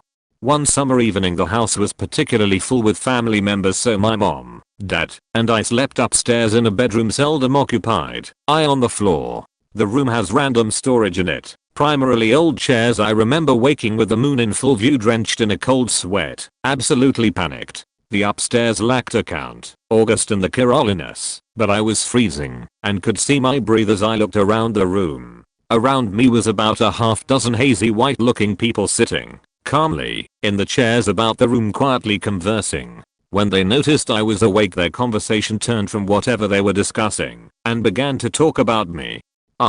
Is this too Garthman we've heard so much about? Spry thing, isn't he? Heck, even I could eat beans off his head. Old family saying for back quote he's short, and so on. And so on. Point, I couldn't speak or move. I can't remember if I was frozen by fear or if it was more of a paralysis situation, but after several minutes of talking about me, one of the people rose and came towards me swiftly. I finally must have squeaked out something because my mom popped out of bed and asked what was wrong, but it wasn't dark out anymore. It was easily 7 or 8 in the morning. Point, as I explained to her what had happened, I thought she would laugh or present collected counterpoints to my obvious hallucinations. She did not.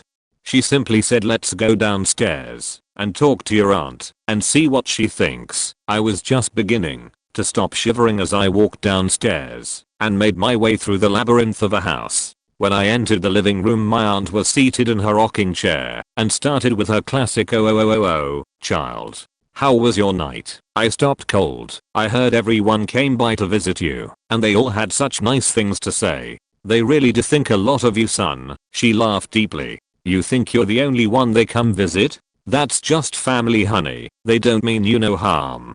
They just want to check up on you. They've been doing it my whole life and I knew you were special too. Talking with my mother, the family genealogist, years later, she told me that the reason she believed me so adamantly is that the people I was describing were dead ringers for family members that had died near 100 years prior. People she had only known about by combing through old photo albums that I had never looked at. When I called them all by the right names, my mom said she knew it wasn't anything she could explain. For years we continued to visit the farmhouse, but I never would sleep upstairs again, even as a teen. I would, however, regularly hear laughter and occasionally piano playing or him singing from the parlor. I also regularly would see someone peeking in the old front door with a pale light, like a candle, on the wraparound porch. Even though it was inaccessible due to kudzu growth, that house was absolutely terrifying, but I miss it tremendously. It was sold after my aunt died, and the family couldn't figure out how to split it. I have a few, all revolving around the house I still live in. It's the family home. I think it's about 80 to 100 years old, but not exactly sure. I mean, just by looking at the carpet you know it's old. Haha one. This is more a feels one. In our lounge room we have a huge brick fireplace built into the exposed brick wall of the room. Whole house is double brick, and on each side of the fireplace are 2 long windows. Like 5-foot windows, that only about a foot wide. This is important, I swear. My great pop was sick and dying, but we lived about 4 hours away at the time and my parents didn't want to pack up 3 kids under the age of 10 at 8 PM at night to drive down. So we were told he was going to pass and did a phone call to say goodbye. As kids we don't really understand. A few days go by and I walk into the lounge room and my baby sister is standing there, staring at the window on the left side of the fireplace. These windows face a bit of the backyard, then the huge carbon fence we have, so as short little kids we couldn't exactly see much other than the fence.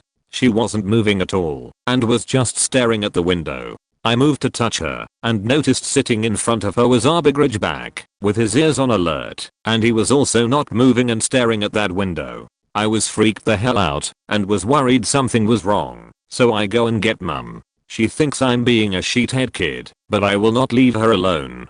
Tugging on her arm and stuff, and eventually she moves and goes into the lounge. She sees baby C's just standing there and says her name. Baby C's doesn't move or respond for what seems like forever, but finally slowly turns around to look at my mother and I. Mum asked what was going on.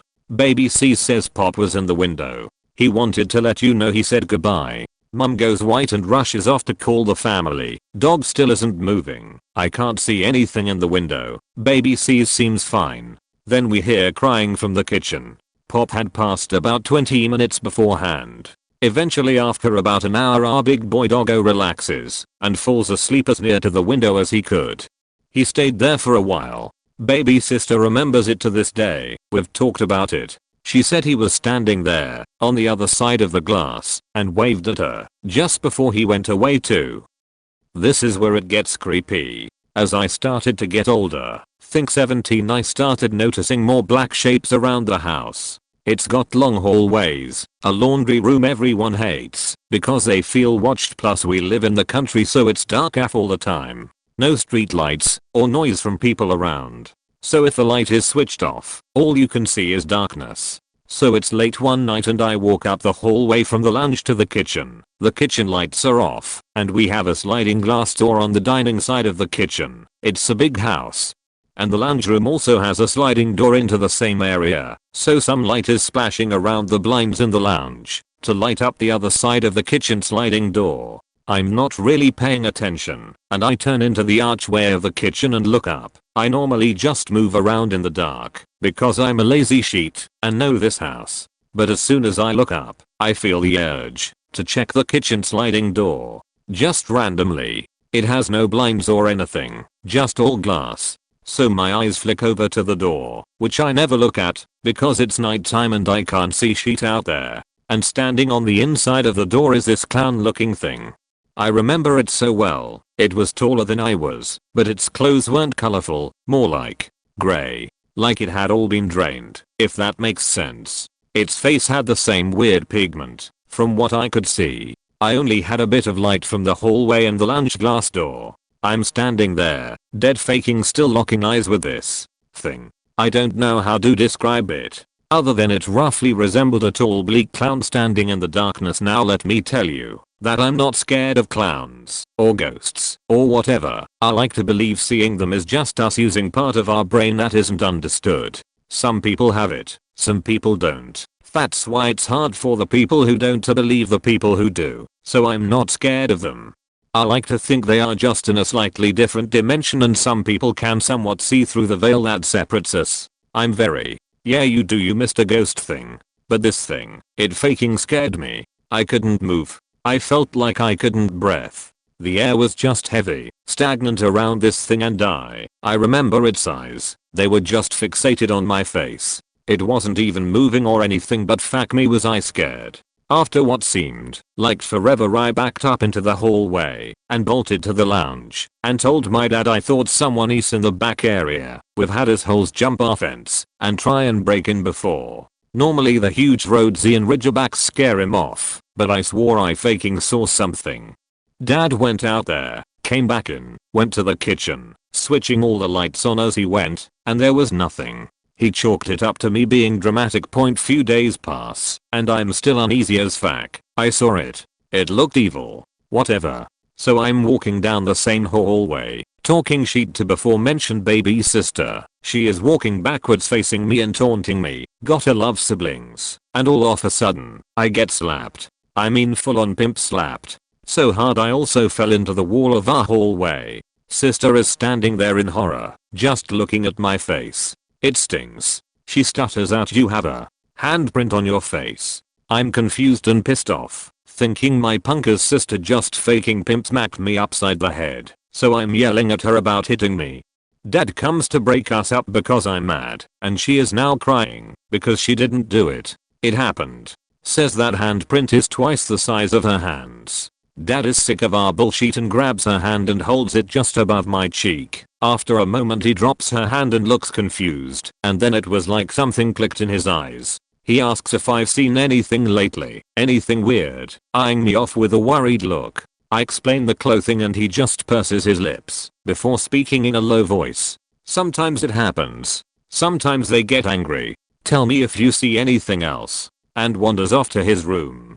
What? It happens? So eventually I check my cheek. Looks like a handprint the size of my dad's. It stays for hours and hours. Later dad tells me he used to see crap as a kid, and since baby seized it when she was young, he figured we might too one day. I still see black shapes. My dogs will still randomly bark down the hallway or sit staring at God knows what for hours. Dad likes to joke that my old girl is chasing ghosts when she randomly goes ballistic in our kitchen. Still feel uneasy and still live in the same house, but I've never seen the clown again. Or really understood why I got slapped. Was it mad I got my dad? Or that I ran away? Or maybe just that it was seen? Who knows?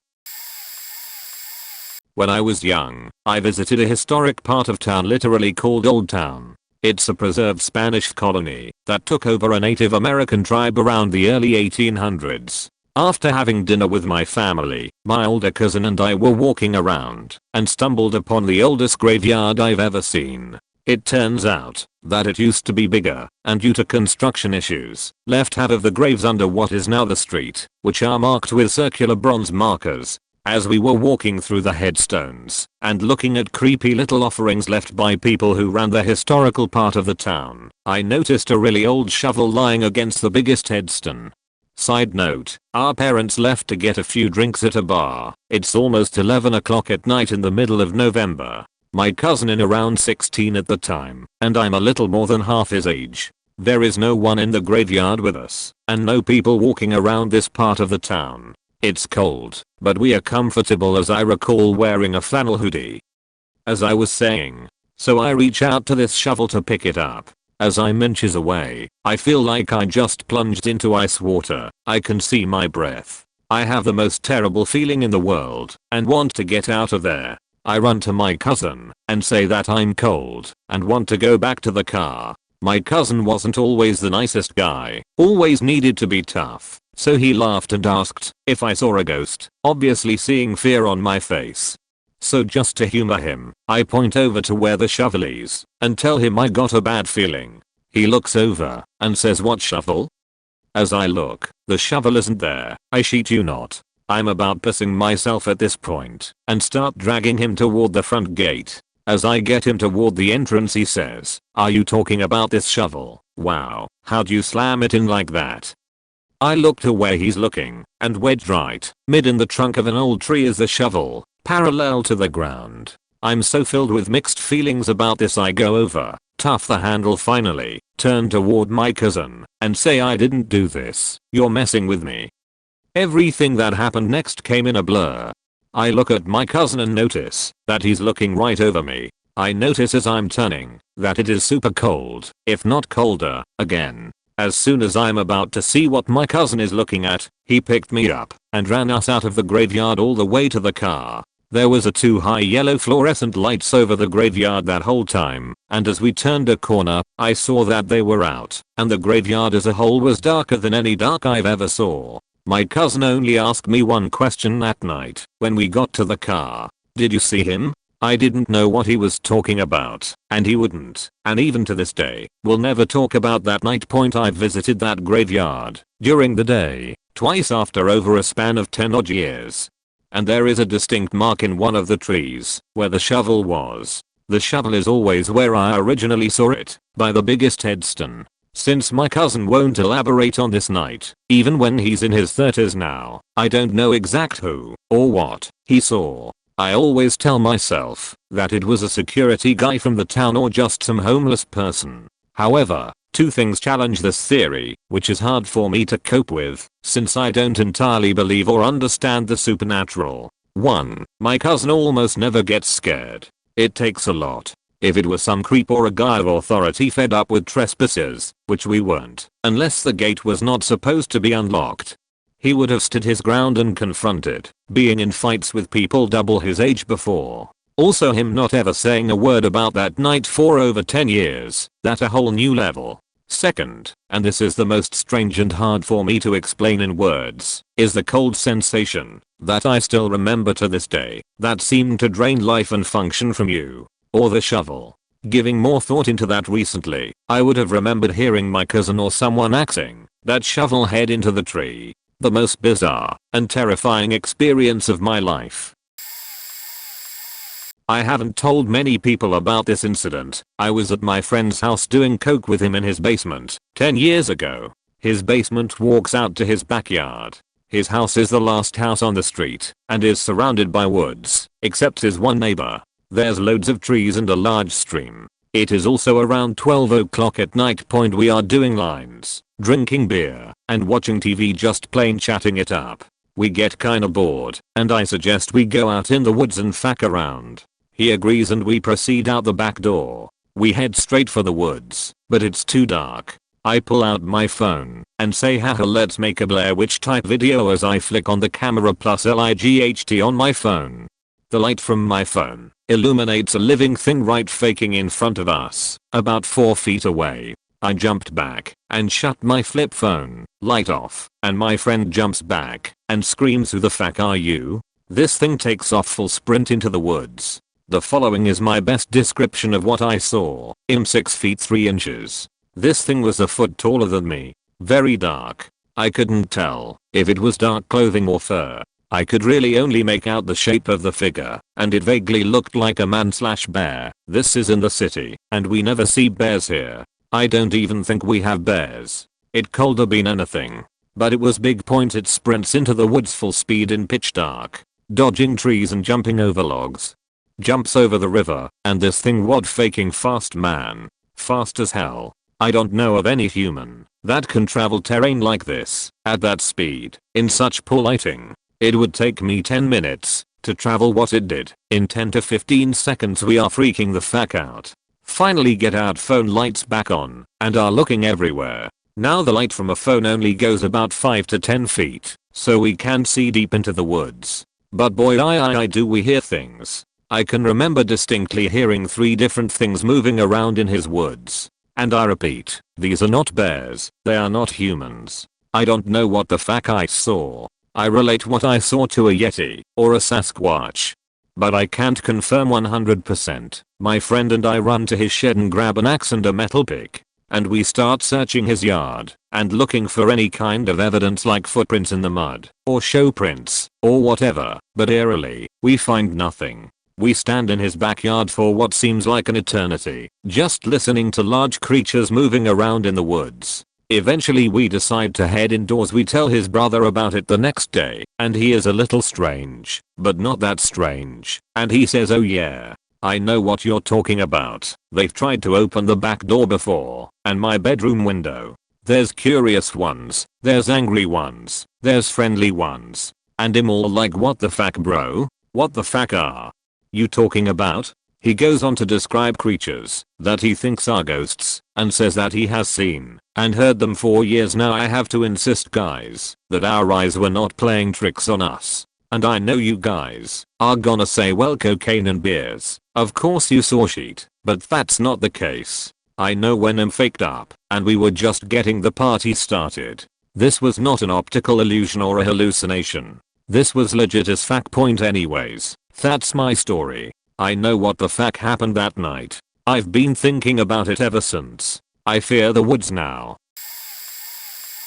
I may be late to the thread, but I still would like to share my stories. This didn't happen to me, but it has happened to my sisters. My parents still live in the same house we grew up in, but when my older sister and I were still living there, we've encountered weird paranormal things. I would like to first say that my grandparents lived with us at the time, but they've both passed now. My grandpa was a shaman, so we kinda believed the spirits were attracted to him, since we believe he is like a portal to the dead and the living. Therefore, paranormal activities would somewhat take place within our home. My older sister seems to be prone to spirits, since she seems to be the one to experience more scary shit than us. There was one story where myself, my older sister, and my younger sister were all sleeping. We shared a bedroom. I'm a heavy sleeper, so I don't recall any of this happening. But my older sister had felt pressure on her bed, like someone sitting on the end of the bed. She claims she felt the pressure of the bed go down and up like someone getting off. She also said she saw a dark shadow in the corner of the room. Then her sheets slowly started sliding off. She herself is a light sleeper, so she saw her sheets moving, but was too scared to do anything. My younger sister also woke up and saw the sheets sliding down, but she didn't say anything because she too was afraid. So that was one incident. Another incident involved my younger sister, who claims she also saw a little girl run through the kitchen into the hallway. like as visible as day. She even heard the pounding of the footsteps running through the kitchen. I believe at that time, the only people were home were myself, my 2 little brothers, and my older sister. So no other little girl should be in the house. Another one with my older sister was that when she would visit my parents on college break, she would sleep on the couch in the living room. There was one night where she smelled something rotten near her, and from my knowledge of spirits and shit, if you smell burning or something rotten that smells like weak old trash, that's a damn evil entity. I was staying at a 100-plus-year-old country mansion/beggars house in Mississippi. The couple who lived there told us it was rumored to have a ghost as we sat around late drinking wine. I think some beautiful starlet of the silent film era who had moved to Hollywood had bought it in her heyday and died there. I have never had any ghost spooks, so I boasted that ghosts either don't exist or don't mess with me, so I wasn't afraid. After drinking enough wine that I should have easily been out for the night, I retire to my own upstairs room at the end of a hallway lined with full-size statues and pass out. I wake up at 4:30 AM alone with the only thing I can describe as a feeling of terror and a dark presence. There was even a weird partial wall in the room with like a closet area behind it, and the energy seemed to particularly manifest from that area. It also felt oppressive and directed towards me absolutely. I turned on light and read my phone until morning, just braced hard. I was too petrified to even consider looking behind the wall until daylight point the next night. I was exhausted, and indeed had a bit more to imbibe, and was sure, even though at this point I was spooked for the first time in my life, I would be out for the night. Nah, same thing. Exactly 4:30 AM. My eyes just open out of nowhere, and I feel terror. And I stayed there one last night, and you guessed it, same thing, and exactly 4:30 AM on the red little digital clock display. Just a feeling of dark presence and sheer terror.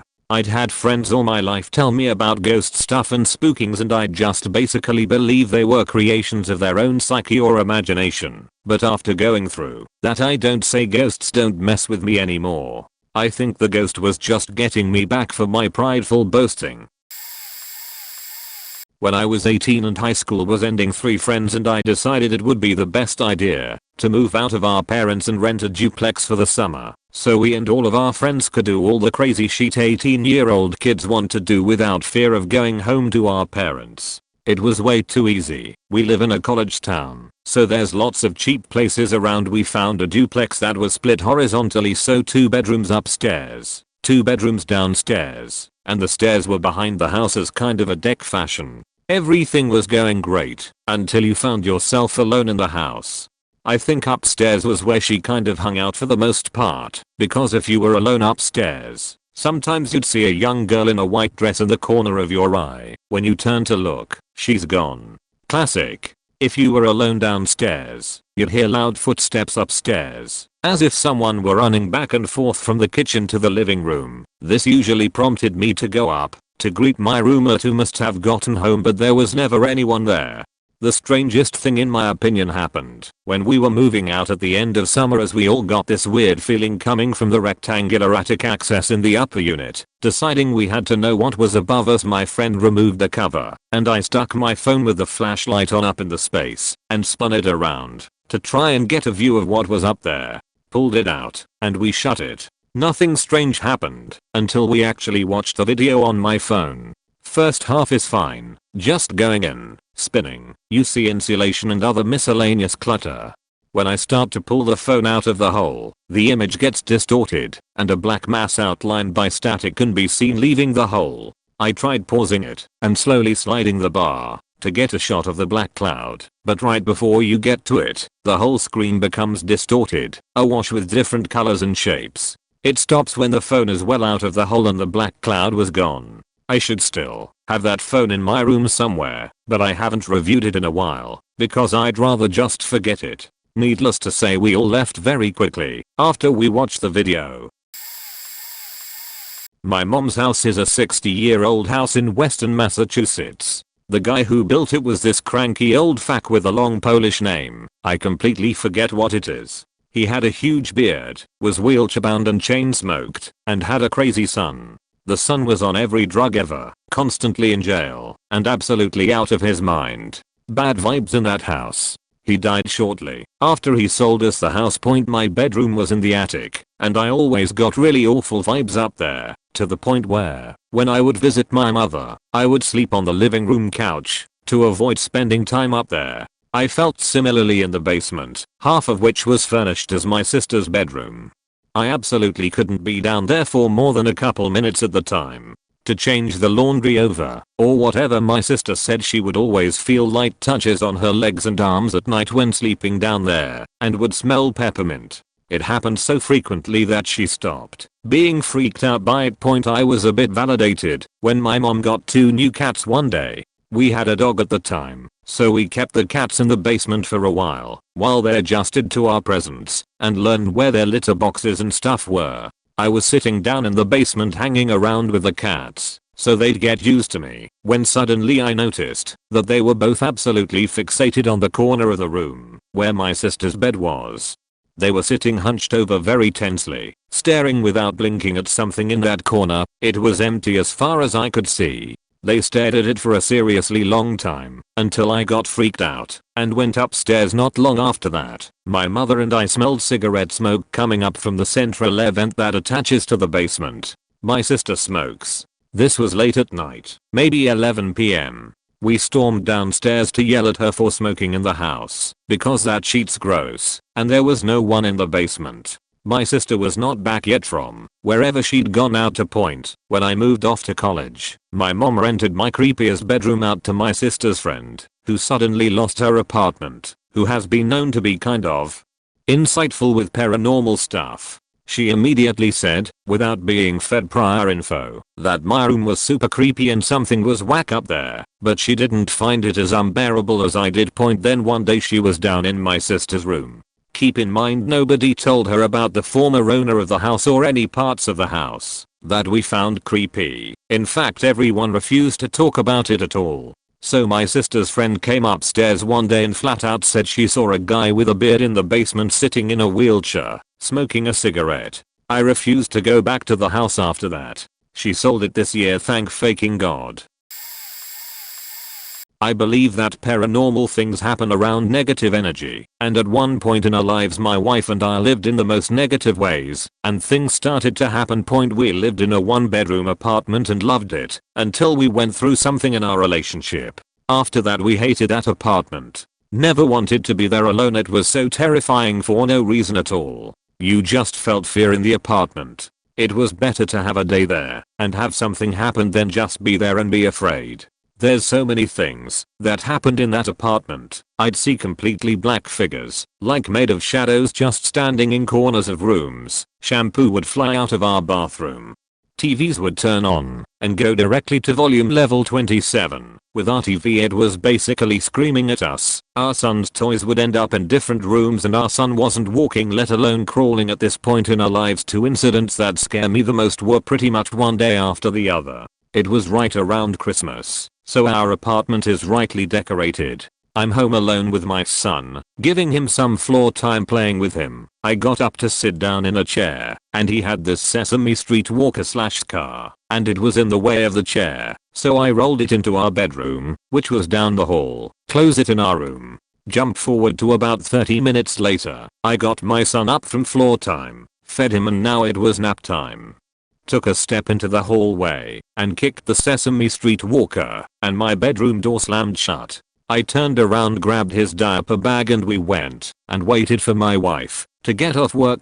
Second thing was the next day we were getting ready to go to a family Christmas party. We had a little Chihuahua/Yorkie mix puppy. We were getting ready to leave, so we had to put her back in the kennel, and for some reason she was going crazy. My wife couldn't get a hold of her, I couldn't catch her, and she finally ran behind the Christmas tree, and my wife went to get her, and the tree shook harder than a 3 to 4 pound tiny dog could possibly make it shake, and this voice yelled, "Bad doggy." AMD laughed. It was incredibly loud. I'm sure the whole apartment complex heard, but my son didn't wake up, and we ran into our neighbors and apologized for the yelling, and they told us there was no noise. The yell was loud enough to rattle our windows. We moved out, and honestly chills run through my bones just talking about that apartment.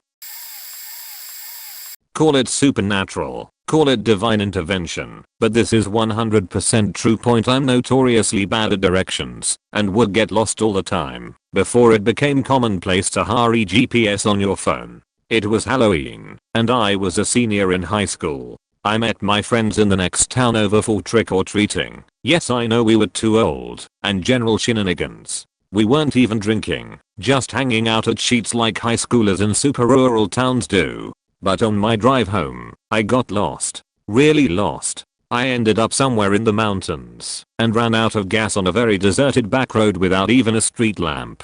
Just the glow of the moonlight reflecting off a river that ran parallel to the moonlight point. Then I ran out of gas.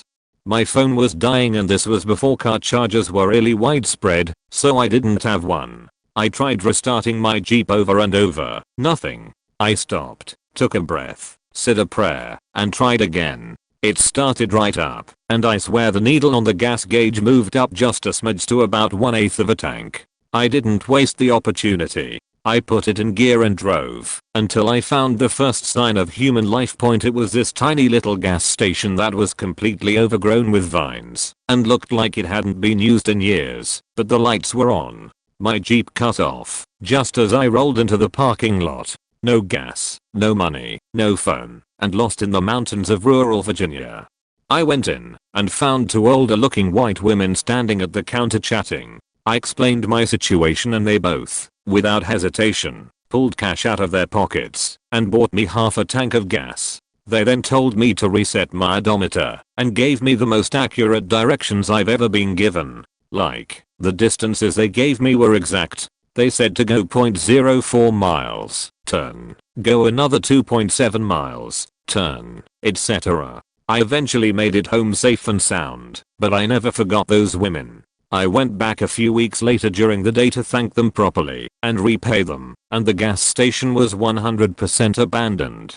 It looked just as dilapidated as before, but there was nothing on the shelves and no one around for miles. Even when I was there the first time, the old style pumps, where you have to lift the handle up first, were rusted over and creaky. The night I rolled in there, it looked like someone had gone into an abandoned gas station, flipped the lights on, and tossed a few bags of chips and candy bars on the shelves. Now there was nothing. Maybe there's some logical explanation that I'm missing. Maybe it was supernatural, but I believe that's the night I met angels. TLDR, some angels bought me gas once. I've posted my experience before, but it's still the most scared I've ever been. Growing up, my mom was a bartender. She was a single parent, so I took care of my little brother most nights. One night while I was making dinner, I kept hearing a strange whistling sound, but I didn't think much of it because it was storming pretty hard outside. But the whistling continued, and it started to sound more like a melody than whistling from a storm. I started to get a little freaked out and asking my little brother if he was hearing it too. He wasn't. Eventually the whistling stops, but it's still storming pretty badly. Fast forward to the end of the night when I'm going to bed. I'm climbing up the ladder of my bunk bed and my TV shuts off. I think maybe the power went out, but the hallway light is still on. I try to turn it back on and nothing happens, so I reach around my TV stand and realize that it's been unplugged. At the same time I hear the whistling, only this time it's not in the distance. It sounded like someone was whistling directly into my ear. I could almost feel their breath. It sent chills down my spine. It still sends chills down my spine. At that moment I took off running out of our house screaming. We lived in an apartment with 3 other units, so I woke the neighbors above us. They were a younger couple with 2 kids and offered to come check out our house. I could tell at the time the guy thought I was just a stupid kid hearing things, but was trying to make me feel better. My brother and I waited outside of our apartment while he went inside to check it out for us. After a few minutes he came back, and he seemed a little agitated and asked if you're playing a prank on him. This really scared me, and I told him we weren't playing a prank on him. He could probably see we were telling the truth by our faces, because I could see the fear all over his face. He said he looked everywhere and did not find anyone, but was convinced someone was in our home. They invited us to stay in their apartment until my mom was home from work because they didn't feel comfortable with us staying alone. I never heard the whistling again, but so many other strange things happened to my brother and me in that apartment. I'm convinced it was haunted. I'm not sure if the story will be scary to any of you, but that was the most terrified I've ever been in my life. There's a bike trail 35 minutes from me that's been converted from old railroad tracks at me, and my boyfriend used to go to once in a while on a weekday, since it gets crowded on the weekend. They even turned a few of the train stations into bike rental places, but they are only open on the weekend, or just never open, when we were there, with bathrooms attached. It's on the side of main route, so it's not somewhere remote by any means. Well, one time it was mid-morning on a Monday or Tuesday, so we were the only ones using the trail.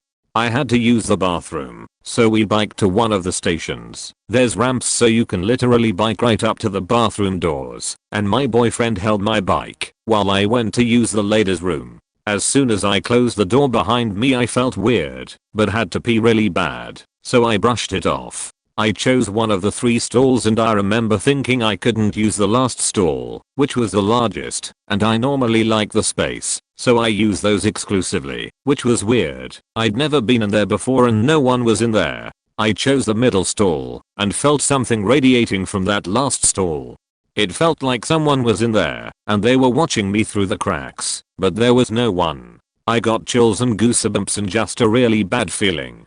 I left without washing my hands just to get out of there. Never had I experienced anything like that before. We went back on a busier day and I used the bathroom again thinking it was just my imagination. I went in expecting to feel weird and really filtered everything that went through my mind. It wasn't until I relaxed and realized I must have been silly that the strange feeling crept up again. Even though there was another woman in there at the time, I still felt frightened and something bad in the last stall. I left just as abruptly and told my boyfriend it had happened again. We wanted to know if other women felt it too, but we didn't want to ask. As we were about to leave, a group of women came up past us to use the bathroom talking and laughing, but after they were all inside they immediately seemed to stop and went silent. We were curious, so we kind of hung around thinking we'd overhear them say something about it. Not long after they came out and resumed their talk in uneasy laughter. It was weird, but they didn't mention it being because of the bathroom. We left. I want to go back on another empty day and make my boyfriend go in to see if he feels that way too, but we haven't gotten to it. Even as I write this I'm shaking, but thinking it just sounds fake like every other ghost story. I don't know, I'm skeptical myself. My boyfriend says that he didn't feel anything from the men's room. Edit. This was off of the West Orange Trail in Winter Garden, Florida, if anyone is interested. Winter Garden Station off of 438. This isn't paranormal, nor did it happen to me, but my mother instead, but still super creepy and scary nonetheless. Post this a while ago, so here it is again. This was years back, before I was born, and it was just my bro and C's with my mom. Anyways, we attended a local church in our area and my parents and a few others were building a playground for the kids, as my dad was an architect and a few other dads were contractors. Both my parents were up there helping build with both my siblings there as well, but it was getting late, so my mom decided to head home with my siblings and get ready for bed. She gets home and parks the car in front of the house. By now it's about 11:40 p.m. she said, and before she goes to open her driver door to get out, she notices a car pulled up next to her. The car was so close she wouldn't have been able to open her door all the way, let alone half the way. She tries to look at the guy and maybe ask what's going on, but all the windows are completely tinted and pitch black, but she did see his silhouette, and he was staring right at her. As she's sitting there thinking to herself what's going on and what she should do, she realizes that he's out of the car making his way to my mom's passenger side door. Thankfully to quick thinking, my mom locks the doors, tells my siblings to buckle up again, and peels out, barely missing the car parked in front of her as she's driving away. He tried to box her in on the street between the car behind and in front of her. She makes it to the main road, but soon realizes that he is too, and not far behind her with his headlights blaring in her rearview mirror. So she starts going pedal to the metal trying to shake this guy, like being in the left turn lane, but turning right at the last second, making U-turns on a dime, etc. all at 50 to 60 miles per hour too, but he's staying on her tail. So by this point she obviously knows this guy's after her, so she starts trying to do everything illegal that she possibly can to get as much attention drawn to her, hopefully catching a cop as the streets are empty at this time of night in our small town. She said after about 10 minutes of him chasing her, the headlights all but turn off, and she can't see anything. Few seconds later, red and blue lights flood the car and sirens fill the air. So she pulls over, cracks her window just enough to whisper through, and has her 2 feet on both the brake and gas ready to go if she needs, because at this point she didn't know if this guy was going to use a fake cop rouse for anything. The cop walks up, asks why she was going so fast, to which my mom didn't answer, and immediately asks him to call into dispatch, tell them he's pulling her over, and to show her his gun and badge, to know he was a real cop, or she was driving off. This cop was undercover too, might I add, so he just looks like an average guy. She's panicking and has fear in her voice, and I think the cop realized that at this point, so he calls dispatch to tell them he's pulled someone over, to which they reply, shows her his gun, vest, badge and anything else he can do to calm her down at this point, and reassure her he's a real cop. She believes him, and finally tells him why she was speeding, to which he asks, was the car all black with very tinted windows? She says yes, and he replies, that's the exact car that I'm looking for out here tonight. There's been multiple reports of a car to that description stalking / kidnapping and wrapping young children and women in the nearby areas. After that, they finish talking. He sends her home with an escort and a police unit parked outside all night. After that, my mom never heard or saw anything of the guy ever again. This was before I was born, so I have no clue if there was any official article or anything about this guy, unfortunately. But fortunately, my mom and siblings got away that night and nothing bad ever came of it. However, it's scary to think what would have happened if that cop didn't show up, or my mom didn't lock the car door in time. TLDR, my mother was chased down late at night in a high-speed chase by a man who had reportedly stalked / kidnapped women and children in the surrounding area, but managed to escape. Early in 1973, my mother and her mustached mechanic boyfriend moved us to my grandfather's small farm just south of Morro Bay, California. Amongst the large barns and ranch hands housing remained an old D2 cat tractor. It was a 1930s D2 without the front loader. We used it for tilling and grading. It had a hand crank on the front and tank-like controls. It was rust canary yellow. Basically it said fuck you in that don't give no shit no how no way. The product of the Industrial Revolution in full throttle. This place was also the home to a robust tribe of Chumash. We found artifacts constantly. Flint shards on the surface, along with stone pastils. Methods and manners indicated a tribe of 20 to 30 people.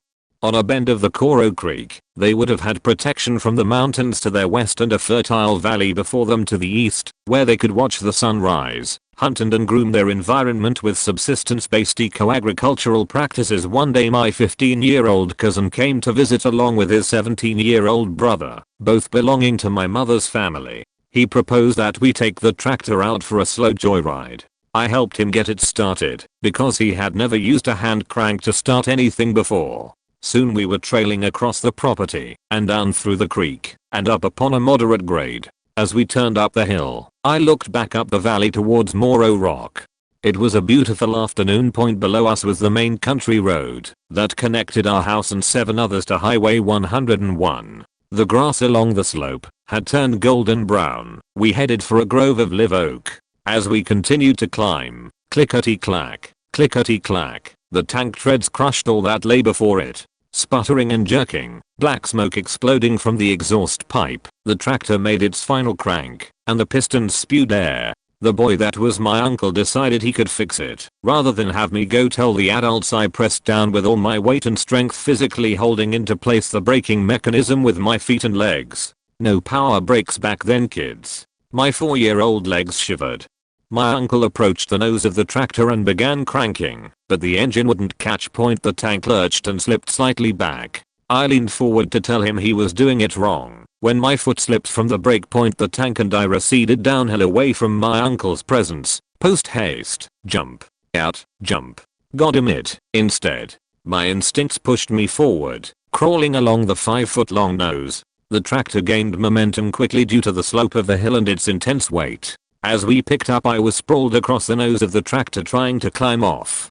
I was 4. I was dumb. The back end violently fell into a large divot in the side of the hill. This trebuchet miles up into the air, high and far enough to clear the tractor and the barbed wire fence and drop me face up on the country road. I slammed into the hardpack, unconscious, with my legs uphill. Above my head point I heard, "Get up," but everything was black. I wasn't in my body. The blow I suffered landing on the road knocked me out of me. But I heard it again, "Get up." Then, I heard the loud crush of heavy iron as a ton of weight forced itself into the roadbed. My eyes opened, and I looked to my left, only to see the tank tracks of the D2, passenger side, on target to crush my skull. I looked up at the sky, and heard again, "Get up," roaring in my head, yet I remained still. Then a man appeared from within reality itself. He knelt over me, long dark hair emerging from under a dusty brown felt hat. He was not wearing traditional clothing, but he was a native man, an older native man with deep carved wrinkles and kind raven black eyes. He sounded like he was cursing, but I didn't know his words. As he began to crouch before me, he shoved his sleeves to his elbows and slapped his hands together. He grabbed me with force at the breast point. He lurched me forward, sitting me upright in a swift and furious move. And then he vanished. The D2 continued on its path and only passed behind my back by mere inches. It was as if a large great white shark had just swum behind its victim preparing for the kill. Clickety-clack, clickety-clack, clickety, and it was swallowed by the poison oak as it plunged off the road and into the creek below. I'm currently 20 years old and this is something that happened when I was about 14 or so. My friends and I had decided it would be fun to have a seance, not knowing how to properly conduct one, I might add. Things from there were totally insane and something I will not be doing without extensive research from here on out. The 5 of us were having a sleepover after one of our middle school dances and my friend had just moved into this new house. Ever since I was I have always felt a connection to spirits and people who have passed on. And when I walked into her house right after school, I got a mild sense that we were not alone. But I didn't want to tell her about this, because like I said, she had just moved in. So fast forward to when we got home from the dance and her parents went to be, and I still have not mentioned the feeling I was having. My friend's older brother came down for a snack later that night, and he was someone I was also friends with, so I went and talked to him about the feeling that I was having, because it was something that he and I would talk about often. He told me that he had felt the same way since they moved into the house, but didn't want to mention it to anyone and scare them. So he decided to ask the other girls if they would want to conduct a seance with him and I, because we were both a bit older than the other girls. And of course, they were in, because why would they not want to be hanging out with the older cooler kids? So the 6 of us all gather in a circle in the kitchen and light 4 to 6 candles in the middle of the circle, and we all hold hands and we asked if there was anyone out there who wanted to talk to us after we introduced ourselves. For what felt like forever, but realistically probably about 5 to 7 minutes, there was nothing, just us asking questions until her brother and I heard whispering and felt as if someone was sitting on our shoulders between us, and it got very cold. The other girls thought that we were trying to mess with them and that we were fully pretending. So him and I asked for another sign that someone was there. That's when things went crazy. I had one of those apps on my phone where you can communicate, kind of like a spirit box type deal, but it was mostly silent up to this point in the story until now. It seemed as if the spirit that was trying to basically join our circle was pissed that the other 4 in the group didn't believe that he was real. The candles got blown out, almost like they were pinched out rather than blown. The spirit box type app made a sounds that the app translated as "How dare you believe I'm here?" Then the air mattress that was on the floor flew up and was against the wall. At this point the 4 other girls were bawling their eyes out, and my friend's brother and I were just in utter shock at what had happened. This is something that I really sparked my interest in paranormal and connecting to spirits. But we stopped immediately but never closed the door, and it had felt like the spirit was following me for about 2 years, never harming me of anything like that, but made sure that he made himself known until I opened back up and communicated with him to leave and then properly close the connection. Disclaimer, this is a true story. Happened to me in high school. It was my senior year of high school. I had finally made some good friends and used to clog up my parents' landline and just stand outside on the phone talking away. We had a ranch style house with a fairly long driveway, and across the street from my house and the whole block was one giant field. There was a mansion that a local doctor owned far back in the field. Just trying to paint a picture of what everything looked like, but more or less, if you stood on the driveway to my house looking across the street, there was nothing but empty field as far as you can see. At the end of the driveway was our mailbox, which stood next to the only street light on the block. One night, I was standing at the end of my driveway talking on the phone to a friend, and my mother kept popping her head out the front door complaining for me to get off the phone and come inside, as it was late. Me being a teenager, I gave her the "give me 5 minutes" line multiple times and kept talking. I remember complaining about her to my friend, how she was annoying me, etc. At some point, I started hearing my name being called again, only this time, it was more of a loud whisper, like when you are quietly trying to get someone's attention. I distinctly remember saying to my friend something along the lines of, "Oh my god, she's yelling at me again," and kept talking. A few moments later, I heard my name being called again, ignored it, kept talking. Again a few moments later, and also heard "come over here." I turn around and realize the front door is closed. I know I thought it was odd, but not enough that it really registered, so I said bye to my friend and headed inside. I get inside, and my parents had just gotten in bed. I complained to my mom that she didn't have to keep yelling at me, she could have just allowed me to finish my call, etc. To which she responded that she hadn't stuck her head outside in like an hour. Cut 2 hours later, it was around 2 AM, and I was in my room watching Evil Dead. Big horror fan here, and I got up and headed to the kitchen to make some ramen.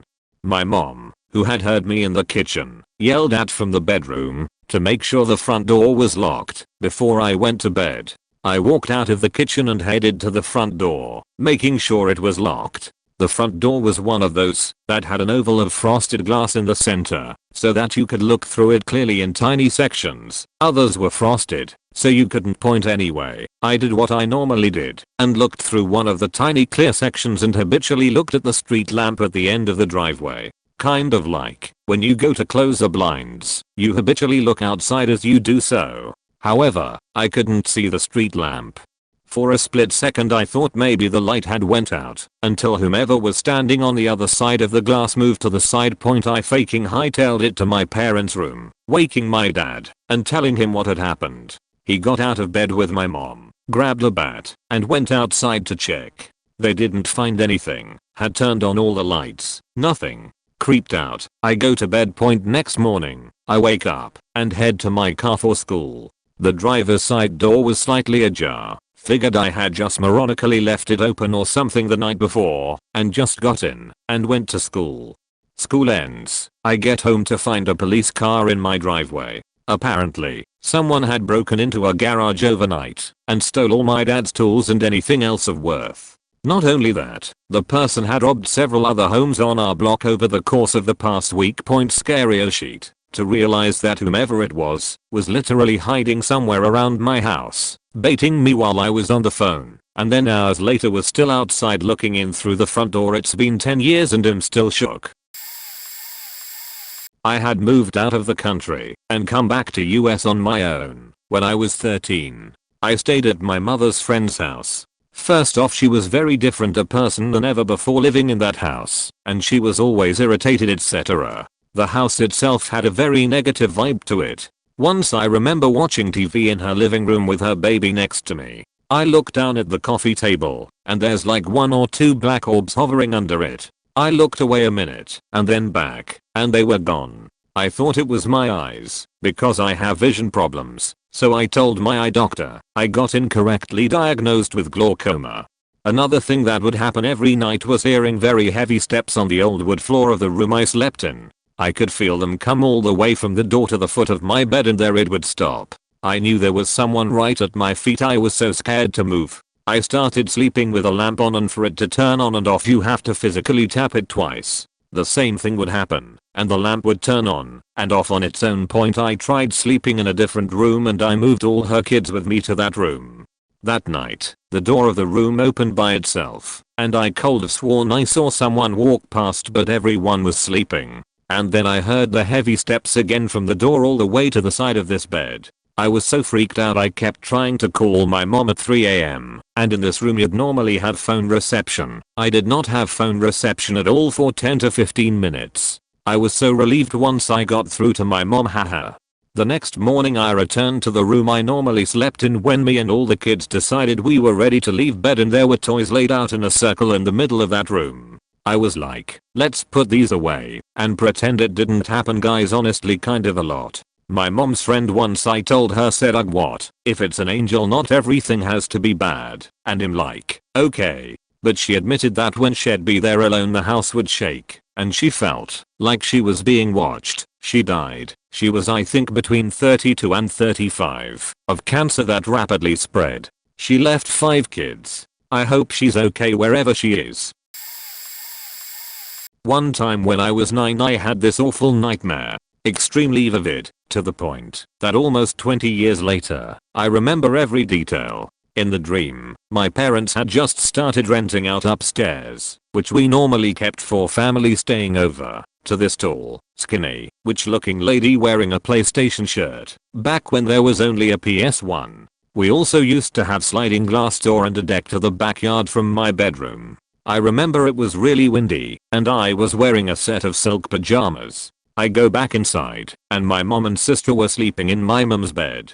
But it was slowly becoming a more dark red, and I pulled the blanket, and saw they had been butchered down. Then I turned around, and the tenant lady had grabbed my right forearm, and dragged me for miles to an aquarium where I watched my dad get impaled with a giant hook through the neck, kind of like how it was in Ghost Ship. Hadn't seen the movie until I was 14. Then the next thing I know, the tenant lady smashes me in the face with a digital clock and it read 4:13. I woke up, ran up to my parents screaming and crying, and I sat on the couch with them. My dad is normally up really early for work, but my mom normally wasn't up. She just couldn't sleep. She sees my arm and I have a handprint on my right arm where the tenant grabbed me and dragged me. I then look at the clock on the cable box, and it was 4:13. A few years later, my parents remodeled the house. I begged them to close off the sliding glass doors and get rid of the deck because of the nightmare. They did. A few years after that, my parents started renting out the upstairs to tenants and they allowed me to take part in who they rented out to. Eventually my dad was renting to his recently divorced friend, and his girlfriend looked exactly like PlayStation tenant lady. She had caused so many problems I didn't sleep for the whole time they lived in my home. Literally, the cops were called by neighbors on her almost daily, and we had to take her to court and get the sheriff to come by to evict her. Woman caused so many problems. She accused each family member of breaking into the apartment, stealing things, taking pictures of her while she was in bed, all sick things that never happened. And after she left, the one thing she didn't pack and was left behind was her PS4. I also still have the handprint mark on my forearm. Note, typing this on mobile, so pardon any typos. When I was between 6 and 8 years old I had a lot of strange visions involving aliens. As in seeing your typical tall grey, but at strange moments whose context made no sense. I once found myself watching the TV, but noticing that the environment was too clean, too white, like everything had intense indirect, diffuse lighting. I watched the TV expecting a show to be on, but it was black. I kept watching, while noticing the room I was in felt wrong, and continued to feel more wrong every second when the picture on the TV changed. The blackness was the eye of a grey slowly zooming out, to show its entire face. When I realized what it was, I felt that it noticed me and turned to look me in the eyes, at which point I turned around and ran toward the front door of our house yelling for my mom. When I got to the door I noticed it was already open and bright white light was pouring in, much too vivid to be real. I remember standing frozen, just watching this bright light and thinking about how fake it all seemed. When I woke up, I found myself laying on the floor in the middle of our living room. Completely naked except for a single blanket, the one I slept with, laid carefully over me. Laying next to me was my dad, also laying with a blanket over him. He appeared to be laying in the same position I found myself in when I woke up, arms to the sides and legs straight, and laying on his back, as if standing at attention, but laying down point. He woke up bewildered when I shook him, looking around. His only words were, "I guess the girls kicked us out," implying my sister and mom kicked us out of our rooms due to snoring. After asking my mom and sister, they said they had no idea what happened or why, just that they heard loud noises coming from outside that they couldn't explain or describe, or how they had known about without waking up. I've had many other strange encounters involving greys, but everything stopped after I turned 10. I'm currently in my mid-30s. Edit. I'm aware of the juxtaposition of naked kid next to naked father, but it wasn't anything like a trauma-related memory that I've ever heard of. We were both very confused, and when we involved the rest of the family, all four of us decided it was too strange to try to understand, and never spoke of it again. After bringing it up several times since then, nobody knows what I'm talking about. I've told this on Reddit before, but I think it deserves another go round. When my children were still little, I struggled with the fact that moms can't just take a nap whenever the sleepiness hit. The struggle was that sometimes I would nap and everything seemed fine when I woke up, but of course there were as many times where I woke up to bad consequences. So, I'm starting to drift off to sleep in my bedroom while my children were down a short hallway in another bedroom with crayons and coloring books. Everything was pretty quiet when suddenly I heard an angry male voice whisper yell in my ear. I was on my side. "Get up." Immediately my thoughts went to my children, and I had an overwhelming feeling that I faked up.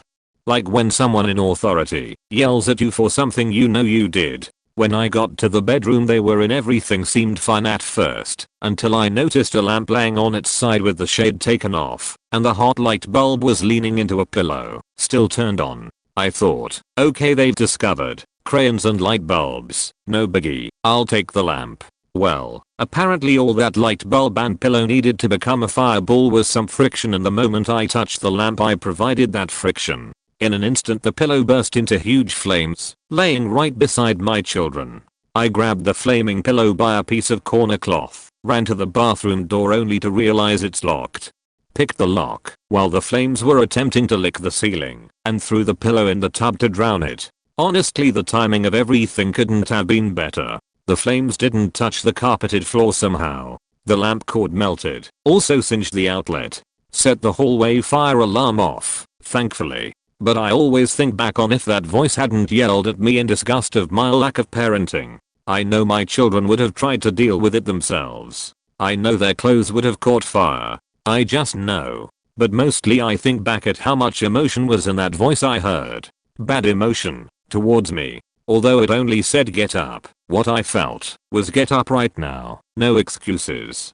No arguing. Just get the F up. Imagine a deep-voiced man walking into your bedroom, but you don't notice him, so he creeps up on you to scare you by leaning in as close as he can to your ear, and then he inhales all the air his lungs can hold, and with the loudest whisper a person can do, he screams, "Get up." I'll never forget it. I don't think I should ever forget it, because I deserved the harsh judgment. But I also felt some love. Like, whoever the man is, had reason to care. Maybe family or something.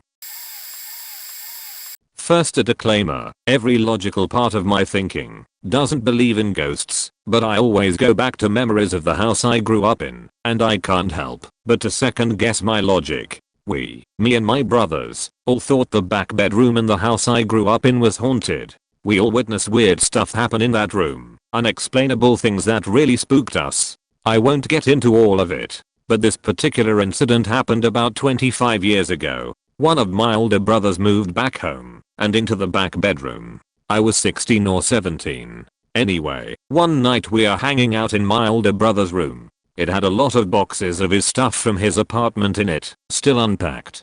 We started talking about the bedroom and scary shit that had happened there when we were growing up. Neither one of us were really getting spooked, just having fun reminiscing. A little backstory. This was my maternal grandparents' house. They raised us because my real mom and dad died in separate car crashes years apart. My adoptive dad, grandpa, built most of the house by hand as it was originally a 50-year-old, they estimate, log cabin when my grandparents purchased the house in the 1950s. My aunt told us stories about the back bedroom too, and how it also spooked them and their friends, and she told us about a particular spooky night involving her friends and a Ouija board. Just typical friends scaring friends with a Ouija board stuff. Anyway, back to the story point. So I ask my brother if he thinks that the bedroom really was haunted, or was it just us being stupid kids with overactive imaginations? If it was haunted, why? Is it because the Ouija board? Does he really think something was summoned back then and trying to communicate with us? Right after I asked him that question, a phone started ringing, which scared the holy hell out of both of us. Scarier still, the ringing was coming from one of his boxes of stuff. We locate the box that the ringing is coming from and the phone that is ringing. A cordless unplugged phone, sitting in his box just ringing. I pick it up and try to hand it to him. He looks too scared to answer.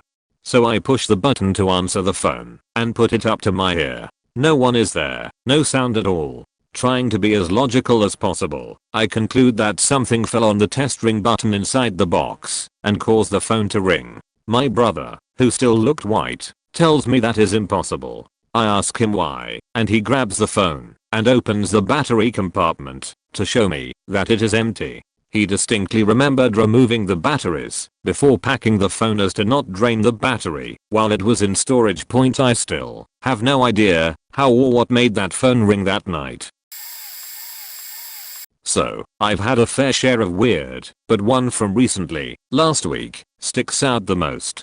So I was staying at a friend's house in Calgary, and it was a little boring staying inside all day, so I usually just go on Apple TV and open Netflix. But I had a thought. I remembered that I wanted to visit a haunted attraction in another city, but I never had the chance. So I looked up some in Calgary. Sure enough, a list comes up saying something like 9 most haunted places in Calgary, and I go through the list and multitask on my phone to Google Map it and see how close any of them are. So the closest one was Stephen Avenue, Bank of Nova Scotia. I think it's a bar now. It was too late to go, so I waited until the next afternoon, at which I left around 3 or 4 with my friend's dog.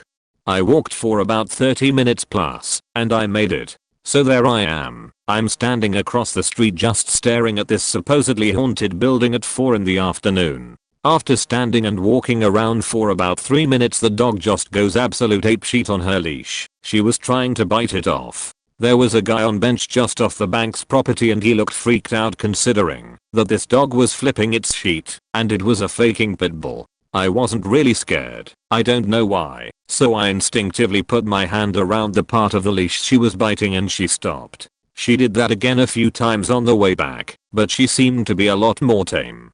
Flash forward, later that night I snuck out to back and see the place around 3 in morning, 12 hours later, and went back to see if it would be more active. I stood around for 6 to 7 minutes straight, and nothing happened besides me getting this weird chest feeling. Then I back up on the street to get a better view of the top 3 windows. I look for another minute, and then suddenly, like out of nowhere, I notice this faking white face just got him floating in the middle window. It was pretty small in my vision. It had some distance from the window, and it was shifting to my right slightly, and the strangest part was that after I saw it, minutes after I saw it, I began to forget its most distinct features. Which is incredibly weird for me. It creeps me the fuck out that I still cannot remember exactly what it looked like. But I remember that the white face was grinning, so after not being sure whether I just imagined it, I wanted to see more. So I opened my phone and looked up a more popular attraction, the Dean House. It was all the way across downtown Calgary, so I decided that I'd walk it. It took me about 30 minutes to get there, and the entire time I was just thinking about why it was haunted. There were murders and suicides there, so it had to be a good spot. So this time around, I was a little shaken up and more prepared if anything happened.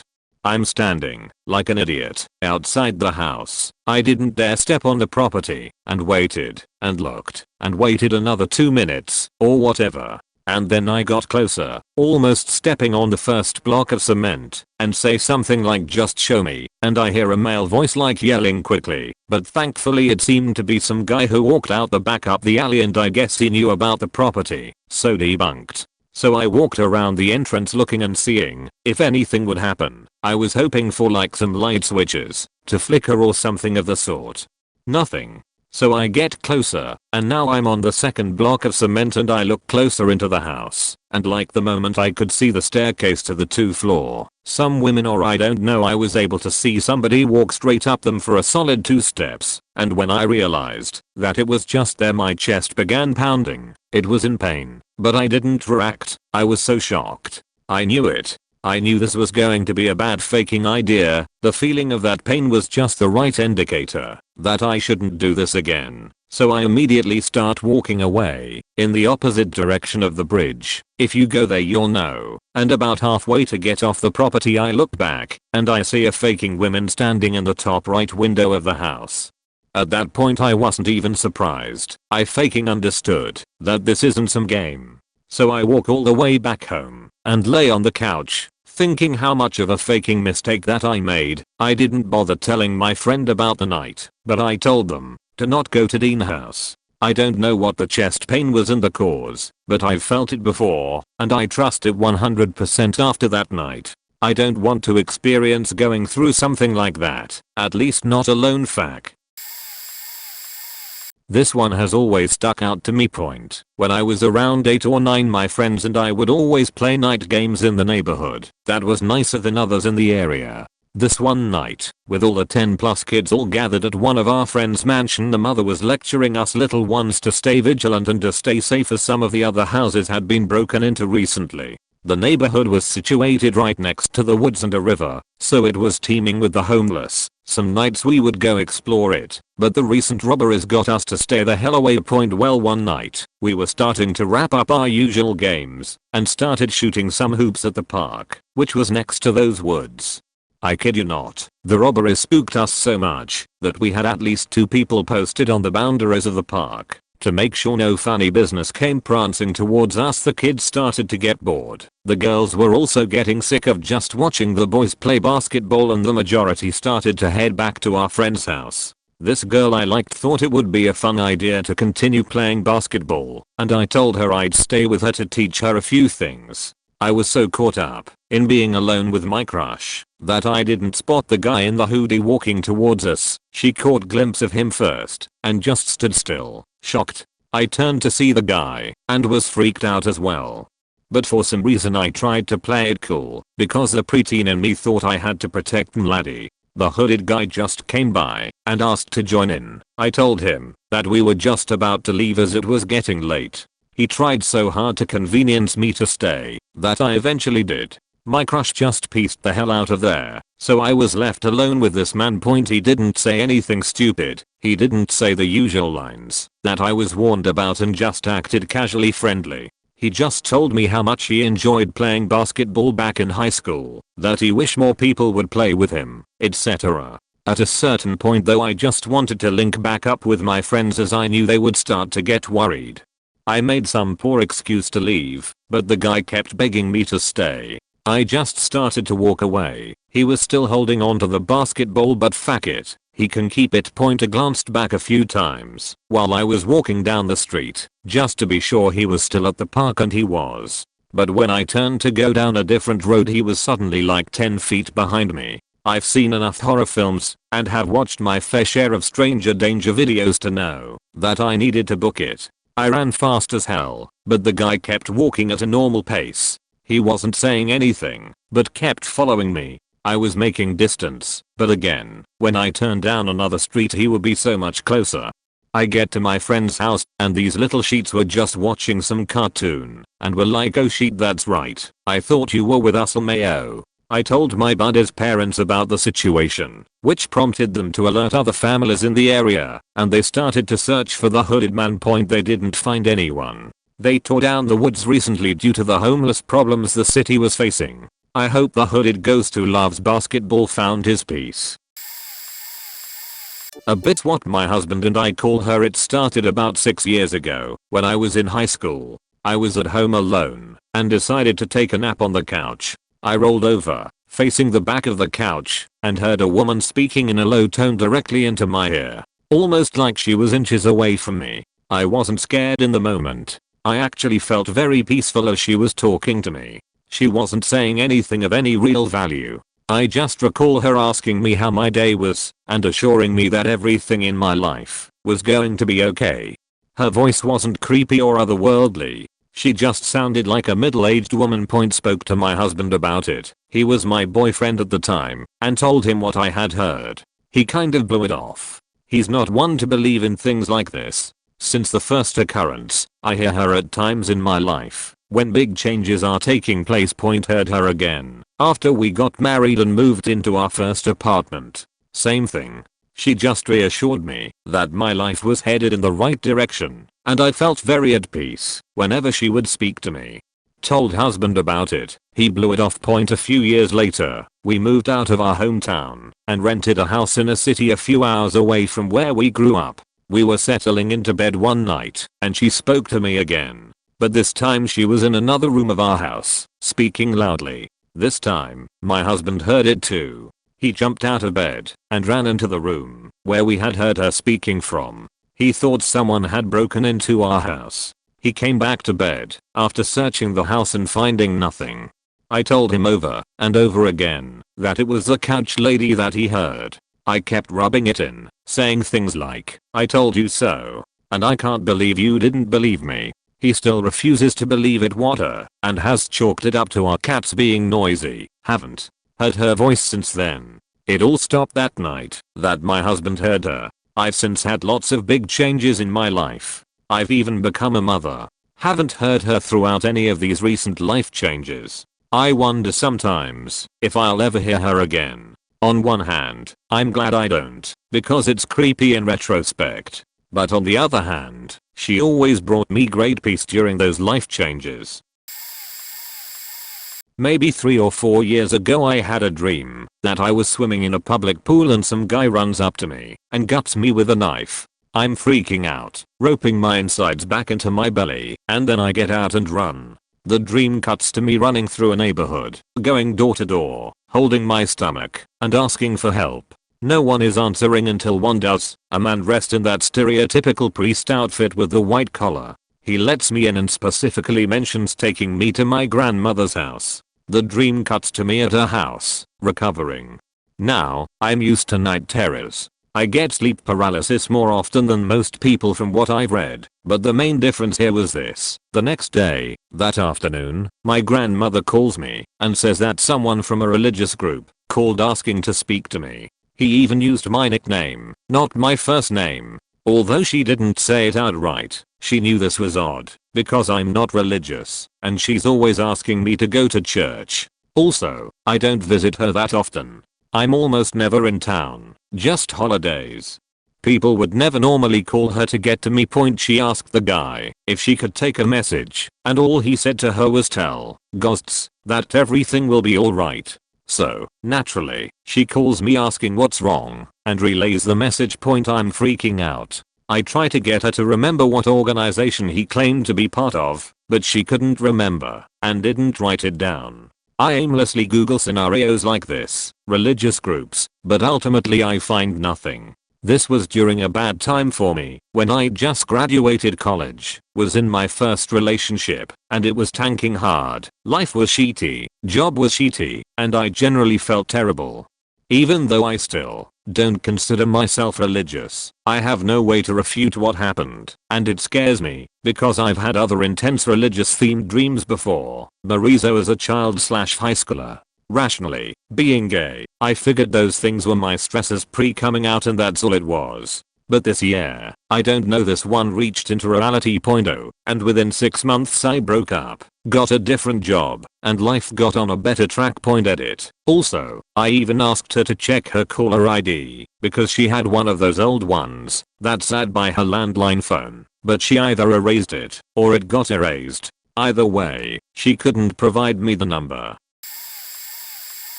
My mom bought a house in about 2007. It had a sub-basement then a basement, where you have to go down 2 half flights of stairs to reach. Laundry room is down there, and my brother is home alone doing laundry. This is his account, which he still says he remembers clear as day and talks about sometimes. From the window, which is at ground level, looking to the side of the house, where you get to the backyard from the front, and is blocked by a gate, my brother sees some black dress shoes walk past towards the backyard. He's suspicious someone is trying to intrude as the gate is supposed to be locked. He goes out to the backyard from the sub-basement, no one's there. He runs to the side, where the gate is at the end of a long hallway to the front of the house, and sees someone standing on the opposite side of the gate in a red button-up shirt behind the gate, and is confused how he got in. The gate only opens with a bolt that opens from the inside, and is too low for most people to reach over to get to it. The guy turns around and starts walking away. My brother runs to the gate yelling at this guy for unlawfully breaking into the backyard, opens the gate, and the guy turns the corner around the garage moving very slowly with hands in his pocket. He recounts he was wearing khaki dress pants as well, and the same dress shoes he saw while downstairs. My brother chases after him, turns the same corner, and no one is there. Turns out the lady who sold us the house had a son who died in the house, in my room nonetheless. She came over a few days after 10 incident and us purchasing the home to pick up some things she left behind in the basement as she was old and barely had anyone to help her. My brother proceeds to tell the whole family and the old lady what happened to him alone at home. He recounts what he was wearing because it seemed very distinct to him, he said. That is when the old lady told us the story of her son who died in the house. She said he had a heart attack while sleeping and died in his sleep while wearing the same things, a red dress shirt, khaki dress pants, and black dress shoes, because they had come home from church late that night. She recounts happened 30 years before. I'm convinced my childhood home was haunted by creepy child ghosts. We had an unfinished attic area that was eventually finished off into a playroom of sorts, which was connected to the rest of the house through a door in the back of our guest room. My room, of course, had to be the one that shared a bathroom with the guest room. Creepy section of the house, paranormal or not. The guest room had the original wallpaper up with women's designer sketches all over it, not sure why, and mom kept her collection of childhood baby dolls lined up under the window, also not sure why. I'm talking hair falling out, with one closing eye malfunctioning, creepy as hell baby dolls. Old decor, worn out toys, and otherwise empty. Very little use of this portion of the house, unless we had family or friends staying with us. We also had this picture hanging up in that room that my mother was given by my grandmother, a painting of two small girls holding hands. Reminded me a bit of the Big Eyes art pieces, if you've seen those before. Too much meaning to not hang up, as mom has told us many times. I was always mega creeped out by the guest room and the playroom behind it. Had a nightly routine of locking my doors to the bathroom and guest room, followed by a dead sprint to my bed. I would get this unsettling feeling every time I heard some noise that I would swear came from the wall behind my bed, the wall shared with the empty playroom. We lived out in the country. Squirrels or mice or something outside, surely. Fast forward several years. My wife and I were back home visiting family for Thanksgiving. Cousins and extended family are all there. The only other person who understands my uneasiness about the guest room is my brother, although he was lucky to have his childhood room across the house. I've told my wife about the creepy vibe some too, but she thinks it's mostly funny, agreeing that the dolls are terrifying. Wife showers, begins to get ready for the day, unlocks the door to the guest room portion of the bathroom, walks back to my bedroom and grabs my arm, pulling me through the bathroom toward the guest sink. The photo of the two little girls, tilted sideways at an angle, still hanging, with red liquid dripping from behind. To this day, mom claims it was wax on the back of the frame that had melted and was dripping due to hot wiring within the wall behind the picture. I, being the logical and grounded individual that I am, will 100% never return to that room again. Makes me wonder if squirrels/mice were really to blame those many nights when I was woken up by thumping in the empty rooms next to mine. Ring around the rosy, pocket full of posy, ashes. They've since sold the house and moved elsewhere. I'm not even a bit sad. TLDR. Picture of creepy doll girls holding hands bleeds and ensures I will never return to my childhood home again.